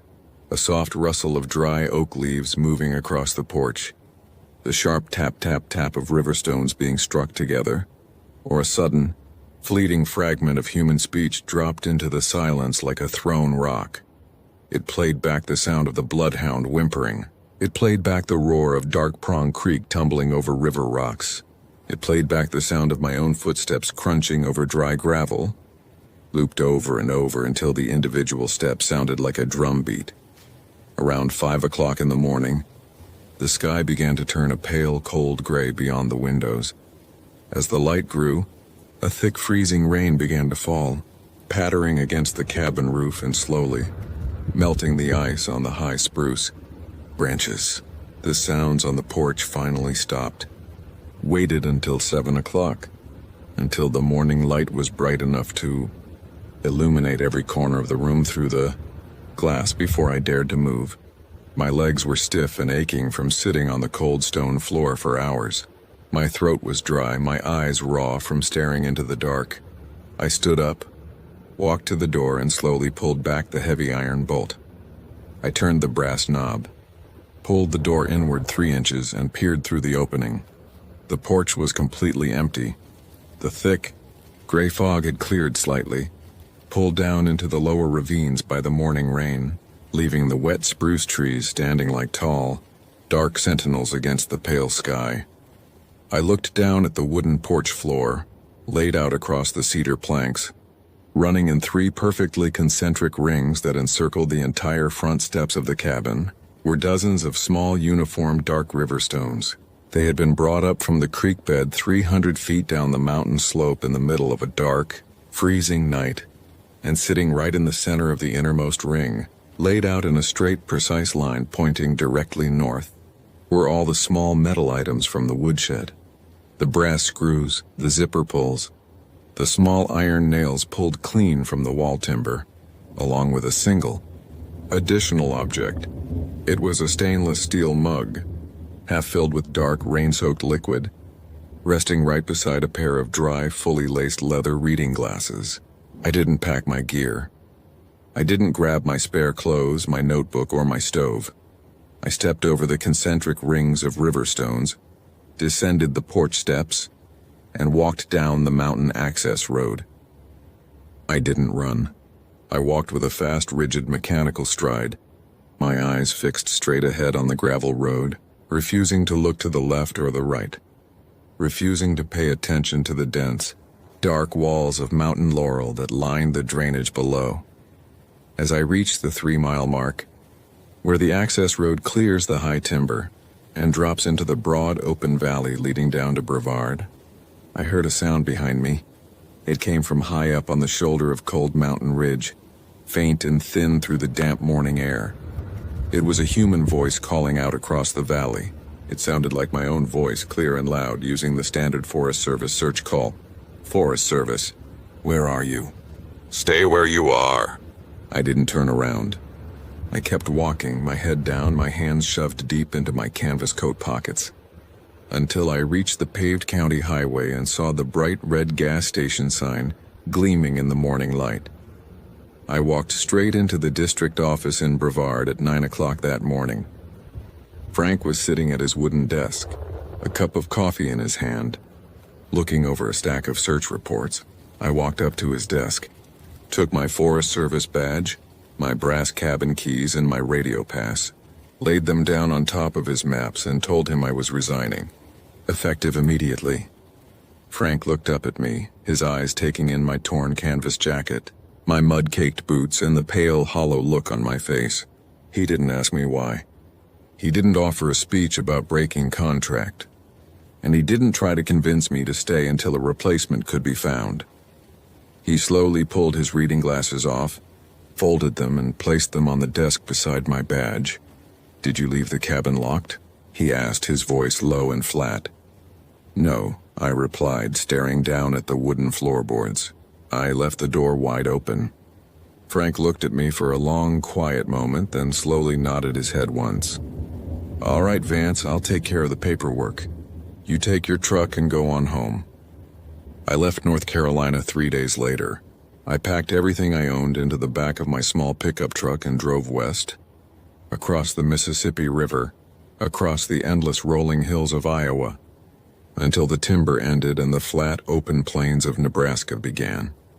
I moved to a place where there are no mountain drainages, no deep hollows, no ancient hemlock canopies, and no laurel hells where the mist hangs thick and cold in the afternoon light.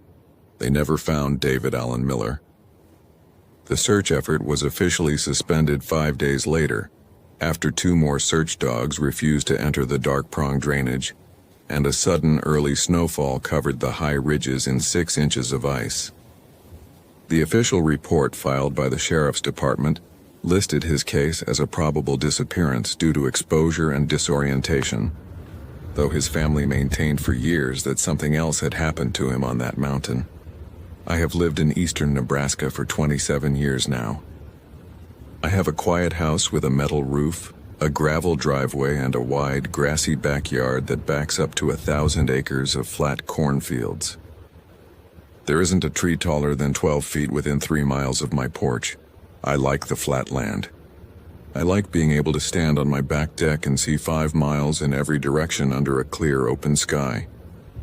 I like knowing that if something is coming toward my house, I can see it coming from an hour away, but sometimes during the late autumn months, when the harvest is in and the dry corn stalks rustle in the cold October wind, a heavy fog will roll off the Missouri River and settle over the flat fields. On those nights, I don't go out on the deck. I shut all the window blinds, bolt the heavy front door, turn off the lights, and sit in the quiet center of my living room. And every now and then, when the wind dies down completely and the night turns cold and gray, I will hear a faint, sharp sound coming from the edge of my gravel driveway, right outside the dark perimeter of the lawn. Tap, tap, tap. It's the sound of 2 smooth, round river stones being struck together in the dark, placed exactly 1 second apart, and I sit there in the dark, my hands clenched in my lap, praying that the fog clears before morning and praying that I never hear my own voice call my name through the keyhole. I worked as a supervisory park ranger with the United States National Park Service in the state of Washington.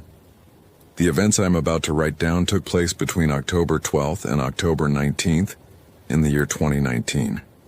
I have kept quiet about what happened during those 7 days for almost 6 years, largely because my professional career depended on maintaining the official narrative, but mostly because speaking it out loud makes the edges of my memory feel sharp enough to cut through my own sense of sanity. I am writing this now not as a whistleblower or a seeker of public attention, but because the weight of keeping it bottled behind my teeth has become heavier than any consequence of telling the truth. To understand what happened, you have to understand the geography of the Olympic Peninsula. Most people know Olympic National Park from photographs of the coastline or the moss-covered corridors of the Hoh rainforest near the visitor center. They see the wooden boardwalks, the manicured interpretive trails, the parking lots filled with rental cars and RVs, and they assume the whole park is like that. A tame, green cathedral kept safe by timber handrails and color-coded map brochures. But the park covers nearly 1 million acres and more than 95% of that land is designated wilderness. Once you cross past the secondary ridgeline south of the Queets River Basin, or trek up toward the higher drainages of the Bogachiel, you enter a landscape that has never been logged, never mapped with precision beyond high-altitude satellite imagery, and never inhabited by modern human beings for more than a few days at a time. The canopy in those old-growth sectors can reach 250 feet above the valley floor, woven so tightly from Sitka spruce, Douglas fir, and western red cedar that even on a clear summer afternoon, the forest floor sits in a perpetual twilight. The ground beneath your boots is not soil. It is centuries of rotting wood, compressed needles, and sponge-like moss that absorbs sound so completely that you can hear the blood pulsing behind your own eardrums. In October 2019, I was assigned to the ranger station near Lake Crescent, but my operational area extended into the deeper backcountry sectors along the western slopes of the Olympic Range. Autumn in the Olympics is quiet, damp, and unforgiving. The summer tourists are gone, the seasonal trail crews have packed up their camps, and the rains begin in earnest. It is a slow, steady rain that doesn't fall in drops so much as it hangs in the air like gray velvet, soaking through oilskin jackets and Gore-Tex lining until everything you own smells like wet bark and copper. On the morning of Saturday, October 12th, a report came through our dispatch office in Port Angeles regarding an overdue hiker. His name was Marek Novak. a 34-year-old software engineer from Prague who was living temporarily in Seattle on an H-1B visa. Novak was an experienced outdoorsman. His permit application showed he had completed solo treks in the Western Tatras in Slovakia and the Scottish Highlands. He had registered for a 5-day backcountry solo route starting at the North Fork Quinault trailhead, crossing over Low Divide, and exiting via the Hoh River Trail. He was 2 days past his mandatory sign-out date, and his vehicle, a rented gray Subaru Outback, was still parked at the trailhead turnout along the Quinault River Road. When a hiker goes overdue in the backcountry, the initial procedure is routine. You check the logbooks at the trail shelters. You contact the nearest ranger stations and you dispatch a light 2-person team to sweep the main trail axis. I was assigned to head up the field team, taking along David Kincaid, a 26-year-old seasonal ranger from Idaho who had worked 2 summers with me. David was sharp, pragmatic, and possessed the kind of easygoing trail stamina that made him invaluable on long mountain grinds. We loaded our packs at the depot with 48 hours of rations, emergency medical gear, low-frequency satellite transceivers, and standard-issue sidearms, mine a Glock 22 and 40 S&W, which was routine carry for backcountry wildlife interactions, mostly black bears or mountain lions. We left the trailhead at 6 in the morning under a sky the color of lead. The rain was a fine, freezing drizzle that condensed on the brims of our hats and ran in thin rivulets down our packs. For the first 10 miles along the river trail, everything went according to standard search and rescue protocol. We checked the log boxes at standard intervals, Rialto Spruce Canyon, and the 3-sided shelter at Trail Creek. Marek Novak had signed the log at Trail Creek 3 days prior. On October 9th, writing his name in neat, blocky handwriting alongside the time 14:15. His note was brief, pacing good, rain heavy, heading toward Sector 4B to camp before the pass. Sector 4B was not a designated campsite. It was an unofficial designation used by park staff for an unmaintained spur valley that drained off the southern ridge of Mount Olympus into the upper reaches of the Queets watershed. It was rough country, steep, choked with blow-down trees from the windstorms of 2015, and notorious for bad visibility when the fog came off the Pacific. Why would he head into 4B? David asked as we took a short 5-minute break at the junction, leaning our backs against the rough, lichen-crusted bark of a fallen fir. He took a long drink from his canteen, his breath puffing into white mist in the damp cold. The main trail stays on the shelf. Going down into that drain adds 3 miles of heavy bushwhacking through Devil's Club. People look at the topo maps and think they see a shortcut, I told him, adjusting the chest harness of my pack. They see the elevation lines flattening out near the stream bed and figure it's an easier walk than hauling up the switchbacks over the divide. They don't realize the bottom of that drain is a tangle of vine maple and waist-deep mud. We left the cleared trail around noon, dropping off the timber bench into the thick greenery of Sector 4B. The moment you leave a maintained trail in the old-growth rainforest, the atmosphere shifts instantly. The silence hits you first. On the trail you hear the crunch of gravel, the clicking of your own trekking poles, and the occasional bird call. Down in the basin, the carpet of moss is 6 inches thick, swallowing every footstep like soundproofing foam. The trees are larger down there, massive. Ancient cedars 6 feet thick at the buttress, their lower branches draped in thick curtains of witch's hair lichen. We pushed through the brush for 2 hours, following the natural fall line of the terrain down toward the stream bed. The canopy was so dense that the gray daylight faded into an eerie, emerald-tinted dark. The air smelled heavy and sweet, full of the scent of wet ferns, decaying hemlock, and damp earth. At 2 o'clock, David stopped dead in his tracks and raised his hand. "Tom," he said softly, his voice cutting through the quiet. "Look down by the log." I stepped around a shoulder-high thicket of salmonberry. Resting at the base of a hollowed-out cedar trunk was a yellow hardshell backpack cover and a commercial 3-season tent. The tent was fully pitched, pegged down cleanly into the forest floor, but it had collapsed on one side where a large rotten branch had fallen across the rainfly. We approached with caution. In backcountry SAR operations, finding an unattended camp can mean several things. An injured hiker who went to fetch water and couldn't make it back, a disoriented victim who wandered off in the night, or an abandoned scene. "Marek?" I called out, my voice sounding strangely flat, swallowed immediately by the wet forest around us. "National Park Service.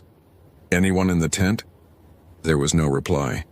The only sound was the steady drip, drip, drip of water falling from the canopy onto the nylon fly.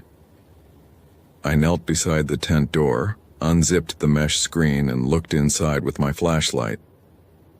The interior was dry and impeccably organized. Marek Novak's sleeping bag was unrolled with an inflatable sleeping pad fully blown up beneath it. His secondary boots, a pair of trail runners, were sitting side by side near the foot of the bag. On top of the sleeping bag lay an open notebook, a small pocket knife, and a handheld digital audio recorder, the kind researchers or journalists use for long interviews. David stood guard behind me, his eyes scanning the thick timber. "Is he in there?" "No," I said, shining the beam into the corners. "His gear is all here. Stove, winter coat, headlamp. His main boots are missing, though."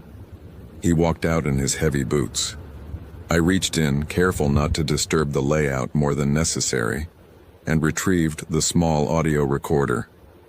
It was a silver Sony unit, sturdy and weather-resistant. The battery indicator on the small screen showed 2 bars remaining.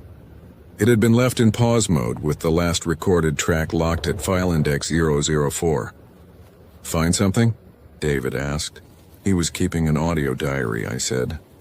A lot of solo hikers do it instead of writing by hand when their fingers are cold. I pressed the play button on the recorder and turned up the tiny internal speaker, holding it between us in the cold mist. The speaker hissed with static, followed by the soft sound of a man speaking in clear, slightly accented English. The voice was calm, articulate, and relaxed.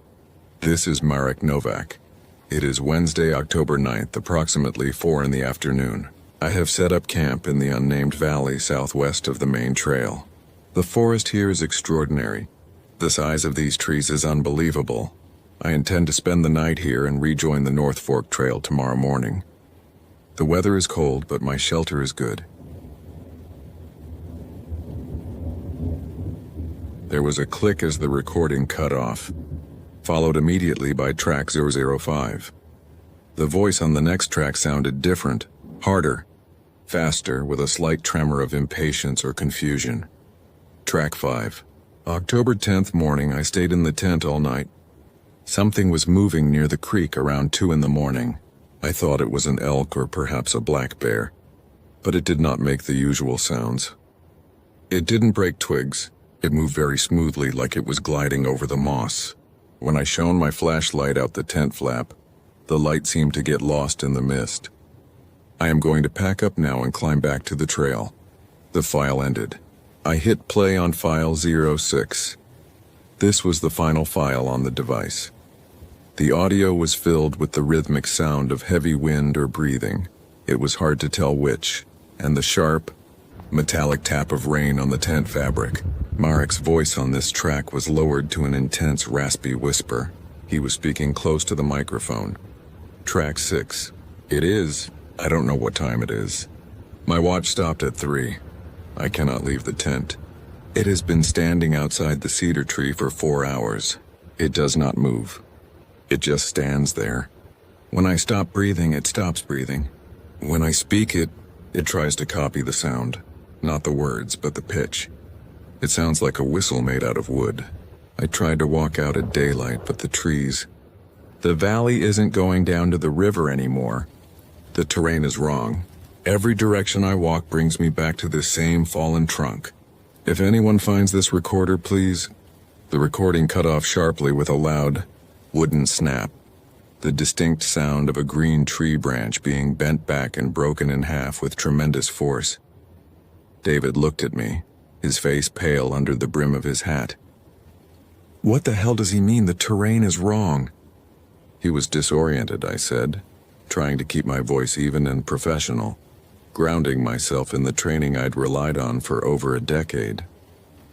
"Hypothermia sets in fast out here when you get soaked. It causes severe confusion, spatial distortion, hallucinations. People think they're walking in a straight line when they're actually walking in circles around their own camp." "Yeah, but what about the sound?" David asked. "That snap at the end?" "Falling timber," I replied, though as I said it I knew how thin the explanation sounded. "Heavy rainfall frequently causes dead limbs, what we call widowmakers, to drop from the high canopy. It happens every day in the backcountry."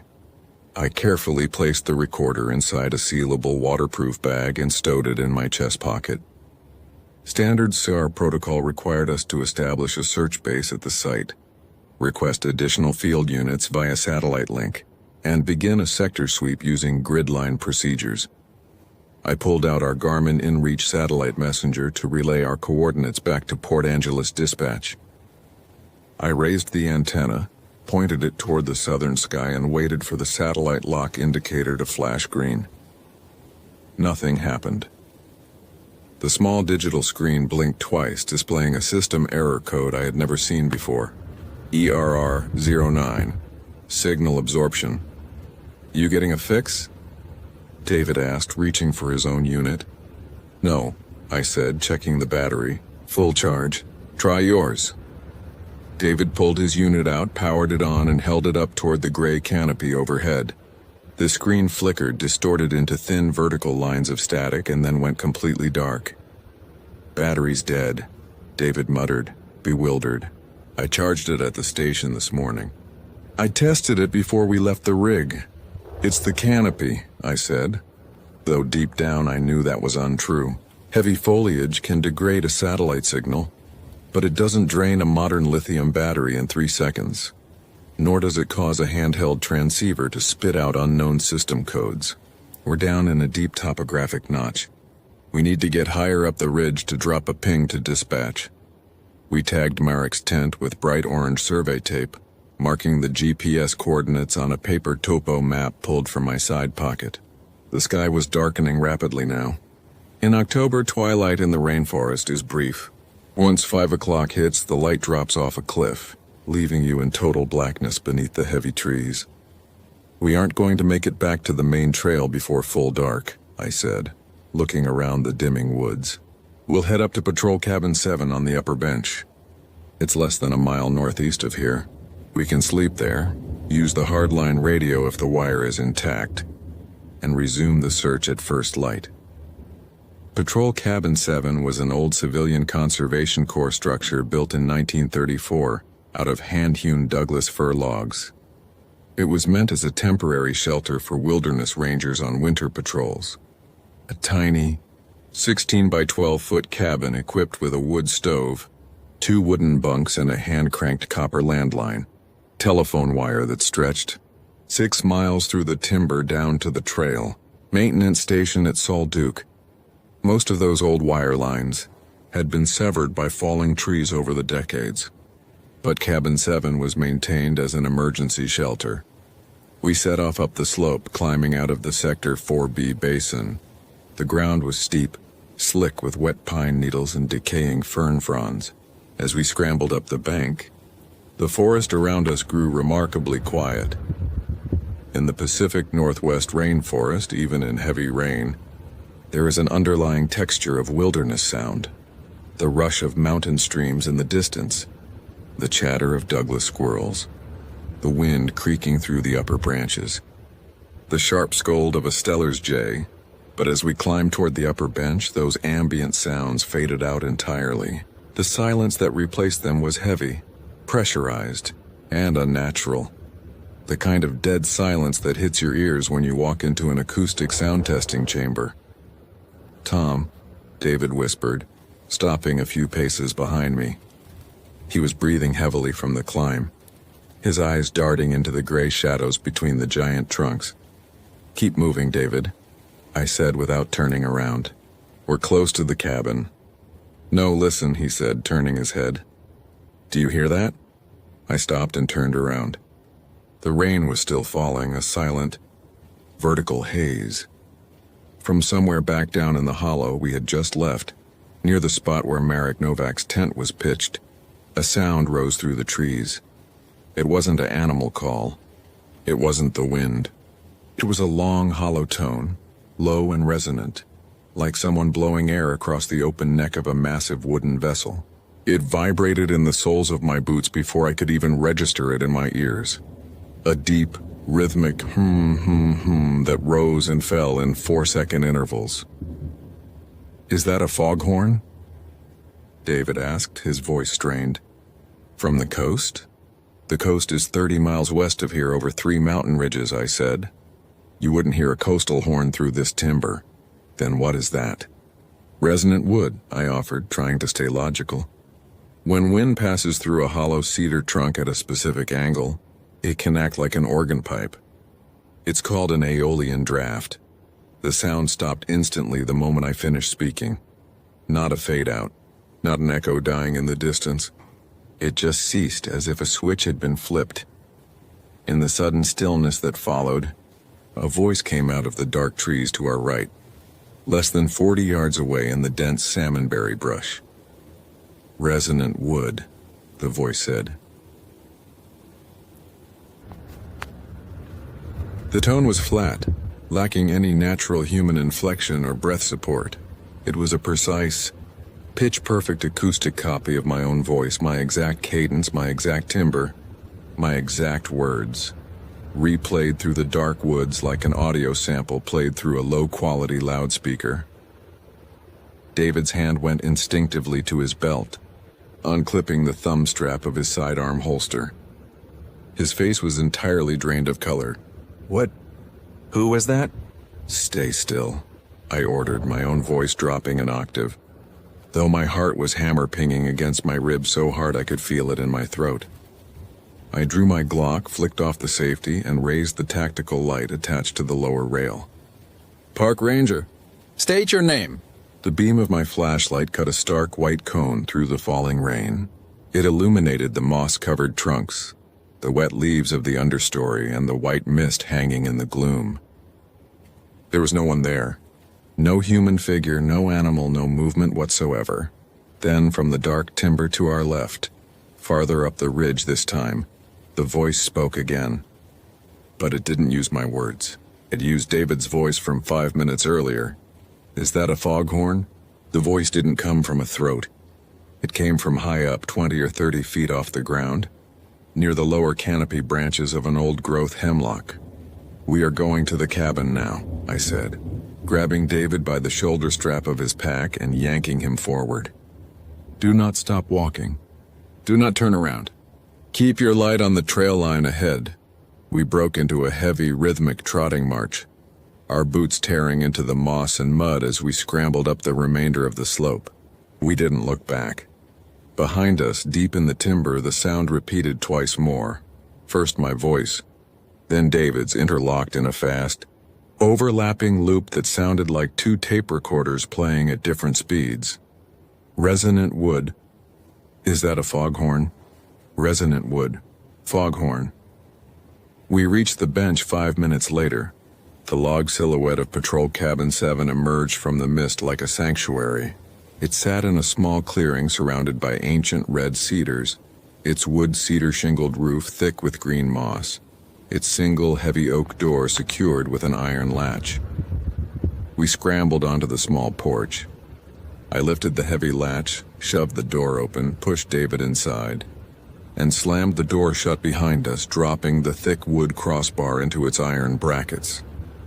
The interior of the cabin was pitch black and cold, smelling of old pine needles, wood ash, and dry cedar. I pulled my headlamp out, snapped it onto my forehead, and clicked it to bright white mode. The cabin was small and simple. A heavy wood stove sat on a stone hearth in the corner, a stack of dry split fir piled beside it. 2 bunk beds built of peeled pine logs lined the back wall. Against the front wall sat a small workbench with an old, gray metal desk phone connected to a pair of insulated copper wires that ran up through a hole in the ceiling beam. David slouched against the heavy oak door, his forehead pressed against the rough grain of the wood, his chest heaving as he tried to catch his breath. His sidearm was still gripped tightly in his right hand. "Tom," he gasped, looking at me with wide, panicked eyes.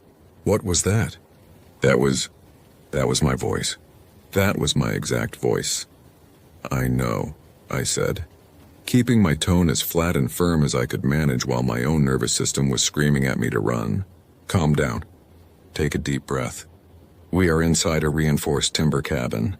The door is 3 inches of solid oak. We have shelter, we have fire, and we have weapons. Get the stove lit."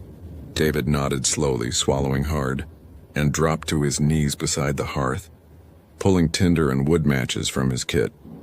I walked over to the wooden desk and picked up the heavy black Bakelite receiver of the CCC landline phone. I pressed the receiver to my ear and turned the small steel hand crank on the side of the wooden box 3 times, the standard signal for the Sol Duke maintenance base. I listened. There was no dial tone, no crackle of static, no mechanical hum of an active line.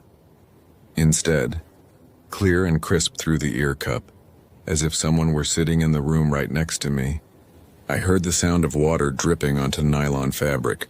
Drip, drip, drip, and then, softly through the receiver, track 6, October 10th. I cannot leave the tent. It was Marek Novak's voice, playing back the exact text from the audio recorder sitting in my chest pocket. I slammed the receiver back onto its hook with enough force to ring the small internal brass bells. My hand was shaking. I pulled the waterproof bag out of my jacket, pulled out the digital recorder, and looked at the screen. The screen was off. The device was completely powered down. The battery had been removed and was sitting at the bottom of the plastic bag. "Tom?" David called from the stove. A small flame had caught in the kindling, casting flickering orange light across the log walls. "Did the line work?"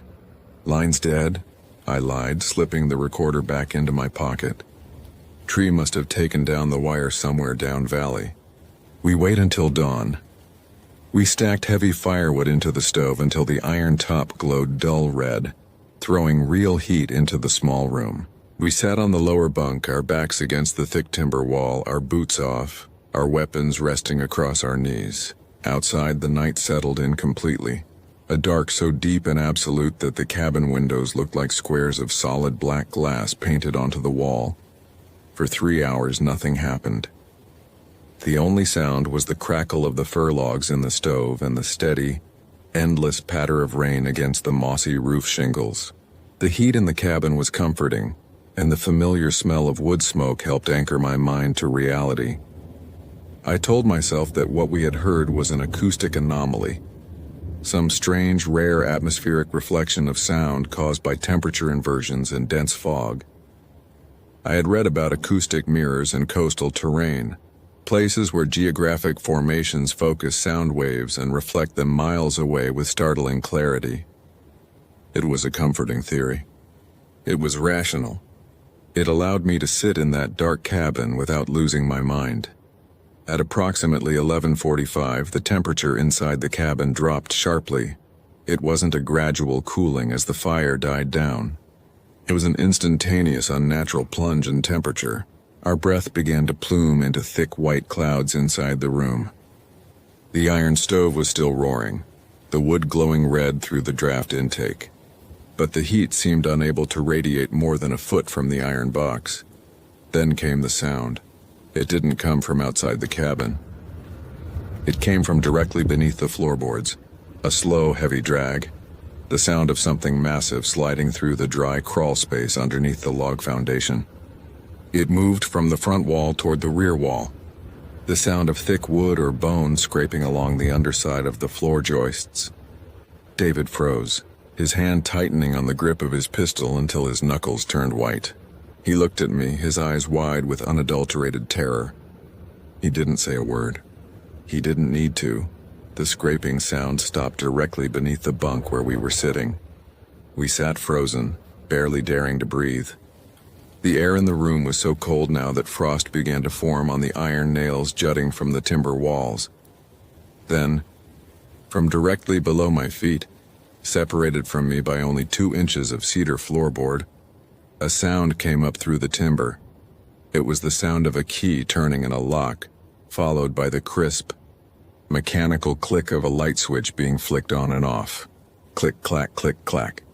It was the exact sound of the main light switch at the Lake Crescent Ranger Station, a specific, heavy industrial toggle switch that I flicked every morning when I walked into my office. Then came the voice again. But it didn't come from the floorboards. It came from the door. A gentle, polite knock sounded on the heavy oak door. 3 neat, evenly spaced raps, tap, tap, tap, Tom. A voice called from the other side of the oak planks. It was Sarah Vance. Sarah was our senior dispatch officer in Port Angeles. She was 52 years old, born and raised in Sequim, with a distinct husky voice hardened by 30 years of chain smoking and radio chatter. "Tom, open up," Sarah's voice said through the door. The inflection was cheerful, relaxed, entirely normal. "We got the satellite ping. We brought the rig up the logging road. We have hot coffee and the medical kit. Open the latch." David made a sudden move toward the door, his eyes lighting up with relief. "Sarah?" he called out, taking a step forward. "They found us." I grabbed his arm with a force that almost threw him to the floor, hauling him back toward the hearth. "Stop," I hissed in his ear. "Look at the floor." Underneath the front door, where the oak timber met the wooden threshold, there was a small 1/4-inch gap designed to let air circulate. The rain was falling outside. If people were standing on the small wooden porch, water would be dripping from their raincoats. Mud would be oozing under the door jamb. The heavy beam of headlamps or flashlights would be cutting through the crack beneath the door. There was no light under the door. There was no sound of dripping water. There were no boot steps on the porch planks. And most of all, Patrol Cabin 7 sat on a high, isolated wilderness bench 8 miles from the nearest dirt logging road, across 2 river drainages with no bridges. No vehicle on Earth could reach that clearing. David stared at the gap beneath the door. He saw it too. He swallowed hard, stepping back beside me, his entire body trembling uncontrollably. "Tom?" the voice outside called again. The tone had changed slightly. It was a little higher now, a little flatter, like a recording played slightly too fast. "Open up, Tom. Sarah here. We have hot coffee." "Open the latch. Who is with you, Sarah?" I called out, holding my Glock in a 2-handed combat grip, pointing the weapon directly at the center of the oak door. There was a pause. A long, silent pause that stretched for 10 seconds. When the response came, it was not Sarah's voice. It was Marek Novak's voice again, the voice from the digital recorder. "This is Marek Novak," the voice said through the solid wood door, speaking in that calm, flat, accented tone. "It is Wednesday, October 9th. The forest here is extraordinary." "Open the latch." Then the sound changed, the voice stopped. And in its place came a sound that I can only describe as a frantic, terrifying collage of audio. Dozens of different voices, different tones, different fragments of sentences, all spliced together without pause or logic. Watch stopped at 3. Copy the sound. Sector 4B. Check the logbox. Hot coffee. Resonant wood. The sounds were coming from all sides of the cabin now. Not just the door. They were coming from the small window frame, from the space under the floorboards, from the roof shingles directly above our heads. It sounded like 20 people standing in the dark around the cabin, reading fragments of text from different books at the same time, their voices overlapping into a chaotic, rhythmic roar of human speech that had no meaning, no soul and no intelligence behind it. "Shut up," David screamed, breaking protocol, losing his composure entirely. He raised his sidearm toward the roof and fired a single round. Bang! The gunshot inside the enclosed log cabin was deafening. The sound slammed into our eardrums like a physical blow. The heavy lead slug tore through the roof beams, showering down cedar splinters and dried moss. The moment the shot went off, the voices stopped dead. Absolute, terrifying silence returned to the cabin. For 30 seconds, neither of us moved. The smell of burnt gunpowder filled the small room, thick and acrid, cutting through the scent of wood smoke. Then, from directly above us on the roof, right where David's bullet had pierced the shingles, something heavy shifted. It did not feel like an animal. An elk weighs 600 pounds. A black bear might weigh 300. This felt like a structural weight, like a giant green log or a mass of wet, saturated timber being dragged slowly across the peak of the roof. The heavy CCC roof rafters groaned under the weight, bowing downward an inch into the room. A soft sound came down through the bullet hole in the ceiling. It was a whistle. Not a bird whistle, and not a human whistle made with lips. It was the sound Marek Novak had described on his audio tape. A sound like a wind blowing through a long, hollow piece of wet wood, a low, rhythmic, three-tone descending sequence. Wee-oo-uh, it repeated 3 times. Then came the sound of movement, heavy, smooth, and shockingly fast, stepping off the cabin roof and dropping into the deep timber behind the clearing. There was no splash in the mud, no sound of branches snapping, no impact on the earth, just the sudden total absence of weight on the roof beams. We stayed in that cabin for 6 hours. We did not sit down. We did not speak. We stood back to back in the middle of the room, our weapons raised, our eyes fixed on the door and the small black square of the window, waiting for the dark to break. The daylight did not come with a sudden burst of sunrise. In the rainforest, dawn is a slow, agonizing transition from pitch black to dark slate gray. By 7 in the morning, the light outside the cabin window was bright enough for us to see the outline of the tree trunks in the clearing. I stepped to the door, my hand on the iron latch. My muscles were so stiff from tension and cold that my joints cracked like dry twigs as I moved. "David," I said, my voice raspy and thin. "When I lift this latch, we walk straight out to the trail. We do not look at the roof. We do not look at the ground. We keep a steady pace until we reach the main river route. Do you understand?" David nodded silently. His eyes were bloodshot, dark rings carved deep beneath them. He looked like he had aged 5 years in a single night. I lifted the wooden crossbar, slid the iron latch, and pushed the heavy oak door open. The morning air was cold and wet. The rain had softened into a fine mist that hung in thick curtains between the giants of the forest. The clearing was empty. We stepped out onto the porch. I couldn't stop myself. Despite what I had told David, my eyes drifted up to the roof line above the porch door. The heavy cedar shingles on the roof were covered in a thick layer of bright green moss that had grown uninterrupted for decades.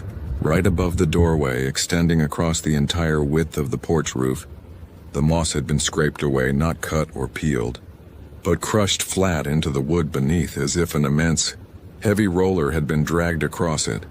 And embedded in the crushed moss on the roof peak was a single detail that made my stomach drop into a cold abyss. It was an impression. Not a footprint. It had no toes, no heel, no recognizable animal geometry.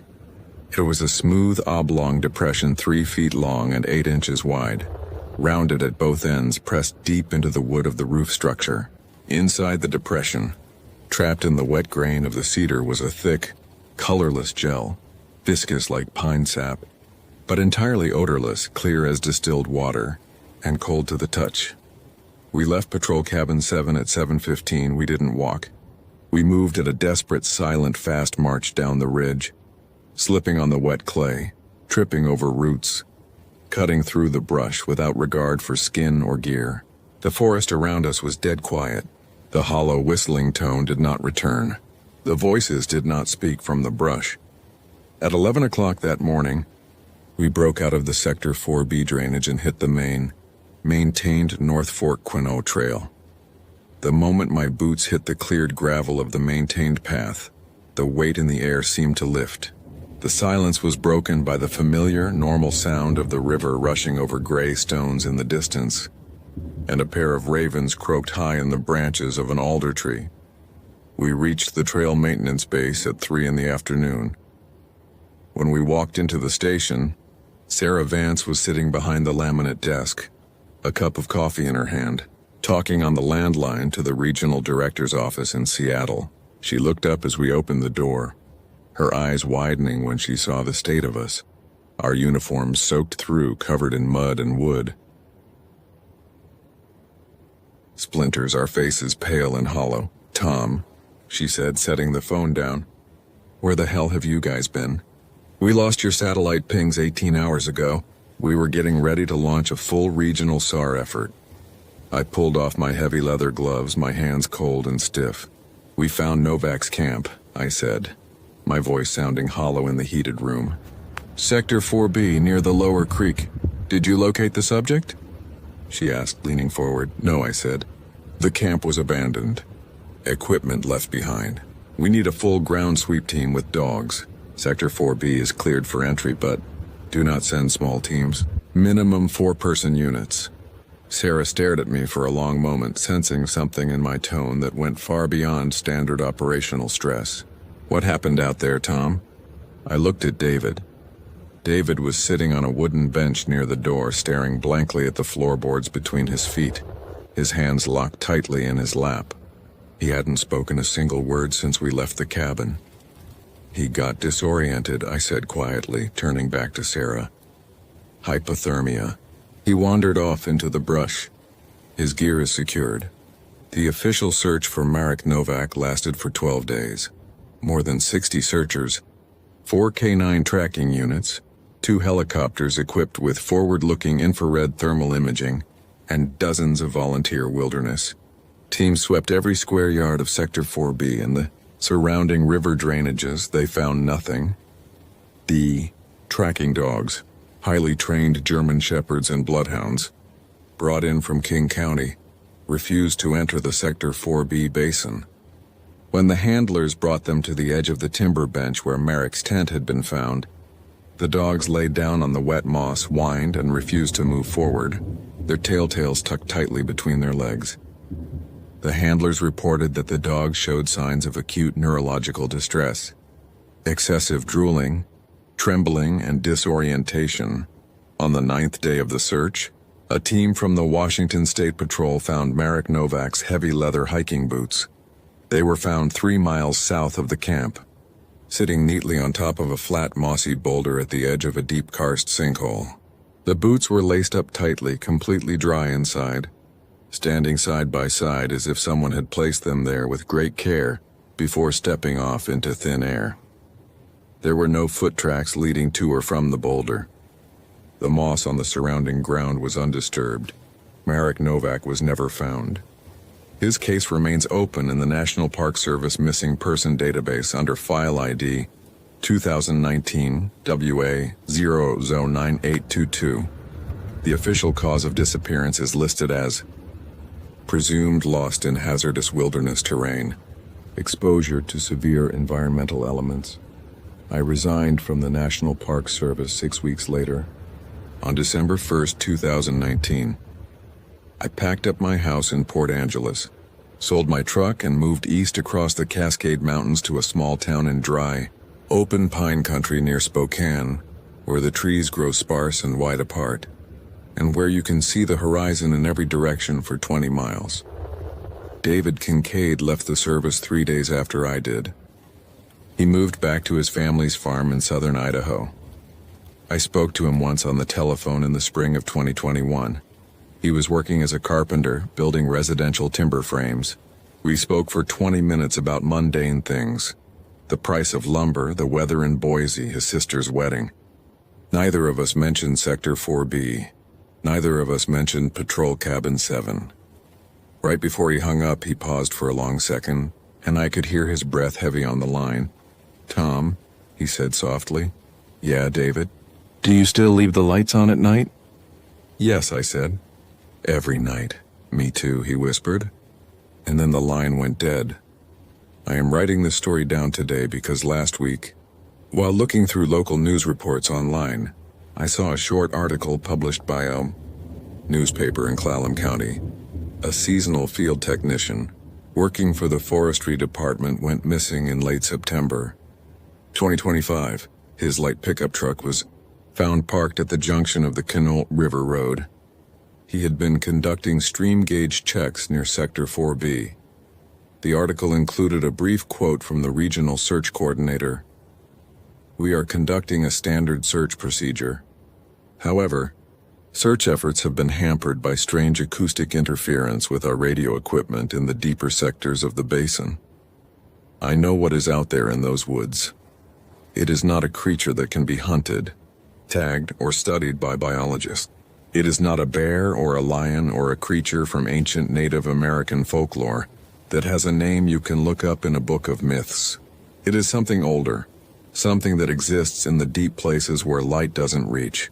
An acoustic parasite, an entity that lives in the shadow of the canopy, feeding on isolation, learning the sounds of our voices, bending the terrain like wet cloth, waiting for someone to leave the cleared path and drop into the green dark. It doesn't attack with claws or teeth. It doesn't need to. It simply takes your voice, wraps it in the wet timber, and calls you back into the trees until you don't know which way is down, which way is out, or who is speaking to you from the dark. If you ever go hiking in the Olympic range, if you ever cross past the interpretive signs and step onto the secondary trails where the moss hangs thick and the ground feels soft beneath your feet, pay attention to the sounds around you. If the birds go silent, do not stop to take a photograph. If you hear a voice calling your name from 30 yards in the brush, a voice that sounds just like your friend, your partner, or your own breath recorded on a phone, do not answer it. Do not look into the timber. Do not stop to pick up your gear. Put your head down, turn around, and walk back toward the light as fast as your legs can carry you. And no matter what you hear whistling through the trees behind you, never ever look back. My name is Arthur Vance. I am 56 years old and I live outside of Thunder Bay, Ontario. Back in the autumn of 2007, I was working as a senior backcountry ranger for Ontario Parks out of the Nipigon district, specifically assigned to Wabakimi Provincial Park. Wabakimi is over 800,000 hectares of roadless boreal wilderness, mostly granite shield, black spruce, tamarack bogs, and a massive network of interconnected cold-water lakes and river systems. You don't patrol Wabakimi in a truck. You live out of an aluminum canoe, a float plane drop, or a bush tent, clearing portages with a Husqvarna chainsaw, and checking remote campsites for illegal fire rings, left behind trash, or overdue paddlers. The thing I'm going to tell you about happened during the second week of September. The summer canoeing season was winding down. The night temperatures were dropping below freezing, turning the birch leaves yellow and leaving a thin skin of frost on the gunnels of my canoe every morning. It is a quiet, lonely time of year up there. The float plane operators start cutting back their schedules. The songbirds fly south, and the woods turn so quiet you can hear a dry pine needle drop onto the moss from 20 paces away. I had taken a 17-foot Grumman canoe up into the western sector of the park, starting near the Flint River system and working my way east toward Allen Water Bridge. My job for that 6-day solo patrol was simple. Clear blowdown from 3 major portage trails that had been hit by a thunderstorm in late August, inspect 6 backcountry campsites, and log any wildlife or trail anomalies into my field book. I carried a standard kit, a Duluth pack with my tent and sleeping gear, a canvas pack for dry provisions, an axe, a chainsaw with a small jerry can of 2-stroke fuel, a Garmin GPS Map 60 CSX, a Silver Ranger compass, and a Motorola VHF radio tuned to the ministry frequencies. On the 3rd day, September 14th, I was clearing a 900-meter portage between an unnamed kettle lake and a narrow branch of the Flint River. The weather was dead calm, overcast with a heavy gray ceiling that seemed to press down on the tops of the spruce trees. The air smelled of damp bog, decay, and the sharp scent of cold water. I was carrying my chainsaw and a fuel can down the middle section of the trail when I noticed the first detail that felt off. About halfway through the portage, Ontario Parks had installed bright orange, diamond-shaped plastic trail markers nailed into the trunks of mature birch trees at eye level to guide paddlers through dense sections. I came up to one of these markers on a large paper birch.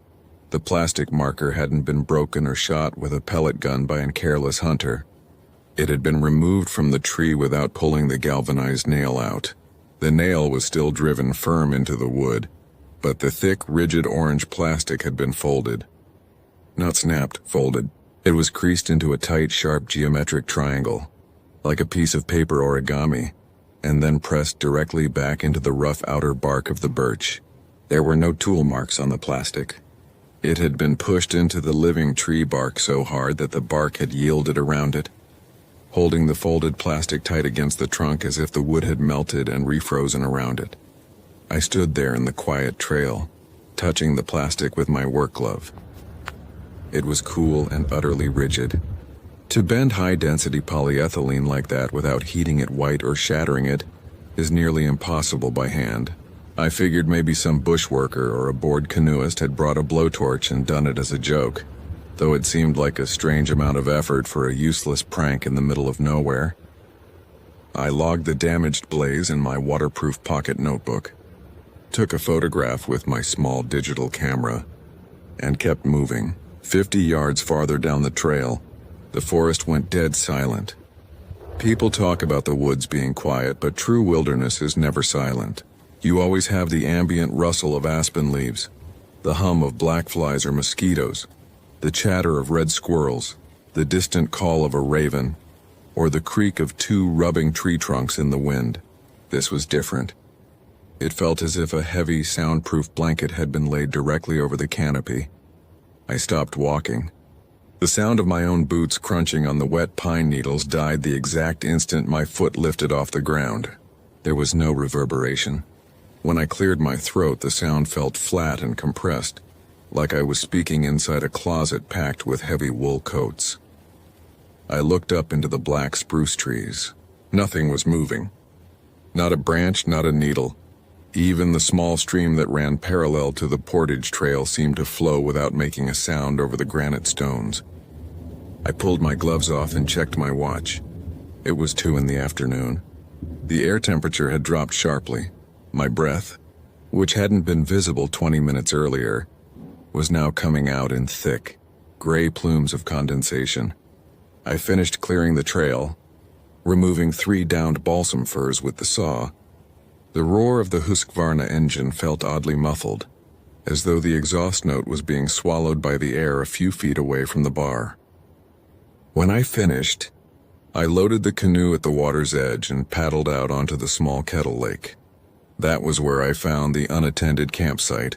Ontario Parks keeps track of backcountry permits through access points. I had a copy of the weekly log sheet in my pocket. A solo paddler named Julian Miller, 38 years old, from Duluth, Minnesota, had put in at Lake Wabakimi 6 days earlier. He was scheduled to take out at Allen Water Bridge on September 13th. He was 24 hours late. Campsite W109 sat on a low, mossy granite point sticking out into the northern bay of the lake. As I rounded the point in my canoe, I saw his boat. It was a green 16-foot Kevlar canoe, pulled halfway up onto the flat rock. The bowline wasn't tied to a tree. It was lying loose in the shallow water. I paddled up, grounded my Grumman, and stepped out onto the shore. "Parks Canada Patrol," I called out, using the standard check-in phrase we used back then when approaching an occupied site. "Hello, the camp," no answer.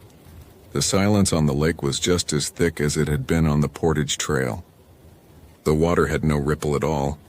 It looked like a sheet of dark, polished slate reflecting the lead-gray sky.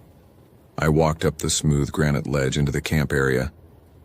The campsite was set up with immaculate care.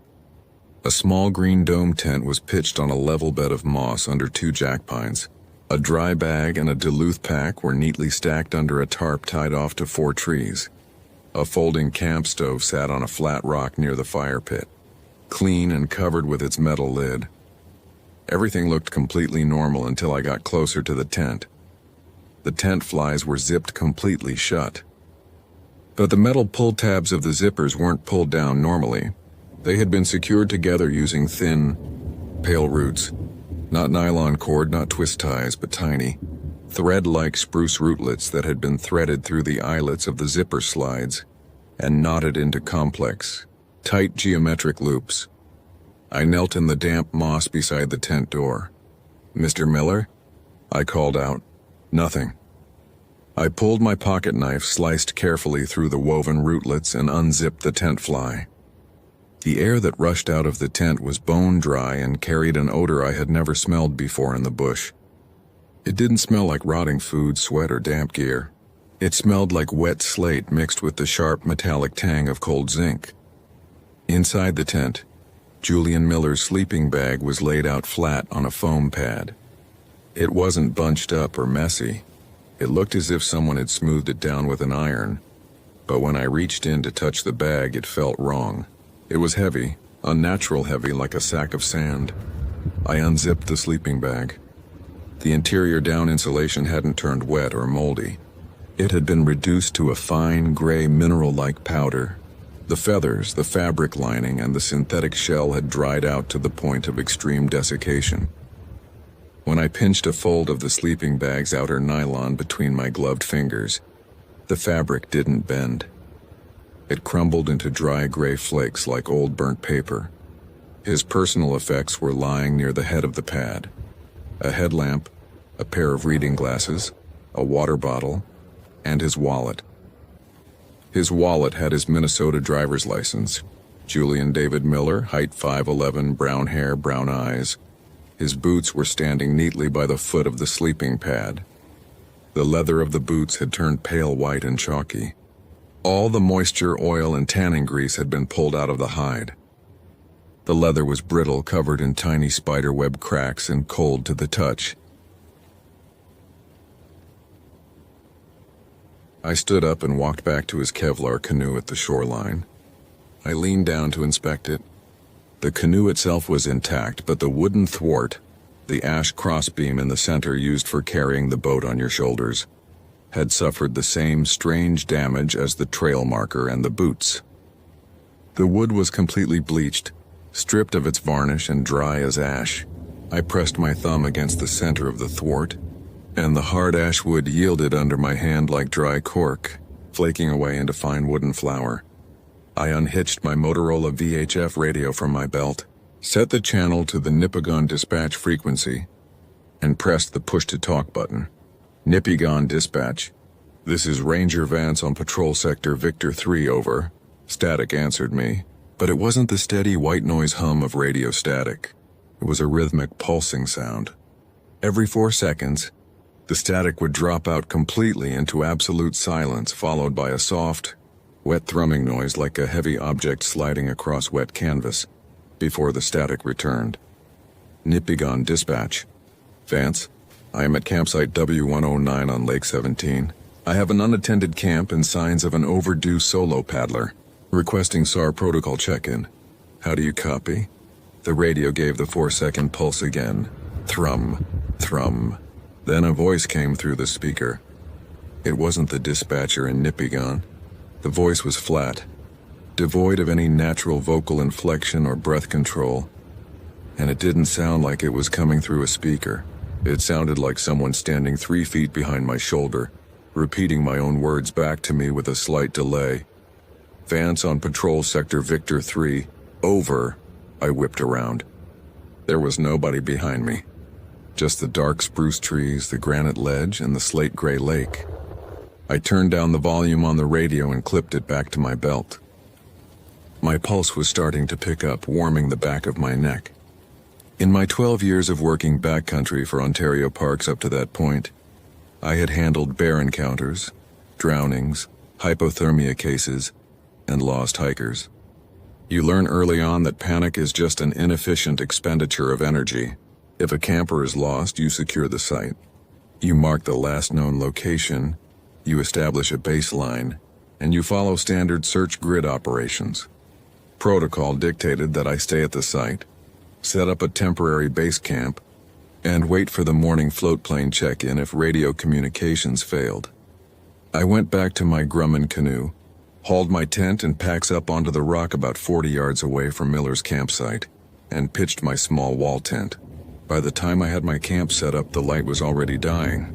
September days in the north cut off sharp around 7 o'clock when the heavy cloud cover sets in. I built a small campfire in the designated fire pit. I gathered dry deadfall, jack pine and birch branches, but when I struck a match and touched it to the birch bark tinder, the fire behaved strangely. The bark caught, but the flames didn't crackle or pop. They burned with a pale, low orange flame that didn't throw off much heat. Even stranger, the smoke didn't rise into the calm air. It crept downward, heavy and thick, pooling along the moss like cold gray water, sliding off the granite ledge and dissolving into the lake. I sat on my overturned Duluth pack by the silent fire, eating a tin of stew and keeping my ears open. By 8 in the evening, complete darkness had settled over Wabakimi. There was no moon, no stars, just a solid pitch-black sky. The temperature was dropping fast. Frost was forming on the top of my pack and on the canvas of my tent. Around 9:00 me, the acoustic dampening deepened. It is hard to describe what happens to your mind when background noise is completely erased. In normal life, your brain is constantly processing small sound cues, wind, air pressure, distant murmurs. When those are stripped away, your inner ear starts to compensate. You hear the rush of your own blood through your carotid arteries, a high-pitched ringing in your tympanic membrane, and the dry click of your tongue against the roof of your mouth. Then, out in the dark water of the bay, something moved. It wasn't a splash. A beaver or an otter making a dive makes a distinct plop, followed by expanding ripples that hit the shore. This was a smooth, heavy displacement of water, a slow, dragging sound, as if something dense and soft was being drawn across the lake surface without breaking the water. I picked up my heavy 3D cell mag light, stood up and walked to the edge of the granite ledge. I clicked the flashlight on and swept the beam across the bay. The beam cut through the clear air, illuminating the surface of the lake. The water wasn't rippling. It was trembling. Small geometric standing waves, perfect hexagonal patterns, were forming on the surface of the water, stretching from the shore out about 50 yards into the darkness. The waves weren't moving outward. They were holding their shape in place, vibrating at a frequency so low I couldn't hear it. But I could feel it in the soles of my rubber bush boots. I shifted the flashlight beam toward the far shore of the narrow bay, about 80 yards away. Standing at the water's edge between 2 white birches was in shape. My immediate reaction as a ranger was to classify it. Bear? No, the silhouette was wrong. Moose? Too tall, no shoulder hump. It was roughly 9 feet tall. It was extremely narrow, no wider than a man's torso at its broadest point, and its surface did not look like fur, hide, or skin. In the bright white beam of the mag light, it looked like an intricate, densely packed assembly of dried, calcified wood fibers and pale, sun-bleached animal bones. It had no distinct head, no neck, and no arms in the human sense. Instead, its upper structure tapered into a cluster of sharp, vertical wooden spurs, like the top of a dead spruce tree that had been struck by lightning and stripped of its bark. It wasn't standing on legs. The lower half of the shape merged directly into a thick, jointless spindle of dry, fibrous material that pressed straight down into the moss. It was completely motionless. I held the heavy flashlight steady, my thumb pressed tight against the switch. I have dealt with rogue black bears and startled mother moose, but those are animals. They breathe. Their flanks heave. They shift their weight. They smell like wet fur, mud, and manure. This thing had no scent. Or rather, the wind coming off the bay brought that same smell from Miller's tent. Wet slate, cold stone, and dry zinc. I took a slow step backward. The instant my heel hit the ground and my eyes blinked, the shape moved. It did not walk. It did not run or glide. When my eyelids opened after that split-second blink, the thing was no longer 80 yards away on the far shore. It was standing 30 yards away, on the small rocky islet in the middle of the bay. It had changed position instantly, without making a sound, without creating a wave in the water. and without rustling the dry pine branches on the islet. My heart slammed against my ribs. I kept my eyes wide open, forcing myself not to blink. The strain made my eyes water in the cold night air, but I kept the maglite beam pinned squarely on the center of the entity. Now that it was closer, I could see the fine structural details of its body. It was not made of wood or bone alone. It was made of curated matter. I saw pieces of bleached ashwood, dry gray sphagnum moss, calcified animal ribs, and long, thin ribbons of pale, desiccated leather that looked like they had been stripped from old hiking boots or canoe thwarts. All of it was bound together with the same microscopic, tightly woven spruce rootlets I had seen on Julian Miller's tent fly. The entire structure was completely dry. There was no moisture on it, even though it was standing near the wet lakeshore. As I stared at it, I realized what was happening to the light. The beam of my flashlight wasn't reflecting off its surface normally. The light seemed to pull inward toward the entity, bending slightly around its edges, as if the air immediately surrounding the structure had a different density or refractive index than the rest of the night air. I pulled my bear spray canister from my belt with my left hand, keeping the mag light locked on the shape with my right. "Stay back," I said. My voice sounded tiny, stripped of resonance, instantly absorbed by the freezing air. The shape didn't react. It remained perfectly still, rigid as an old dead cedar stump. I knew I couldn't stand there all night without blinking. My eyes were burning, tears running down my cheeks. I slowly began to back toward my tent, keeping my face turned toward the islet. I hit a dry spruce branch on the ground with my left heel. The branch didn't snap with a loud crack. It yielded under my weight with a soft, powdery crumble like a dried biscuit. My eyes involuntarily fluttered closed for a fraction of a second. When I opened them, the entity was on my side of the bay. It was standing 12 feet away from me, at the edge of my fire pit. The heat of the low orange campfire instantly died. The small burning sticks didn't go out. The flames simply shrank, turned a dull slate gray, and stopped emitting light. The cold that came off the entity was not like the cold of winter air. It was a vacuum-like cold, a sudden aggressive absence of thermal energy. The air inside my lungs felt suddenly dry, as if all moisture had been stripped from my throat in an instant. My lips cracked. The skin on the backs of my hands tightened and turned pale. I didn't run. If you run in the backcountry when you're panicked, you snap an ankle on a granite ledge or get lost in a bog and die of exposure within 6 hours. Ranger training is drilled into you until it becomes automatic. Assess the threat. Preserve your line of retreat. Use your tools. I raised the heavy canister of counter-assault bear spray, pulled the safety clip, and pressed the trigger, aiming straight for the upper cluster of fibrous spurs.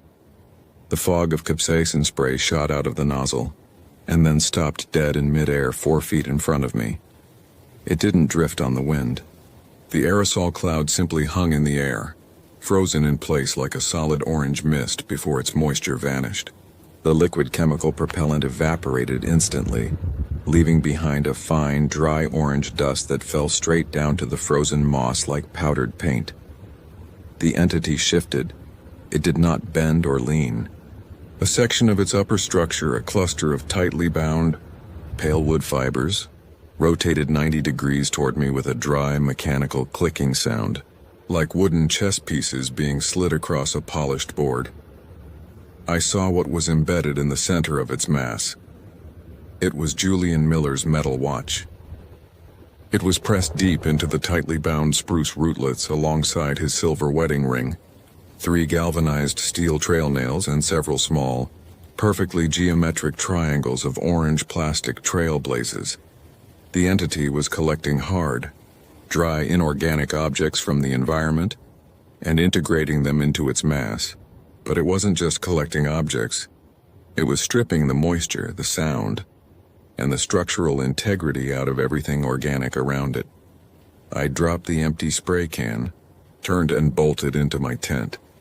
I grabbed my Husqvarna chainsaw from beside my Duluth pack, It was cold, but I had choked it and set the throttle before nightfall. I pulled the starter cord. The engine pulled hard, but it didn't catch. The cord felt stiff, the pull recoil sluggish. I pulled it again, throwing my shoulder into it. On the third pull, the two-stroke engine sputtered, roared, and settled into a high-pitched scream. I didn't turn to fight the entity with a saw. That is movie stuff. I used the saw for what it was built for, creating space. I swept the spinning 20-inch bar in a wide arc behind me as I backed out of the tent fly, cutting through the low balsam fir branches and clear-cutting a wide berth around my body. The blue exhaust smoke from the saw didn't rise. It clung to my legs in a dry, heavy fog. Through the blue haze and the roar of the two-stroke motor, I saw the entity. It was standing right where I had left it by the dead fire pit. But it wasn't pursuing me directly. It was changing the geometry of the campsite. The jack pines around the fire pit, trees that had been standing straight and tall for 40 years, were slowly bending. Not bowing in the wind, but creasing. Their dark trunks were folding at sharp 90-degree angles, 10 feet above the ground, forming a square perimeter of timber around the camp. The wood didn't crack or splinter. The trunks folded like wet cardboard, their bark sealing smooth over the bends. It was closing off the exit to the portage trail. I didn't try to get to the portage. I ran down to the shoreline where my Grumman canoe was grounded. I threw my saw into the middle of the canoe, grabbed the stern plate, and shoved the boat hard off the granite ledge into the dark water. I scrambled over the stern, grabbed my wooden paddle, and dug the blade into the lake. The water felt heavy, like dragging a paddle through wet tar. But the canoe moved. I paddled with everything I had, driving the Grumman out toward the deep center of the lake, away from campsite W109. I didn't look back until I was at least 200 yards out into open water. When I finally turned around, the entire northern point of the lake was enveloped in a thick, flat gray bank of fog. The fog didn't roll or shift with the air currents. It sat on the granite point like a solid block of gray ice, perfectly rectangular, extending 50 feet into the air. Inside that block of gray mist, there was no light, no fire, and no sound. I spent the rest of that night in the middle of the lake, anchored in 30 feet of water with my small folding canoe anchor. I didn't sleep. I sat in the stern of the aluminum boat with my life jacket zipped up tight, my hands wrapped in my wool gloves, holding my heavy axe across my knees. The temperature dropped to at least -5 Celsius. The water around my aluminum hull began to form delicate needle-like ice crystals, but they didn't freeze into smooth ice. They formed sharp, geometric triangular patterns that clicked softly against the aluminum hull all through the long hours before dawn. When the sun finally came up around 6:30, it didn't bring warmth or bright light. The sky remained covered by that heavy gray ceiling, but the visual daylight returned enough for me to see the lake. The block of gray fog over campsite W109 had vanished. I pulled up my anchor and paddled slowly back toward the point. I stayed 50 feet offshore, keeping my paddle ready, scanning the tree line. The campsite was gone. I don't mean the tent had been cleared out. The entire physical geography of the point had been altered. The tall jack pines had not fallen. They had been folded down flat against the ground, pressed into the granite rock so hard that their trunks were embedded in the stone like fossilized bas-reliefs. The soil, the deep green moss, the pine needles, all of it had been stripped away, leaving behind raw, polished, ice-bleached white granite. Julian Miller's Kevlar canoe was still there, but it was no longer a canoe. The green gel coat and Kevlar fabric had been crushed, pressed and folded into a tight, dense, 3-foot cube sitting in the middle of the bare rock ledge. And in the middle of that cube of crushed Kevlar, standing perfectly upright, was a single clean, unbent wooden blaze marker, carved from fresh white birch, completely untouched by the dry decay that had taken everything else. I didn't land the canoe. I turned around and paddled south. I paddled for 9 straight hours without stopping to eat or rest. I cleared no trails. I took no notes. I paddled down the Flint River system until I reached the railway line at Allenwater Bridge, where the VIA rail track cuts across the remote bush. There was a section foreman's cabin near the tracks with a working landline telephone. I called the ministry office in Nipigon. I reported an overdue camper and a catastrophic structural collapse at campsite W109, likely caused by a localized microburst or severe weather event. I didn't mention the folded plastic markers. I didn't mention the silent fire, the rootlet knots, the gray mineral powder in the sleeping bag, or the 9-foot shape that moved when I blinked. 2 days later, an Ontario Provincial Police Search and Rescue team flew into the lake with an OPP float plane. I went back with them as the guiding ranger. When we landed on the lake, the weather had cleared. The sun was bright, the wind was blowing from the northwest, and the woods sounded normal again. Red squirrels were barking in the spruces, and the water was slapping against the aluminum floats of the de Havilland Otter. The OPP officers spent 3 days searching the area around campsite W109. They found Julian Miller's campsite in the condition I had left it: the compressed cube of Kevlar, the folded pine trunks, the stripped white granite. They brought in cadaver dogs, but the dogs refused to step out of the float plane onto the granite ledge. They sat on the aluminum floats, whining and shivering, their ears pinned back against their heads. The official report filed by the OPP and Ontario Parks logged Julian David Miller as a missing person, presumed drowned or lost in the Wabakimi backcountry, following a severe localized weather anomaly. His body was never recovered. I resigned from Ontario Parks 14 months later. In late 2008, I took an early retirement pension, bought a small house outside of Thunder Bay, and took a job working in a commercial lumber yard down near the lakefront. It pays less and it's noisy. Heavy machinery, diesel trucks, saws screeching all day long. People ask me sometimes why I left the Park Service after 22 years. They figure I got tired of the winter cold, or got too old to haul a 70-pound canoe over a kilometer-long portage. I just nod and let them think whatever they want. The truth is, I couldn't stay in the bush anymore because of my left wrist. That night on the point, when the entity stood by my fire pit, and that vacuum cold swept over the camp, a patch of skin on my inner left wrist, about the size of a silver dollar, turned chalk white. It never regained its color. The skin there is completely dry. It doesn't sweat, it doesn't grow hair, and if I press a needle into it, I feel nothing. The tissue under the surface hardened into something dense, stiff, and fibrous, like a piece of dry spruce root trapped under my skin. Every year, around the middle of September, when the first heavy autumn frost hits the trees around Thunder Bay, and the night turns completely quiet, that patch of white skin on my wrist starts to itch. Not a normal itch. It feels like tiny microscopic threads are slowly twisting under the flesh, pulling tight and trying to fold the bones of my hand into a shape that doesn't belong to a man. If you have never spent a lonely month 70 miles north of the nearest gravel road, you don't actually know what silence sounds like. It isn't an absence of noise.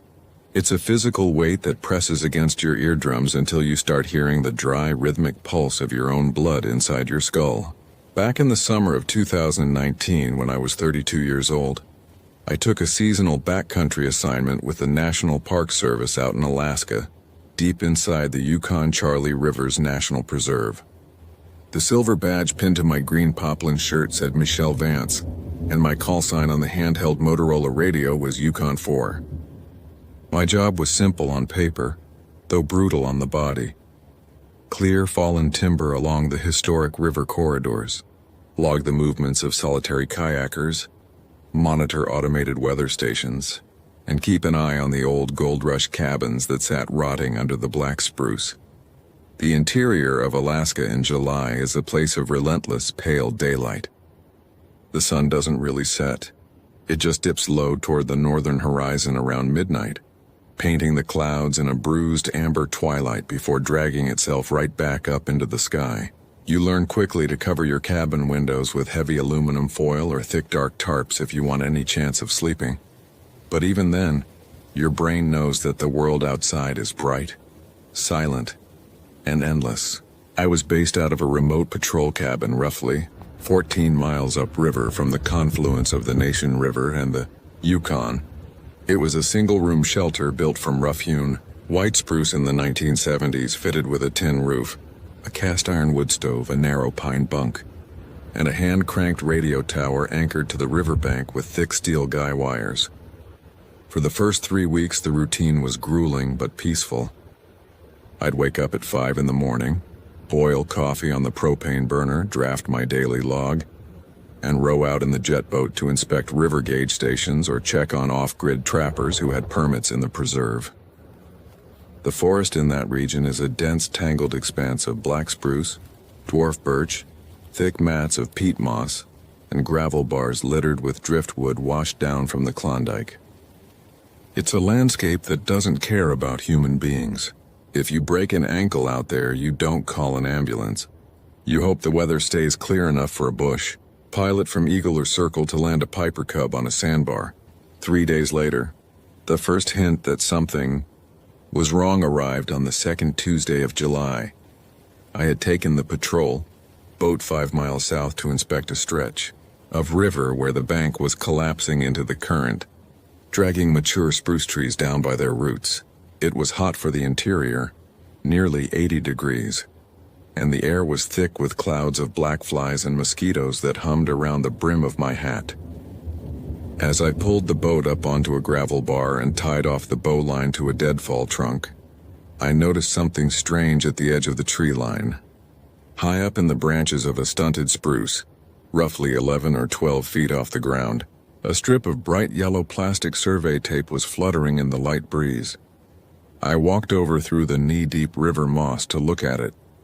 Survey tape isn't uncommon in the backcountry, but it's usually wrapped around trunks at chest height to mark boundary lines or research plots. This ribbon was tied in a complex, intricate knot high above my reach, way beyond what a man standing on the forest floor could manage without a ladder or a climbing harness. Stranger still was the bark beneath the knot. Someone or something had scraped the outer bark away in 4 long, parallel vertical strips, exposing the pale wood beneath. The sap was fresh, clear, and sticky, glittering like melted glass in the sunlight. I stood there for a long time, the mosquitoes buzzing around my ears, looking up at that yellow plastic fluttering against the green needles. There were no boot prints in the soft silt surrounding the tree, no broken lower branches, no signs that anyone had set up a ladder or climbed into the canopy. The moss at the base of the spruce was completely undisturbed, thick and spongy, retaining no impressions.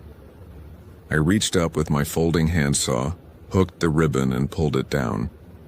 The knot was tight, tied with a strange double loop that looked almost like a slip knot, but the plastic was clean, fresh, and unweathered. I slid the tape into my pocket, made a brief note in my field notebook, and returned to the boat. That night, the twilight hung over the cabin with an uncharacteristic stillness. The usual night sounds, the distant rushing of the river, the rustle of voles under the floorboards, the occasional crack of a dry branch in the wind, had evaporated into absolute quiet. I was sitting at the small wooden table, cleaning the carburetor on my chainsaw by the light of a kerosene lamp, when the VHF radio on the shelf gave a burst of white noise. I froze, screwdriver in hand. Radio chatter in the backcountry at 11 at night was rare. Usually, dispatch in Fairbanks shut down non-emergency monitoring by 9, and the local channels were dead unless a river guide was reporting a delayed party. The static hissed for 3 full seconds, then broke into a sharp, clear voice. Yukon 4, Yukon 4. This is Patrol Cabin 9. Do you copy, Michelle? The voice on the radio was my own. It wasn't a recording. It wasn't a degraded signal echoing from another tower. It was my voice, down to the slight pause I always take between words. The flat Midwestern cadences of my speech and the dry rasp in my throat from breathing chainsaw exhaust all afternoon. My heart hit my ribs like a trapped bird. I didn't reach for the microphone right away. I sat entirely still, the kerosene flame flickering behind the glass globe, watching the red power light on the radio panel glow steady.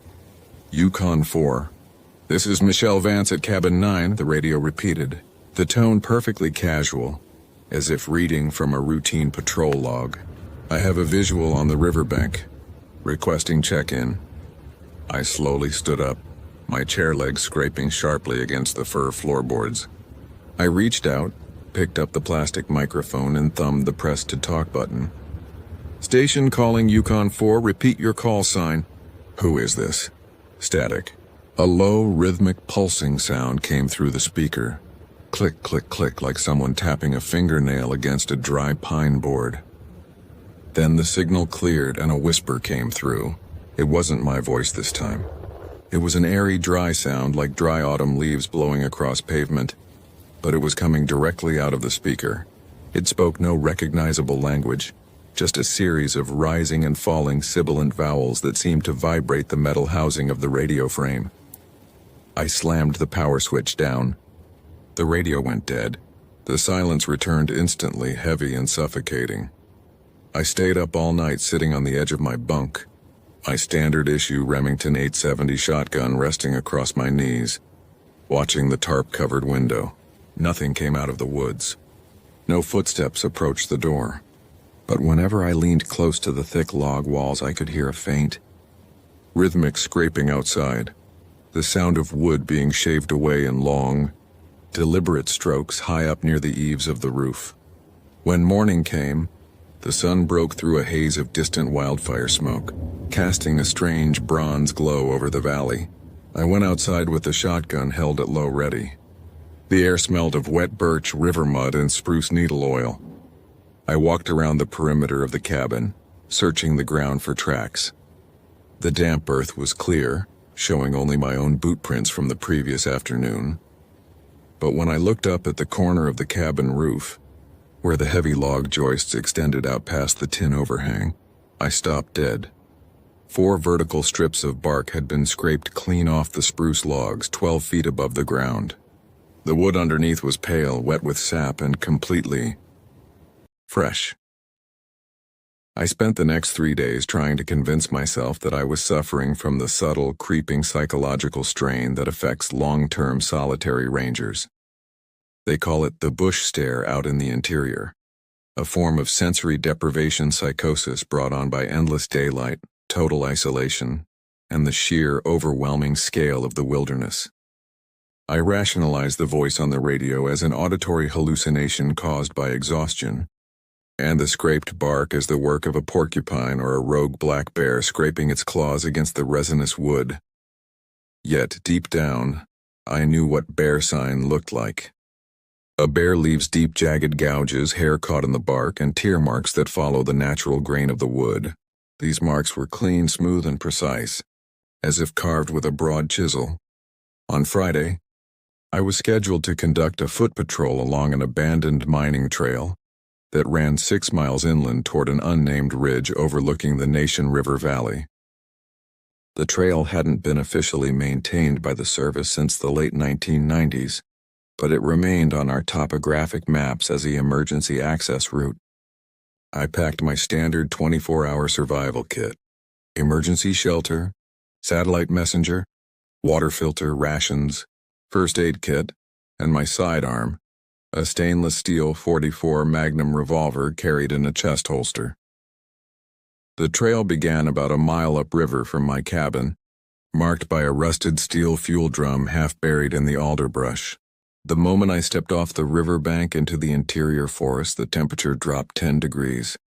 The canopy of black spruce was tight and dark, blocking out the bronze sunlight and leaving the forest floor in a cool emerald shadow. Beneath my boots, the ground was a thick cushion of feather moss and caribou lichen that swallowed every step I took, making my movement eerie and silent. For the first 2 miles, the hike was uneventful. I cleared a few low-hanging willow branches with my machete, logged a cluster of fresh moose tracks crossing a muddy creek bed, and checked in with dispatch via my satellite messenger at noon. Everything was normal. The radio in my pack was quiet. The wood smelled of damp earth and rotting timber. Then, around 2 in the afternoon, I reached the base of the ridge. The trail here opened up slightly, passing through a stand of old-growth paper birch trees whose white bark was peeling off in long papery scrolls. Sitting directly in the middle of the path was a pair of leather hiking boots. I stopped 10 feet away, my hand instinctively resting on the grip of my revolver. The boots were expensive. Modern leathered trail boots, medium size, perfectly laced up to the top eyelets. They were standing neatly side by side, pointed north up the trail as if someone had simply unlaced them from the top, stepped straight up into the air, and walked away. There were no socks inside them. There was no clothing nearby, no backpack, no water bottle, no blood, and no sign of a struggle. I approached slowly, crouching down to examine them. The leather was bone dry, even though the moss around them was soaked with morning dew. The rubber sole showed almost no wear. The tread was sharp and clean, but what made my skin prickle was what sat inside the right boot. Resting neatly at the bottom of the footbed was a single, clean spruce cone positioned vertically, pointing straight up toward the sky. I pulled out my notebook and took several photos with my department camera. Abandonment of property, I whispered aloud just to hear a human voice in the quiet. But my voice sounded thin, frail, instantly absorbed by the birch trunks around me. I didn't touch the boots. I marked the GPS coordinates on my unit and continued up the trail toward the ridge, my heart thumping a slow, steady rhythm against my ribs. As I climbed higher, the forest began to change. The birch trees vanished, replaced by stunted, twisted spruce that grew at unnatural angles, leaning toward the center of the path as if bent by a prevailing wind that didn't exist. The air became noticeably colder. The scent of pine resin grew so thick it was almost nauseating, sweet and heavy, coating the back of my throat like varnish. That was when the spatial distortion began. I am an experienced navigator. I've carried maps and compasses across the toughest terrain in North America, and I know how to read landforms. But as I reached what should have been the summit of the ridge, a clear, rocky outcrop depicted on my USGS map as a flat expanse of shale, I found myself standing in a shallow, bowl-shaped depression surrounded on all sides by dense, identical walls of black spruce. I pulled out my compass. The needle was swinging violently, sweeping from east to west in wide, jerky arcs, utterly unable to settle on magnetic north. I checked my GPS unit. The screen flickered, displayed a series of garbled coordinate lines, and then went completely dark. The battery indicator dropping from full charge to dead in a fraction of a second. "All right," I said to the empty air, turning around on my heel. Time to go back. I turned to walk back down the path I had just climbed, but there was no path. Behind me was the same unbroken wall of twisted spruce, their lower branches tangled together in a dense, razor-sharp mesh of dead twigs. The trail I had walked up 30 seconds ago had vanished entirely. In its place was an undisturbed field of deep green moss untouched by human feet. Panic is a cold needle in the spine. I took a slow, deep breath through my nose, forcing my brain to stay grounded in protocol. When lost, stop, assess. Trust the terrain features. The ridge sloped downhill to the west toward the river. All I had to do was walk downhill, and I would eventually strike the Nation River. I picked a direction where the slope seemed to dip downward, and began pushing through the spruce branches. The wood was bone dry and brittle, snapping off under my hands with sharp, crackling reports that echoed unnaturally through the trees. As I walked, I began to hear footsteps behind me. They weren't the heavy, clumsy crashes of a bear or the light, skittering trots of a wolf. They were the deliberate, rhythmic thud of 2 feet walking on soft moss, stepping exactly 1 second after I stepped. When I walked, the footsteps walked. When I stopped, the footsteps took one more step and stopped. I spun around, drawing my .44 Magnum in one smooth motion, bringing the sight up to eye level. "National Park Ranger," I yelled, my voice cracking slightly. "Show yourself." Nothing moved. The forest was dead quiet. The light filtering through the canopy had turned a sick, liverish purple as the late afternoon sun hit the wildfire smoke hanging in the upper atmosphere.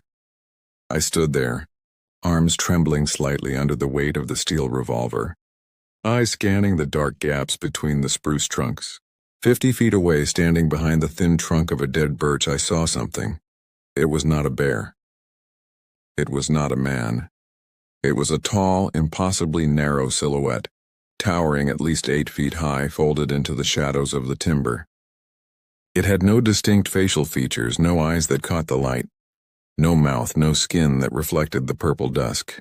It looked like a gap in reality, a slice of absolute night cut out of the forest, holding a form that was wrong in its proportions. Its arms were too long, hanging past where its knees should have been, terminating in fingers that ended in sharp, tapered points. And then it shifted. It didn't walk. It moved with an appalling liquid speed, sliding 3 feet to the left without its upper body tilting or swaying, instantly placing itself behind another trunk. It was playing a game with me, a game of hide and seek where the rules were bent in its favor. My breath came in ragged, shallow gasps. My hand was sweating so heavily against the rubber grip of the revolver that I almost dropped it. The regional legends I had heard from old-timers in Eagle came flooding back into my mind with terrifying clarity. They spoke of the Ijirak, the shadow walker of the far north, the thing that hides in the timber and distorts a hunter's sense of place, turning familiar hills into endless loops, stealing their mind before it takes their body. They said it doesn't attack with claws or teeth. It draws you deeper into the interior by making you lose your direction, making you walk in circles until your boots fall off and your heart stops from cold and exhaustion. "Get back," I shouted, firing a shot into the air. The roar of the .44 Magnum was deafening in the enclosed woods. The muzzle flash illuminated the dark spruce trunks in a blinding spike of orange light. The sound slammed off the distant ridges, rolling away into the valley like thunder. For 3 seconds there was silence. Then came the response. From the dark brush where the silhouette had been standing came the exact, pitch-perfect echo of my own gunshot. Not an echo bouncing off rocks, but a sound produced right there in the bushes, followed immediately by the sound of my own voice shouting, "Get back!" The voice was closer now. It was 10 feet away, hidden behind a clump of low willow bushes. I didn't shoot again. I turned and ran downhill, abandoning all trail discipline, tearing through the sharp spruce branches that slapped across my face and cut my skin. I ran with a violent, frantic energy, my boots sinking deep into the moss, tripping over buried rocks and rotting logs, scramble crawling back to my feet and running again. The forest was a maze. Every direction looked identical. Every spruce was bent at the same unnatural angle. Every patch of moss was painted with the same eerie purple gloom. Behind me, the footsteps kept pace easily. They weren't rushing. They were taking long, measured strides, clicking against dried twigs, rustling through the moss, always 30 feet behind my shoulder. And as I ran, voices began to come from the trees. They weren't monsters shouting. They were familiar voices, voices I hadn't heard in years. I heard my mother calling my name from a clump of alders. I heard my old supervisor from the Park Service radioing in a weather report from 5 miles away. I heard a lost child crying softly from inside a hollow birch trunk. The sound hovered around my ears, shifting from left to right, bending distance and direction until my brain was completely overwhelmed. "Michelle, over here," my supervisor's voice barked from a dark ravine to my right. "Michelle, come inside. It's getting cold." My mother's voice drifted from a thicket of thorns to my left. I slapped my hands over my ears, holding the heavy revolver pressed against my skull, and kept running straight down the slope. I didn't look at the trees.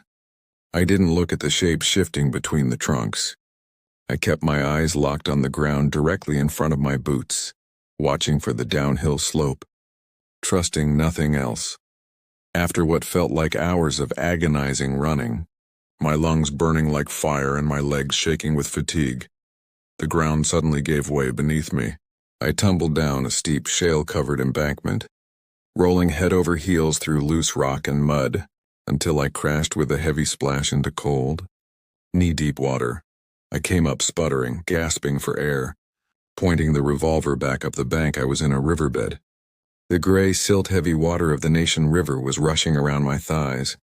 Downriver, less than 300 yards away, I saw the dark, reassuring outline of my patrol boat tied to the gravel bar, and beyond it, the tin roof of my cabin gleaming faintly under the low midnight sun.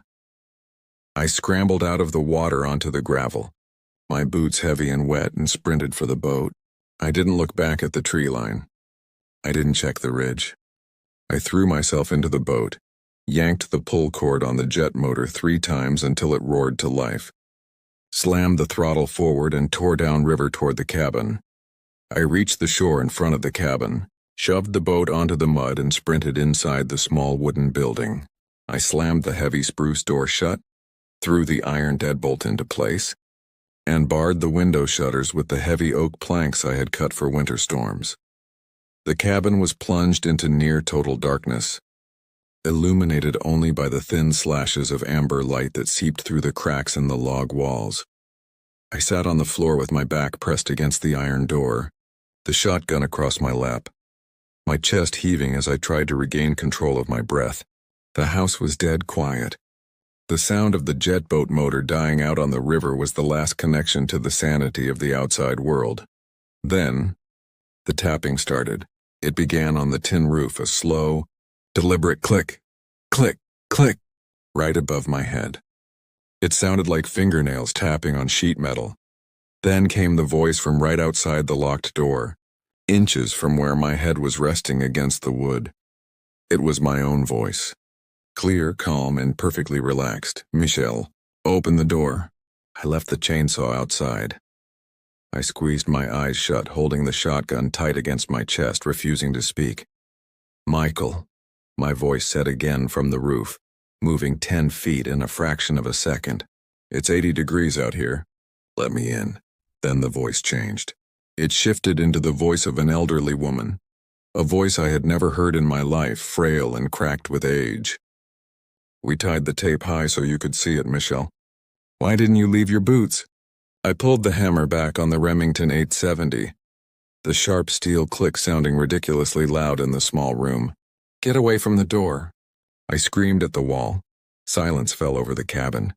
For 20 minutes, nothing moved. The light coming through the cracks in the walls began to shift slowly as the sun moved through its low northern arc. Then, I looked down at the floorboards near the center of the room. The pine planks had 4 long, clean vertical strips shaved into them, completely fresh, exposing the pale wood beneath the varnish. Thick amber spruce sap was oozing up from between the floorboards, pooling on the dark wood like liquid glass, filling the tiny room with the suffocating, sweet scent of pine resin. I didn't sleep. I sat in that spot for 5 hours, watching the sap pool on the floor, listening to the light breeze rustle the tin roof.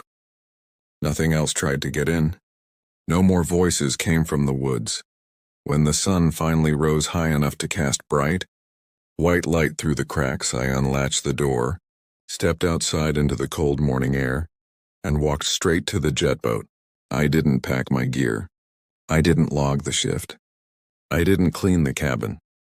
I took the boat 14 miles downriver to the main ranger station at Eagle, pulled up to the dock, walked into the supervisor's office, and laid my badge and my sidearm on his desk. When he asked me why I was resigning in the middle of the season, I didn't tell him about the voice on the radio, or the boots, or the tall shadow in the spruce, or the sap pooling through the floorboards. I knew how it would sound. I knew they would write a medical discharge for bush psychosis and put it in my permanent file. Instead, I just told him that the country was too big for me, and that I couldn't stand the silence anymore. I live in Ohio now. I work at a residential construction site, driving nail guns and mixing wheelbarrows of concrete under the loud, chaotic roar of highway traffic and city noise. I like the noise. I like the concrete, but sometimes when a dry autumn wind blows through the suburban trees outside my window, or when I see a yellow plastic ribbon fluttering from a construction stake high up on a scaffolding, my skin goes cold and my hand reaches instinctively for my chest.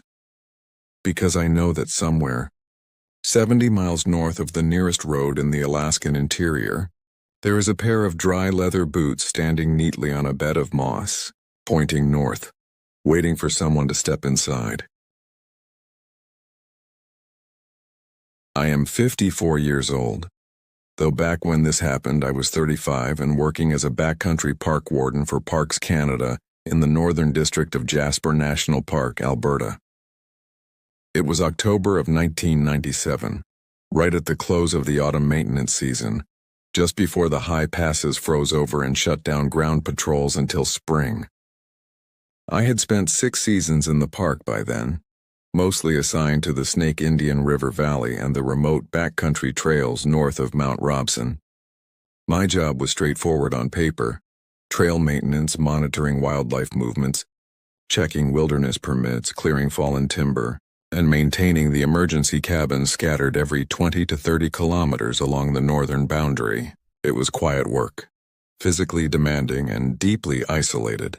You could go 3 weeks without seeing another human being, relying entirely on a Motorola VHF radio and the scheduled morning check-ins with Jasper Control. That particular October was unusually dry and cold. The mountain maples and aspen had already dropped their leaves, leaving the hillsides gray and bare against the dark green of the lodgepole pine and Engelmann spruce. The ground had frozen solid enough that footfalls didn't sink into the muskeg, but there hadn't been enough snow yet to warrant snowshoes. Just a thin, powdery skin of frost that lingered in the shadows all day.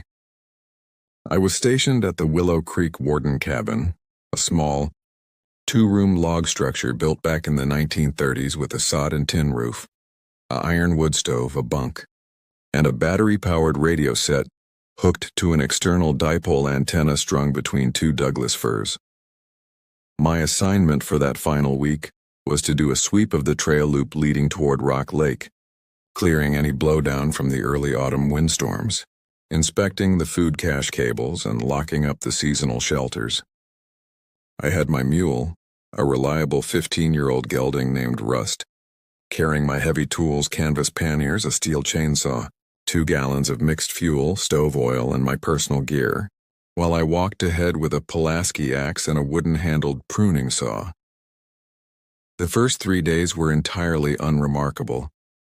I cleared 2 moderate spruce blowdowns near the junction of the Snake Indian Trail, replaced a broken latch on a metal bear-proof food locker, and logged my coordinates back to dispatch every afternoon at 1600 hours.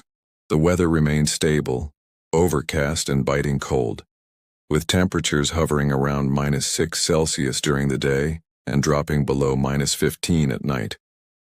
The air was clear enough that you could hear the river running over the gravel bars 2 miles away, the sharp, hollow crack of green ice forming along the riverbanks, and the occasional dry scrape of pine branches rubbing together in the wind. It started on the 4th morning, Tuesday, October 14th. I left the Willow Creek cabin at first light, planning to cover a 12-kilometer stretch toward a minor drainage known locally as the Blue Creek Cut, a steep, densely forested gorge that had seen very little visitor traffic that season. The trail there was narrow, carved into the side of a shale slope that dropped sharply into an old-growth stand of black spruce. About 4 kilometers into the hike, Rust began acting strange. He wasn't a nervous mule. He had encountered black bears, grizzly sows with cubs, and bull elk in full rut without ever bolting. But as we crossed the dry gravel wash of a tributary stream, he stopped dead in his tracks. He dropped his head low, his ears pinned back against his neck, sniffing the frozen air with short, wet snorts. I pulled up on his lead rope and looked down the wash. There was no wind, No scent of smoke or carcass, and no fresh tracks in the frost except our own. I checked the ground carefully. In that frost, even a pine marten leaves a clear set of prints. The shale and dirt were completely untouched. I patted Rust on the neck, talking to him in that calm, steady tone you use to keep stock quiet. But his skin was twitching along his shoulders, and he refused to step across the dry creek bed. After 5 minutes of coaxing, I had to physically lead him by the bridle, feeling his entire weight straining backward against me as if he were being pulled toward a ledge. Once we crossed the wash, the atmosphere of the forest shifted in a way that is hard to explain without sounding precise. The ambient noise didn't just fade. It ended abruptly, like stepping through a heavy felt curtain into an insulated room. Up on those ridges, even on calm days, there is always the sound of air moving through the canopy, the rustle of dry brush, or the distant call of whiskey jacks and ravens. Here everything was flat and utterly silent. I stopped to adjust the pack straps on Rust's saddle and noticed the tree bark. We were walking through a stand of old lodgepole pine, trees that had stood for a century or more with rough, gray, flaking bark. But on the left side of the trail, every single tree trunk was smooth. It looked as though someone had taken a draw knife and stripped the thick outer bark clean off, from the ground up to about 7 or 8 feet, leaving the bare wood beneath polished to a dull, ivory-like finish. I stepped off the trail to inspect one of the pines. There were no wood shavings on the ground. When a bear marks a tree or tears into the bark for cambium, they leave vertical claw gouges, loose splinters, and long strips of hanging bark, accompanied by sap runs. This was entirely different. The surface of the wood was seamless, completely dry, and cold to the touch. The grain was still visible, but the texture was like ground stone, completely stripped of its natural roughness. Even the small dry twigs protruding from the lower trunks had been trimmed flush with the wood, perfectly flat, as if they had been sheared by a fine-toothed blade or dissolved by something uniform. I pulled my Write in the Rain notebook from my jacket pocket, sketched the pattern, and noted the location. Grid reference 448812. I assumed at the time it was some bizarre fungal blight or an unusual feeding pattern from a starving herd of ungulates, though deep down I knew no animal stripped wood with that kind of geometric perfection. We pressed on toward the Blue Creek Patrol Shelter, a small 3-sided lean-to used by rangers during summer patrols. By 1400 hours, the sky had turned a dark, bruised slate color, signaling an incoming cold front from the north. The silence had not lifted. The only sound in the entire valley was the crunch of my boots on the frozen mud and the labored, shallow breathing of the mule behind me. When we reached the lean-to, I found the shelter intact, but the metal trail marker, a bright orange aluminum triangle nailed to a corner post with 2 heavy galvanized nails, had been altered. The aluminum triangle had been crushed flat against the wood, pushed deep into the grain until the metal was perfectly flush with the log surface, as if a weight of several tons had been pressed uniformly against the post. The nails hadn't bent or popped out. They were sunk straight through the center of the metal, buried 2 inches deep into the heartwood without a single hammer mark or wood splinter anywhere around the hole. I touched the metal with my gloved thumb. The aluminum felt oddly brittle, fine stress cracks running through its surface like dried leaf veins. Rust wouldn't go within 20 feet of the lean-to. He stood on the trail, tail tucked, legs trembling, his eyes wide and fixed on the dark thicket of young spruce behind the shelter. I unclipped my radio from my shoulder strap, extended the telescopic antenna, and switched to the primary repeater frequency for the district. I pressed the push-to-talk button. Jasper Control, this is Warden 90, over. There was no static. Normally on those remote VHF channels you get a continuous background hiss, punctuated by the faint hum of atmospheric interference or distant mountain repeaters keying up. This time when I pressed the switch, the speaker produced absolute silence. Not even the internal electronics of the handset made a sound. I released the button, cycled the power switch off and on, and checked the battery indicator. The battery was fully charged, but when I keyed the mic again, the receiver stayed completely dead. I looked down at the handset. As I held it, a strange sensation ran up my forearm. A cold, subtle vibration like holding a low-frequency tuning fork that had just been struck far away. It was a sensation in the bone rather than the skin. I dropped the radio into my pocket, my heart beating noticeably faster in the quiet air. It was too late in the afternoon to make it back to Willow Creek before dark, especially with Rust refusing to walk at a normal pace. The nearest alternative shelter was an old outfitter's cabin 3 kilometers further down Blue Creek, built in the 50s by a hunting guide named Henderson, before the park boundaries were expanded.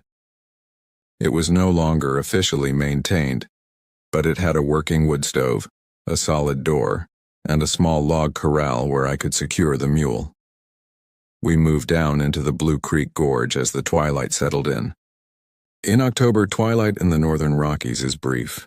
The sun drops behind the peaks and the shadows fall like an iron curtain within 20 minutes. The cold intensified rapidly, dropping well below -20. My breath came out in dense, heavy clouds that hung frozen in the motionless air for seconds before falling toward the ground like white dust. That was the second thing I noticed. My breath wasn't dispersing into the air. When I exhaled, the moisture didn't drift away or billow. It condensed immediately into a thick, crystalline mist that dropped straight down to the frozen dirt, settling around my boots like dry ice fog. The air had become absurdly dense, heavy in the lungs, smelling of cold stone and something dry and burnt, like crushed charcoal or dry bone. We reached the Henderson cabin just as the last gray light faded from the western sky. The cabin sat in a small clearing surrounded by tall, dead-standing pine, trees killed by beetle infestations years prior. The corral fence was half collapsed, but 3 of the log bays were still standing. I unsaddled Rust, rubbed him down with a dry burlap sack, and secured him with a heavy lead rope inside the strongest section of the corral. I gave him a double feed of grain, but he wouldn't touch it. He stood pressed against the corner logs, his head low, staring out into the dark timber toward the east. I carried my canvas panniers and my rifle, a standard-issue Winchester Model 70 chambered in .30-06, into the cabin. The cabin was tiny, 6 feet by 8 feet, with a single glass pane window, a low plank door secured by a wooden latch, and a small cast-iron laundry stove sitting on 4 flat river rocks. I set to work building a fire. I pulled birch bark and dry pine splinters from the box beside the stove, struck a match and touched it to the tinder. The match burned with a small pale blue flame, but it gave off no smoke. When the bark caught, the fire didn't crackle or pop. It burned in absolute silent efficiency.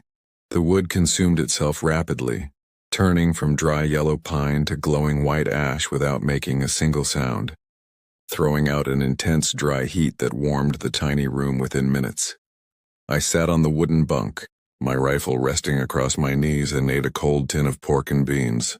Out in the woods, night brings familiar sounds. The groan of trees settling under temperature drops, the distant scuffle of snowshoe hares, the howling of wolves from the upper ridges. Tonight there was nothing. The silence was so heavy that the sound of my own heart beating felt loud and intrusive, a wet, rhythmic thumping that seemed to reverberate inside my skull. Around 2100 hours, Rust made a sound. It wasn't a whinny or a snort. It was a low, muffled groan, the sound an animal makes when it is being physically crushed or suffocated. I stood up immediately, racked around into the chamber of the Winchester, and clicked off the safety. I unlatched the heavy wooden door and stepped out onto the porch, pulling the door shut behind me to keep the heat inside. The night was pitch black. There was no moon, only a clear, freezing field of stars overhead that offered no real light to the forest floor. I pulled my heavy 2-cell mag light from my coat pocket and clicked the switch. The beam of yellow light cut through the dark, pointing toward the corral.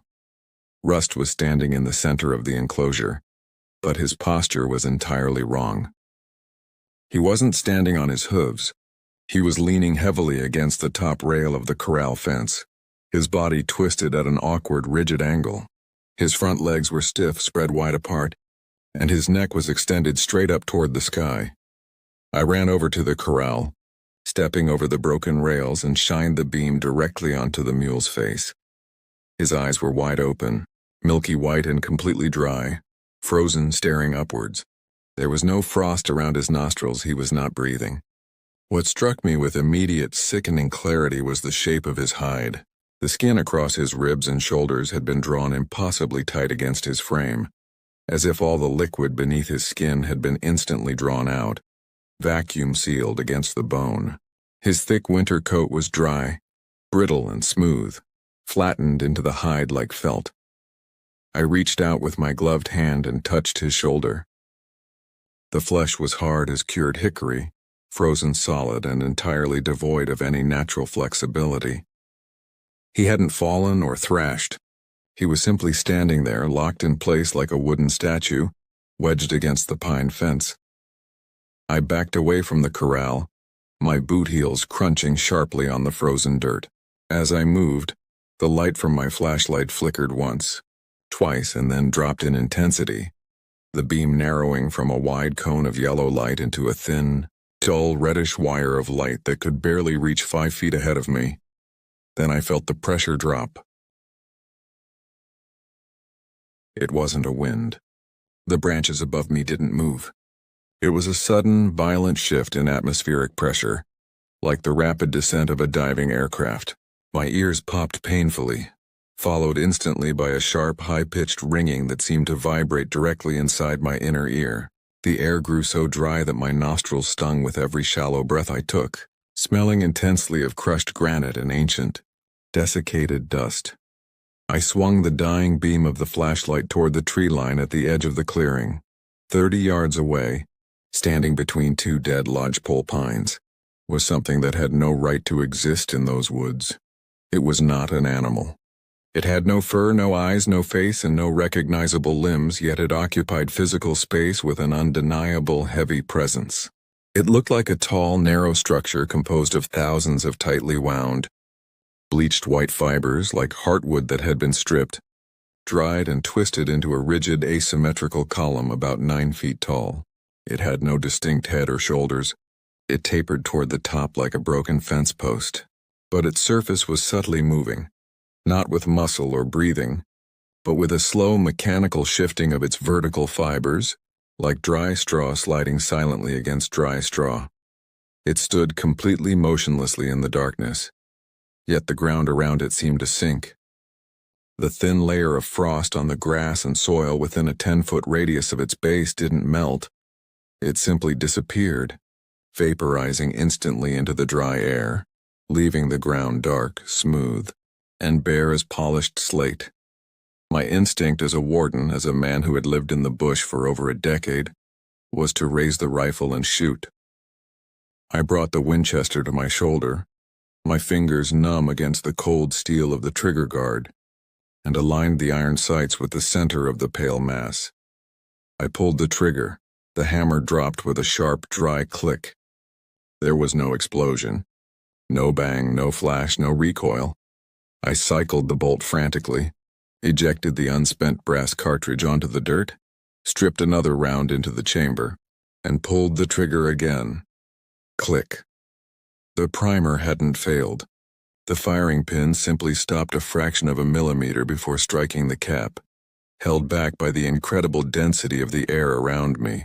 The mechanical action of the rifle was stiff, moving through the air like a key turned in a lock filled with dried glue.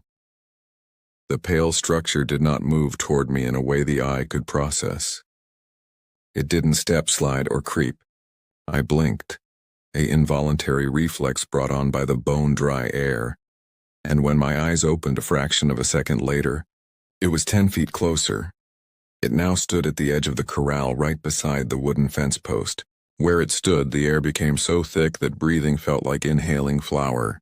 The sound of my own frantically racing pulse in my ears was replaced by a dry, hollow hum, a sound like a heavy metal cable being pulled under extreme tension across a granite block miles beneath the earth. I didn't think. I turned and ran back toward the Henderson cabin, my legs heavy and sluggish as if moving through deep water. I threw myself through the narrow doorway, slammed the heavy wooden door shut, and dropped the thick oak bar into its iron brackets. Inside, the cabin was terrifyingly silent. The fire in the cast iron stove was still burning, but it gave off no light now, just a dull, heatless glow through the draft vents. The air inside the small log room was cooling rapidly, dropping several degrees a second as the pressure outside pressed against the timber walls. The logs of the cabin began to groan. It wasn't the sound of wood flexing in a winter wind. It was the sharp, agonizing screech of green timber being compressed under immense hydraulic force. The corner joints of the cabin, notched 70 years prior by hand axes, began to slide against each other, fine wood dust pouring down from the ceiling like hourglass sand.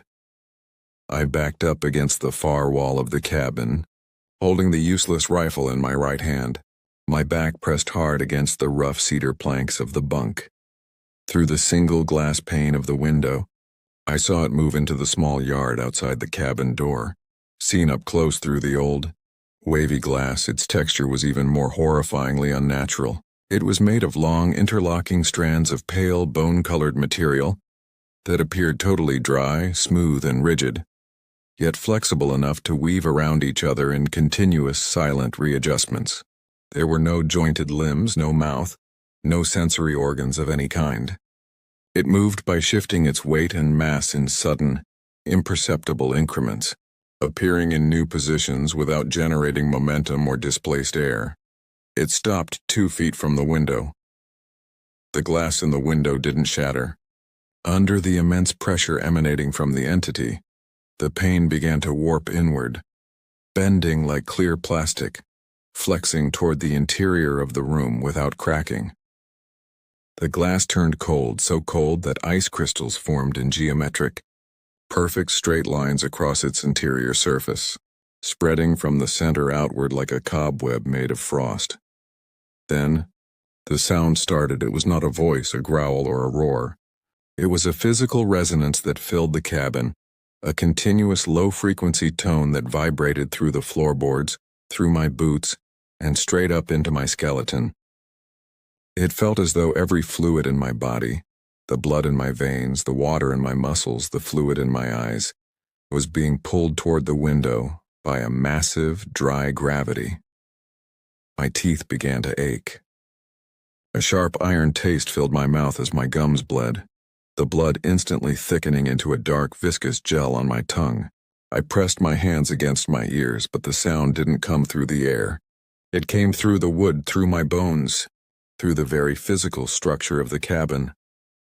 I closed my eyes and slumped against the corner logs, pulling my knees up against my chest, waiting for the cabin walls to cave in and crush me against the dirt floor. The pressure built for what felt like hours, though it could not have been more than a few minutes. The ceiling logs groaned louder, splitting along their grain with deep, muted cracks. The wooden bar across the door bent inward, bowing under an invisible, uniform weight that pressed against the exterior planks, and then, just as the wood was about to give way, the pressure lifted. It didn't fade gradually. It snapped instantly back to normal like a stretched rubber band releasing. My ears popped violently, a thin stream of warm blood trickling from my left ear canal onto my jacket collar.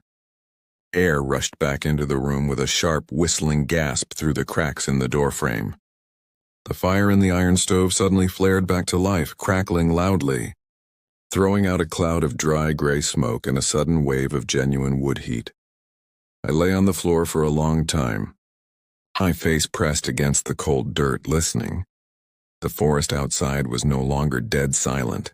I could hear the wind, a faint, steady breeze sweeping through the upper branches of the dead pine. I heard the distant dry rattle of a loose piece of tin on the cabin roof, vibrating in the wind. I didn't open the door until sunrise, when the first thin rays of cold gray light filtered through the frosted, warped window pane. I unlatched the wooden bar with trembling hands and pushed the door open.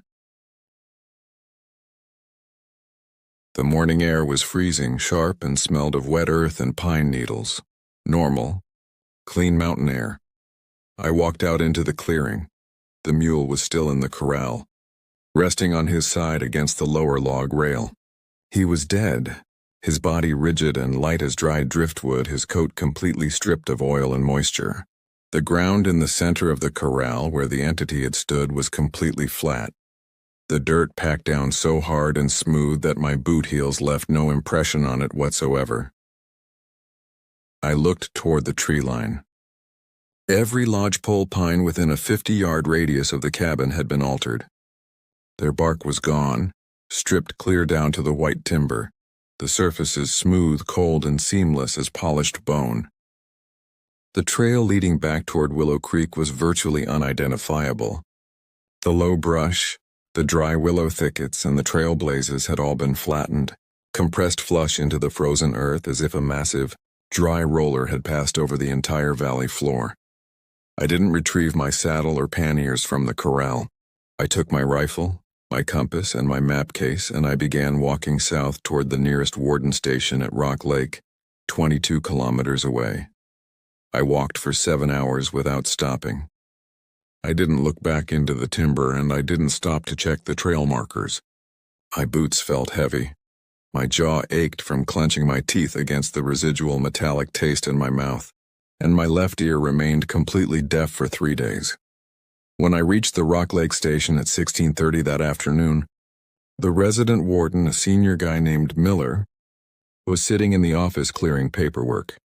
He looked up at me when I walked through the door, taking in my torn jacket, the dried blood on my collar, and the fact that I was on foot without my stock or equipment. I didn't tell him what I saw in the Blue Creek Gorge.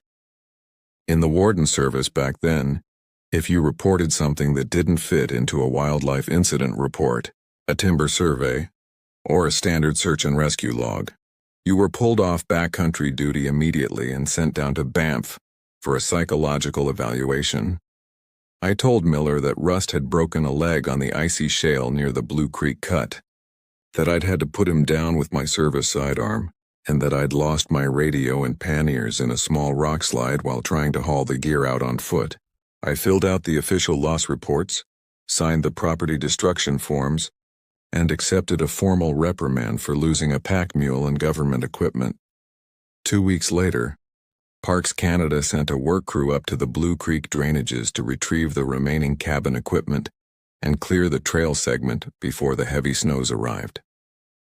I wasn't assigned to the crew, but I spoke to one of the trail maintenance guys, a young fellow named Tremblay. When they returned to the district office in Jasper, he was quiet, sitting by the oil heater in the maintenance garage, sipping a mug of black coffee. I walked over and asked him how the trail looked up near the Henderson cabin. He looked up at me, his eyes bloodshot, and shook his head slowly. He said the cabin was gone, not burned down or crushed by a fallen tree, simply collapsed inward into a pile of dry, brittle splinters that looked as though they had been ground down by an industrial shredder. He said they couldn't find the mule's carcass anywhere in the corral, though the dirt inside the enclosure was packed so hard they couldn't sink a shovel into it to set fresh fence posts. He also mentioned that every pine tree for 2 miles along the creek bed was stone dead, stripped of its bark and polished smooth as bone, and that the silence up in that cut was so thick it made your head ache just standing there with the engine of the chainsaw turned off. I turned in my resignation from Parks Canada the following spring. In May of 1998, I moved down out of the mountains, took a job with an agricultural equipment supplier in Red Deer, and I haven't set foot in the Jasper backcountry since. I still keep my old Write in the Rain notebook in my desk drawer. The entry for October 14, 1997 is still there, written in faded graphite pencil, grid ref 448812. Bark cleared, pressure low, radio silent. I don't know what that thing was, where it came from, or if it is still up there in the deep valleys north of the Snake Indian River, sitting silent and dry in the dark timber, waiting for the air to go still.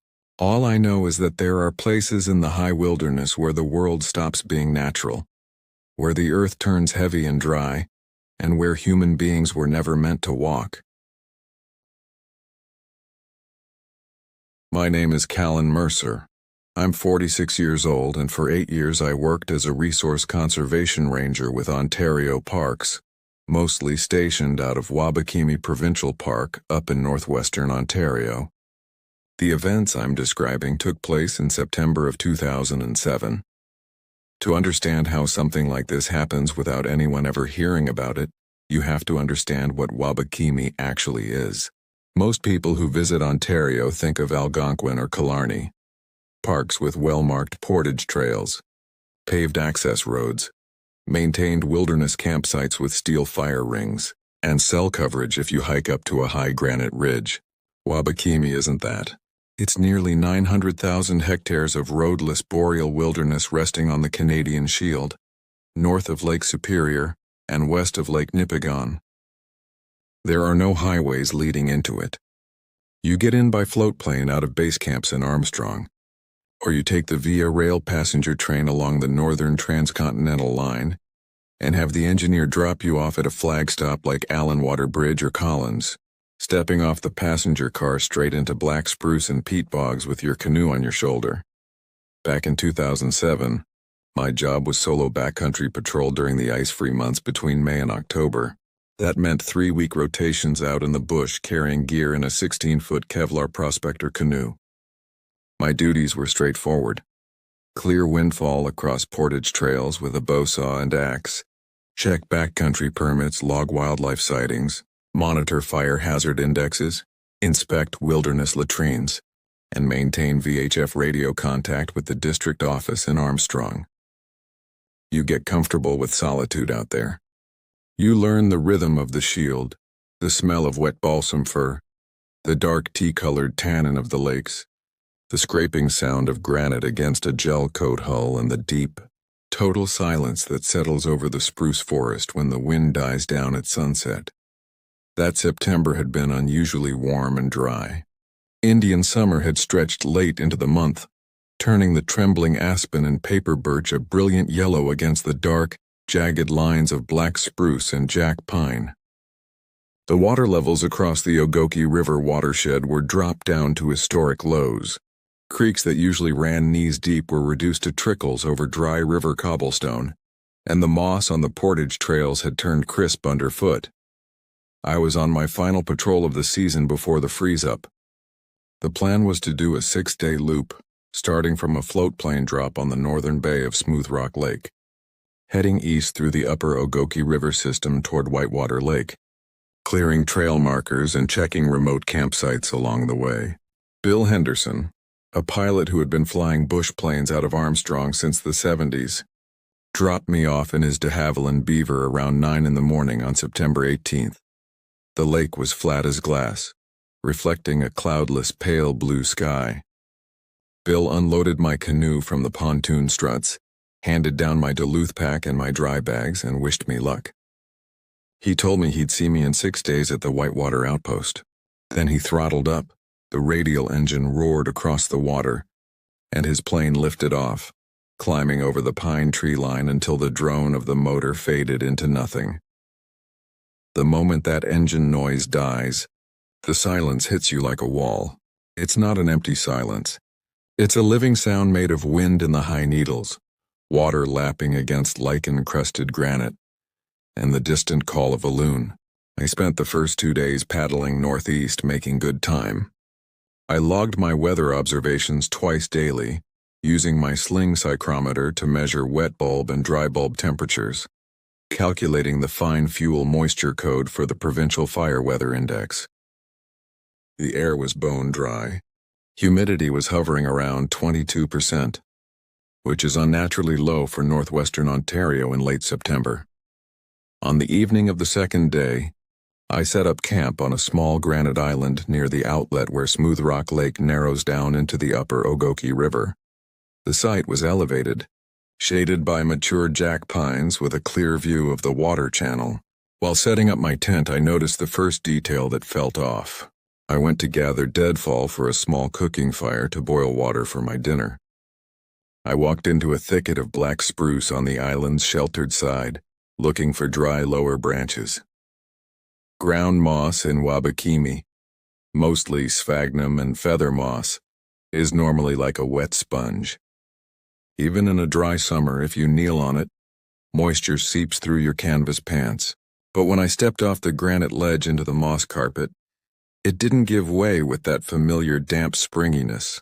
It cracked. I looked down at my boot. The sphagnum wasn't just dry. It was bleached a pale, chalky gray and crumbled into a fine, flour-like powder under my heel. I knelt down and touched it. There was no oils, no moisture, no elasticity left in the plant matter. It felt like stepping on dried ashes. I cleared away a small patch with my gloved hand, expecting to find damp soil beneath, but the ground underneath was parched down to the bedrock, cracked, dusty, and completely drained of humidity. I didn't think much of it at the time. I figured it was a localized effect from the dry stretch of weather, maybe a patch of parasitic fungus that had killed off the root mat. I gathered my dry wood, cooked my meal over my backpacking stove, and set up my radio antenna. At 20 hours, I conducted my evening check-in with the Armstrong dispatch station using my handheld VHF radio. I threw the thin wire antenna over a high pine branch and keyed the mic. The signal went through to the repeater tower on the ridge near Collins, but when the operator's voice came back through the small speaker, it was accompanied by an odd sound. Normal radio static in the bush is white noise, a sharp electric hiss caused by atmospheric interference. This wasn't white noise. It sounded like friction. It sounded like someone holding a handful of dry corn husks or brittle wheat stalks and rubbing them together directly in front of the transmitter microphone. A dry, papery shush that pulsed in slow, steady intervals. I asked the dispatcher, a woman named Sarah who worked out of the ministry office in town, if there was an issue with the Collins repeater or if she had another radio turned on in the room. She told me the line was clear on her end and asked if I was getting interference from a power line, which made me smile given I was 40 miles from the nearest light bulb. We finished the check-in, logged my location coordinates on NTS topographic sheet 52I-14, and signed off. The next morning, September 20th, I woke up at dawn. The air was frigid, close to freezing, but there was no frost on the rainfly of my tent. In the boreal forest, cold autumn mornings always bring heavy dew or white frost over everything. That morning, my tent canvas was parched, completely dry to the touch. During the 8-hour morning dispatch call, Sarah gave me an update. An overdue paddler had been reported by an outfitter, based out of Armstrong. A 42-year-old man named Julian Reed, an experienced solo kayaker from Thunder Bay, had put in at Allen Water Bridge 2 weeks prior. He was driving a red fiberglass folding kayak and was supposed to have reached the bridge at the Ogoki Highway crossing 3 days ago. He hadn't showed up and his family was worried. Dispatch asked me to alter my patrol route slightly. Instead of taking the main river channel, I was to sweep the northern portage trail system along the upper Ogoki, checking the unmaintained campsites and trailheads where a solo paddler might have taken shelter or suffered an injury. I acknowledged the instruction, packed my camp, and hit the water by 8:30. The Ogoki River was running slow and shallow, the dark water reflecting the yellow birch trees along the banks. As I paddled down the channel, the silence of the forest began to feel different. It wasn't the peaceful quiet of the backcountry. It was a dead, hollow silence. Usually, paddling a river in Wabakimi means listening to a constant backdrop of small animal activity. Red squirrels chattering in the canopy, whiskey jacks whistling from branch to branch, blue jays calling out warnings, or the rustle of voles in the underbrush. That morning, there was nothing. No birds flew across the river. No insects hovered over the quiet eddies. The trees stood perfectly still along the shore, their leaves stiff and brittle in the windless air. About 3 kilometers down the channel, near the inlet of an unmaintained 200-meter portage trail that bypasses a set of Class 2 rapids, I spotted something bright red lodged against a gravel bar on the southern bank. I paddled over, backing water with my blade to hold the canoe steady in the shallow current. It was Julian Reed's kayak. The boat was sitting upright, wedged between two granite boulders in 8 inches of water. The hull was completely intact. No cracks, no puncture marks, no signs of a capsize or collision with rocks. But as I drew closer and reached out with my paddle to steady myself against the stern, I noticed the condition of the gear. The synthetic neoprene spray skirt attached to the cockpit rim wasn't just torn. It had turned brittle, splitting into stiff, hard fragments like dried leaf parchment. The black rubber hatches were cracked open, dried out, and shrank away from their fittings.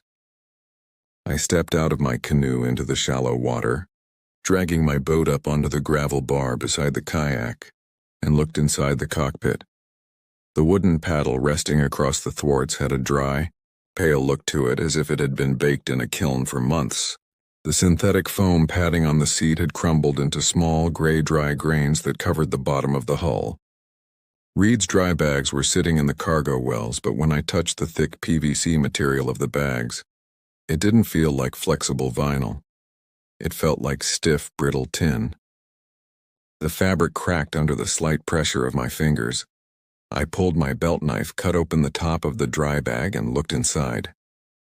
Reed's wool socks, extra pants, and fleece jacket were inside. They were bone dry, stiff, and completely stripped of moisture.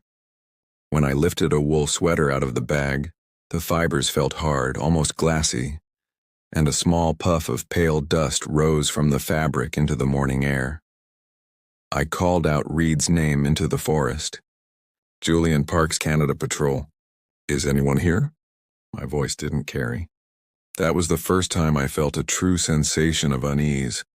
Not professional concern, but a physical instinct telling me something was wrong with the space I was standing in.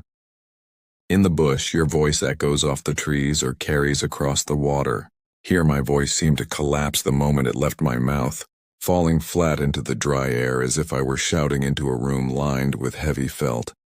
I left the kayak secured to the gravel bar and picked up the portage trail leading inland above the rapids. The trail was faint, an old trapper's route marked by occasional faded axe blazes on the trunks of black spruce. As I walked up the rise, my boots made an unusual sharp crunching sound. The forest floor was completely dead. The moss, the fallen spruce needles, the dry birch bark, everything underfoot had been rendered down to a brittle, friable layer of dry dust. 50 yards up the trail, in a small clearing nestled between 3 large jack pines, I found Julian Reed's camp. His tent was a lightweight green MSR 2-man shelter. It was pitched neatly, guy lines staked out to heavy granite stones just as any experienced wilderness traveler would do. The rainfly was on, but the front vestibule flap was unzipped and pinned back. I approached the tent slowly, my hand resting on the bear spray canister clipped to my chest harness. "Julian?" I called out again. Silence. I knelt down in front of the tent vestibule and peered inside. The interior was organized. A sleeping pad was laid out on the floor, and an unzipped synthetic sleeping bag was spread over it. Sitting right in the center of the sleeping bag was a set of clothes. It looked as though someone had laid out a full outfit flat on the bag. A flannel shirt, a pair of canvas work pants, thick wool socks, and a heavy fleece jacket, but the clothing wasn't empty in a normal way. The garments were sitting stiffly, puffed up slightly, holding the 3-dimensional shape of a human body, as if the person wearing them had simply evaporated without disturbing the cloth. I reached inside the tent flap with a gloved hand and touched the sleeve of the flannel shirt. The cotton was stiff, rough, and dry as tinder. As my fingers applied pressure, the sleeve collapsed inward with a soft, papery crunch, the fabric fracturing along the seams. I looked down at the entrance of the tent. Resting side by side in the vestibule were Reed's leather hiking boots. They were standing upright, unlaced. I reached down, took one of the boots by the heel, and lifted it.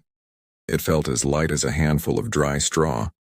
I tilted the boot toward the light entering the tent flap and looked inside. There were no bones, no decayed tissue, no fluid, and no socks inside the boot. Resting in the bottom of the footbed was a 3-inch layer of fine, pale yellow fibrous dust. It looked like wheat chaff or the coarse dry powder you find at the bottom of an old grain silo. It was completely odorless, dry, and clean. I stood up quickly, my heart hammering against my ribs. I backed out of the campsite, my eyes sweeping the surrounding forest. The clearing was enclosed by dense boreal bush, jack pines, black spruce, and thickets of alder. But as I looked at the trees surrounding the tent, I realized why the forest felt so strange. Every tree within a 30-yard radius of the campsite was dead. They hadn't been burned by fire, and they hadn't been knocked over by wind. They were standing perfectly upright, but their bark was split open in long vertical cracks, peeled back from the wood like dry paper. The pine needles hanging from the branches were not green or orange. They were a dull, bleached white, falling continuously to the ground in a silent, powdery rain. I reached down to my chest holster, unclipped my VHF radio, and pressed the push-to-talk button. Armstrong Base.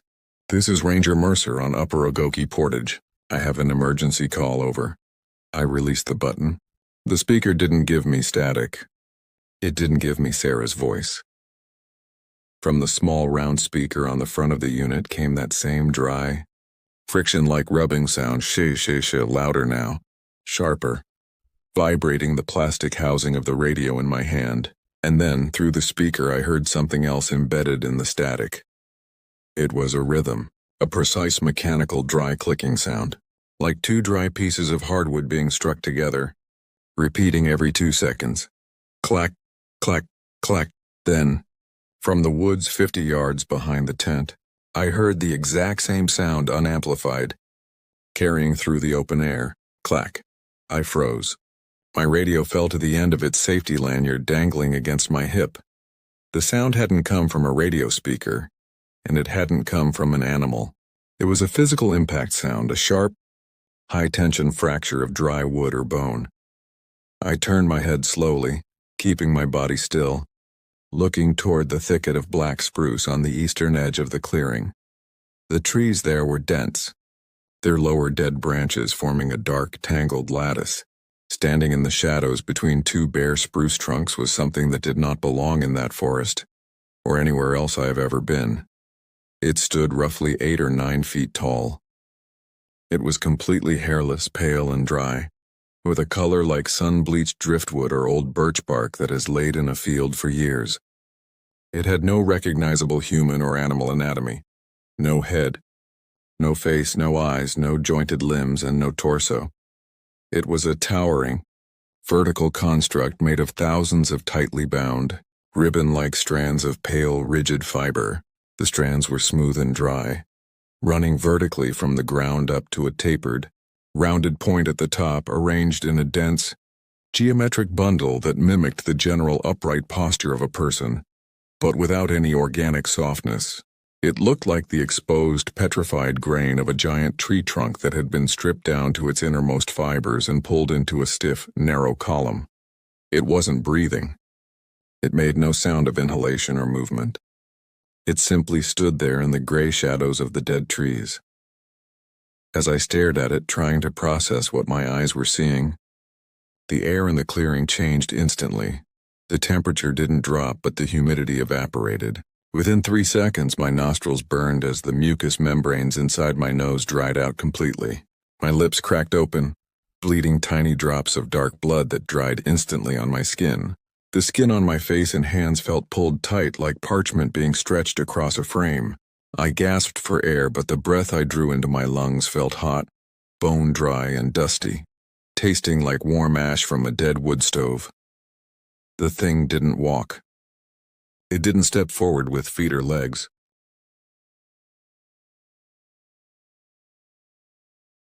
There was a sudden, violent clack, the sound of dry hardwood snapping under immense pressure, and the entire fiber bundle shifted.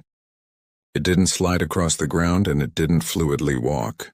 The individual pale ribbons making up its form flexed, fractured and instantly realigned themselves in a sharp, geometric angle, placing the entire structure 6 feet closer to me in a fraction of a second. Where it had been standing a moment before, the ground was stripped. The green ferns and moss on that spot had turned pale white and crumbled into dust in the exact footprint of its position. I couldn't move. My brain was screaming at me to run, but my legs were locked, my boots rooted to the dry, crunchy soil of the clearing. It shifted again. Clack! It was now 20 yards away from me, standing right at the edge of the campsite clearing. Up close, I could see the texture of its surface. The pale ribbons were not wood, and they were not muscle. They were dry, hairless, tendon-like strands, bound so tightly together that they looked like cured wood grain. They had a polished, dusty sheen, completely devoid of sweat, oil, or moisture. There were no eyes, but the top portion of the bundle, where a head should have been, was slightly flattened, with hundreds of tiny, hair-thin fibrous threads protruding from the top, vibrating softly in the air like dry grass in a faint breeze. I stood completely motionless, holding my breath, my hands trembling at my sides. The thing remained still for 3 seconds. The hair-thin threads at its top twisted slowly, rotating in a circle, sweeping the empty air. It made no sound. The papery rubbing noise I had heard through the radio speaker was coming from inside its body. A low, continuous friction sound of dry strands sliding against one another as it held its position. Then, my survival instincts overrode my paralysis. I took a step back. I took one firm, rhythmic pace backward with my right boot, setting my heel down on the dry ground. Thud. The instant my boot made contact with the earth in that regular, deliberate step, the entity's entire structure reacted violently. Clack, clack. It moved 12 feet forward in 2 instantaneous snapping shifts, closing the distance between us until it was standing less than 15 feet away from where I stood. The wave of absolute dryness that hit me was suffocating. My eyes burned in their sockets, tears evaporating before they could run down my cheeks. The skin on my knuckles split open along the joints, tiny white fissures appearing across my hands. I didn't take another step. I froze, my left foot slightly behind my right, my weight suspended in midair, every muscle in my body locked in place. The entity halted instantly when my movement stopped.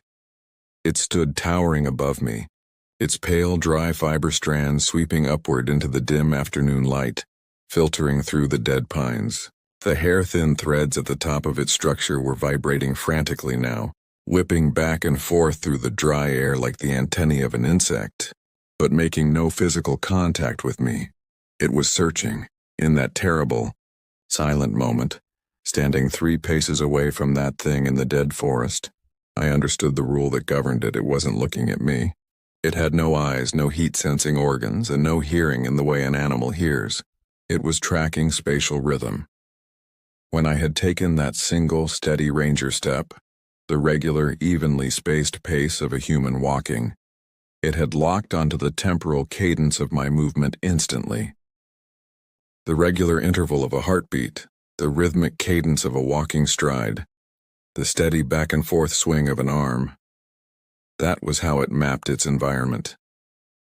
It was drawn to structural, predictable rhythm in space. My heart was beating wildly in my chest. A rapid, rhythmic thudding, 1-2, 1-2, 1-2. The top of the fiber bundle twitched, its thin upper threads angling downward toward my chest, vibrating faster as my heart rate spiked. I knew that if my heart kept beating at that steady, panic-driven rhythm, or if I took another step backward, it would close the remaining distance and settle over me the same way it had settled over Julian Reed. I had to break the rhythm. I forced myself to breathe, but not in a steady pattern. I took a short, shallow gasp, held it for 4 seconds, let out a tiny puff of air, paused for 7 seconds, drew in a ragged, uneven breath, and stopped. Then slowly, deliberately, I moved my right leg. I didn't take a stride. I didn't set my heel down with a firm impact. I dragged my boot sideways across the dirt in an erratic, irregular scrape, pause, twitch, step, drag. I didn't move in a straight line. I let my foot stumble, dragging my toe through the dust, hitting a dry root with a double tap, then dragging the sole for 2 inches before stopping entirely. The entity's top structure twisted sharply to the left. Clack. It didn't snap toward me. It shifted 6 feet to the side, away from me, its upper fiber bundle rotating toward a thicket of dead birch trees where my erratic boot drag had sent a loose rock, rolling across the dry earth in a sequence of uneven bounces. It stood there, its pale strands rustling with that dry, friction-like sound, searching the birch thicket for a rhythm that wasn't there. I took another irregular step. I staggered my gait intentionally like a drunk trying to walk across a tilted deck. Short drag, long pause, double step, shuffle, freeze. Every muscle in my legs was screaming from the awkward, unnatural strain of moving without a cadence. My mouth was so dry that my tongue felt like a piece of rough leather stuck to the roof of my mouth. I couldn't swallow. My throat was raw and bleeding from the parched air surrounding the entity. Step by uneven step, dragging my boots through the dust, stumbling sideways, breaking every natural human impulse to turn and sprint. I began to back out of the campsite clearing. The entity remained near the birch trees for nearly a minute, its top thread sweeping the empty air. Then, hearing the irregular, broken sounds of my staggered retreat, it began to shift. Clack. It moved 4 feet to the north. Clack. It shifted 5 feet to the west, away from me, its rigid fibers flexing and snapping in sudden, violent realignments as it tried to locate the source of the sound. It was moving around the clearing like a mechanical compass whose needle had been thrown off by a magnet, snapping from one position to another without any fluid direction. I reached the tree line at the edge of the portage trail. My canoe was 200 meters down the hill on the river bar, but I knew I couldn't take the trail. The portage trail was a straight, clear path, a place where my feet would naturally fall into a steady rhythm if I tried to navigate it in the dark forest. I turned into the thick brush, stepping off the path into the unmaintained, dense boreal forest. The sun was dropping below the horizon now, throwing long, dark shadows across the gray shield country. The air grew bitterly cold, but there was still no moisture, no dew, no mist. What followed was a 6-hour descent through 4 miles of untouched, rocky wilderness along the upper Ogoki River, in total darkness, moving without a rhythm. If you have ever tried to walk through the Canadian bush at night without a flashlight, you know it is nearly impossible under normal circumstances. You hit deadfall, you sink into muskeg, you trip over exposed granite roots, and you scrape your face against low spruce branches. Trying to do it while intentionally breaking your walking gait is a terrifying, exhausting ordeal that I can barely describe. I moved through the dark like a broken machine. Step, pause 3 seconds, drag heel, double tap toe, drop to one knee, wait 6 seconds, scramble sideways on hands and knees, freeze. My hands were shredded by the dry pine needles and sharp granite edges, but I didn't feel the pain. My entire existence was narrowed down to 2 things: keeping my movement completely irregular and listening for that sharp, dry sound behind me. It followed me. It didn't track me by scent, and it couldn't see me through the pitch-black woods, but it moved through the forest behind me, sweeping the terrain in wide, erratic patterns. Every few minutes, carrying through the freezing dark, I would hear it. Clack. The sound was horrifyingly loud in the silent woods. It sounded like a dead oak tree snapping in half during an ice storm. Where it moved through the live forest, I could hear the environment dying around it. As the entity passed close to living black spruce trees, the wood of the trunks would emit a long, terrible weeping groan, a deep, creaking groan of timber as every drop of sap and moisture inside the trunk was instantly drawn out by the creature's presence. Then would come a sound like dry snow falling as thousands of dead, bleached pine needles fell from the dying branches all at once. raining down onto the forest floor. At one point, around 2 in the morning, I was crawling across a high granite ledge above a dry creek bed. I had lost my footing on a loose stone and slid 3 feet down the rock face, my elbow slamming into the stone with a steady, rhythmic double thud, thump thump. I froze, pressing my chest flat against the cold granite. Clack, clack, clack. 3 instantaneous shifts in rapid succession. The wave of suffocating, parched air rolled over the granite ledge like a blast from a furnace door. I looked up through the darkness. Standing on the crest of the ledge, less than 10 feet above where I lay, was the towering, pale silhouette of the entity. It was outlined against the faint starlight of the night sky, a narrow, rigid bundle of dry fibers, perfectly vertical, standing among the dead, stripped branches of a jack pine. The papery friction sound coming from inside its body was deafening now, a harsh, dry shh, like 1,000 dry leaves being crushed under a heavy weight. Its upper threads were hanging down over the edge of the granite shelf, dangling 4 feet above my head, vibrating softly in the air. Tiny drop of sweat, one of the last drops of moisture my dehydrated body could produce, ran down the side of my forehead toward my temple. Knew that if that drop fell and hit the rock beneath me with a tiny rhythmic drip, it would be over. I pressed my face against the sleeve of my canvas cruiser jacket, letting the heavy fabric soak up the moisture from my skin. I held my breath until my lungs felt like they were going to burst, forcing my diaphragm to remain perfectly still. The entity stood on the ledge above me for nearly 3 minutes. It didn't move. It didn't breathe. It just rustled softly in the dark, a dry column of petrified fiber waiting for a sound to give it direction. Then, down in the dry creek bed 30 yards to the west, a small river stone shifted under its own weight, dislodged by the frost, and bounced twice down the gravel bank. Clack. Clack. Clack. The entity snapped off the granite ledge, instantly disappearing into the shadows of the creek bed toward the sound. I waited until the friction noise faded into the distance. Then I pushed myself up from the rock and continued moving south, dragging my feet in uneven, broken patterns through the dark. By 4 in the morning, I heard something that gave me my first thread of hope. It was a low, heavy, continuous roar carrying through the trees. It wasn't the wind and it wasn't the sound of dying timber. It was water. I had reached the lower Ogoki Rapids, a stretch where the river drops 30 feet through a narrow, steep-walled granite gorge, churning into a chaotic, boiling kettle of fast white water. I accelerated my awkward movement, staggering down the sloping ridge toward the sound. The forest grew steeper, the granite boulders larger and slicker. The entity was behind me, close now. It had picked up on the heavy, rhythmic thumping of my boots as my exhaustion forced me to move faster, losing control of my staggered gait. Clack, clack.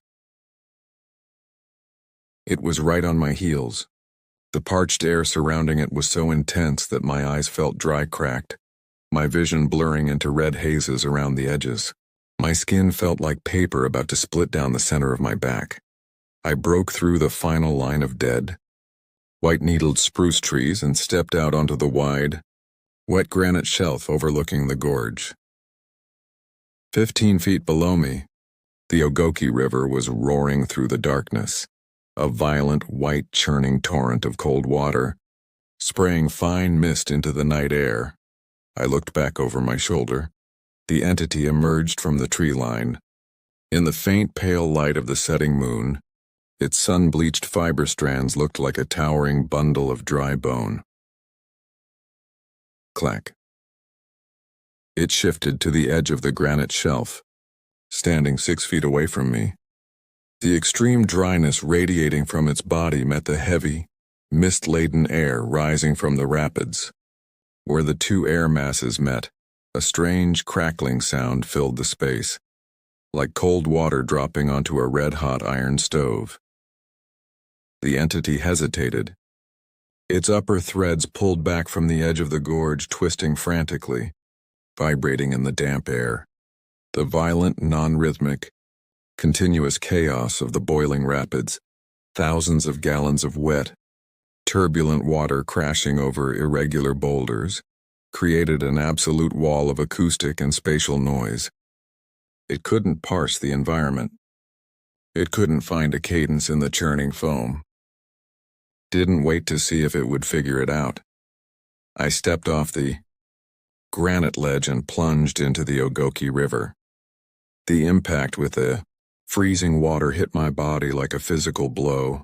The cold shock filled my mouth and lungs with icy, dark river water, washing away the dry ash taste, snapping my exhausted muscles back into life. The current grabbed me instantly, pulling me under, tumbling me over smooth river stones, dragging me through the foam of the gorge. I fought my way to the surface, gasping for air, swimming blindly with the chaotic, wild pull of the river. As the current swept me around the bend of the gorge, downstream from the rapids, I turned my head in the cold water and looked back toward the granite ledge. The entity was standing on the high rock above the rapids, its pale, towering form outlined against the black trees. It was motionless, trapped on the dry shore, unable to extend its dry, petrified structure across the chaotic, rushing turbulence of the moving river. As I watched, the top of its fiber bundle rotated slowly, vibrating with that high, paper-thin friction sound, shh, a dry, empty rustle that was finally swallowed up by the heavy, living roar of the water. The river carried me nearly a mile downstream before I managed to drag myself out of the current onto a shallow gravel bar on the northern shore. I was soaked, hypothermic and bleeding from my face, hands, and legs, but the air I breathed into my lungs was wet, cold, and fresh. I lay on the wet river stones for 3 hours in the dark, listening to the steady, chaotic lap of the water against the shore, until the sun came up over the eastern pines. I was rescued 2 days later. A Parks Canada float plane, dispatched to search for both Julian Reed and myself after my missed radio check-in, spotted my orange emergency space blanket spread across the gravel bar. The pilot, a man named Dave from the ministry station, landed on the open stretch of the river below the rapids and pulled me aboard. I spent 4 days in the hospital in Thunder Bay. The doctors treated me for severe hypothermia, acute dehydration, and deep lacerations to my air passages caused by what they officially diagnosed as inhalation of superheated dry air or toxic chemical dust. When the provincial park investigators and the OPP came to my hospital room to take my statement, I gave them a clean procedural report. I told them that Julian Reed had likely capsized his folding kayak while attempting to run the upper Ogoki Rapids, that his gear had floated downstream, and that he had died of exposure somewhere in the wilderness. I told them that while searching for him on foot, I had become disoriented in the dark, fallen into the gorge, lost my canoe and radio, and spent 2 days stranded on the gravel bar. I didn't mention the campsite. I didn't mention the clothes standing in the tent or the pale dust inside the leather boots. I didn't mention the white, dry trees or the radio static, or the pale fiber column that moved with the sound of snapping timber. If I had told them the truth, they would have pulled my park ranger credentials, put me on medical leave, and sent a search team out to the Ogoki with GPS units and sidearms.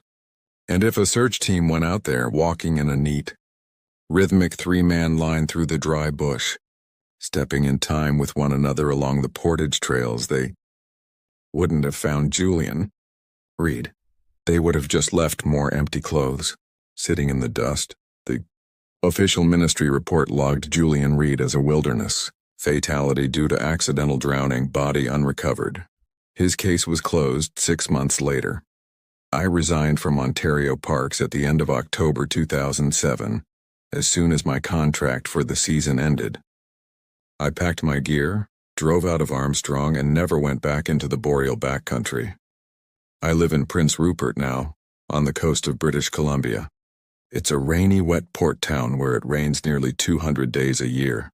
My house sits 50 yards from the ocean, where the tide comes in and out over the slick, wet kelp beds, making a loud, irregular tumbling sound against the shore that never stops. I keep 3 industrial humidifiers running in my home at all times, keeping the air thick and heavy with moisture.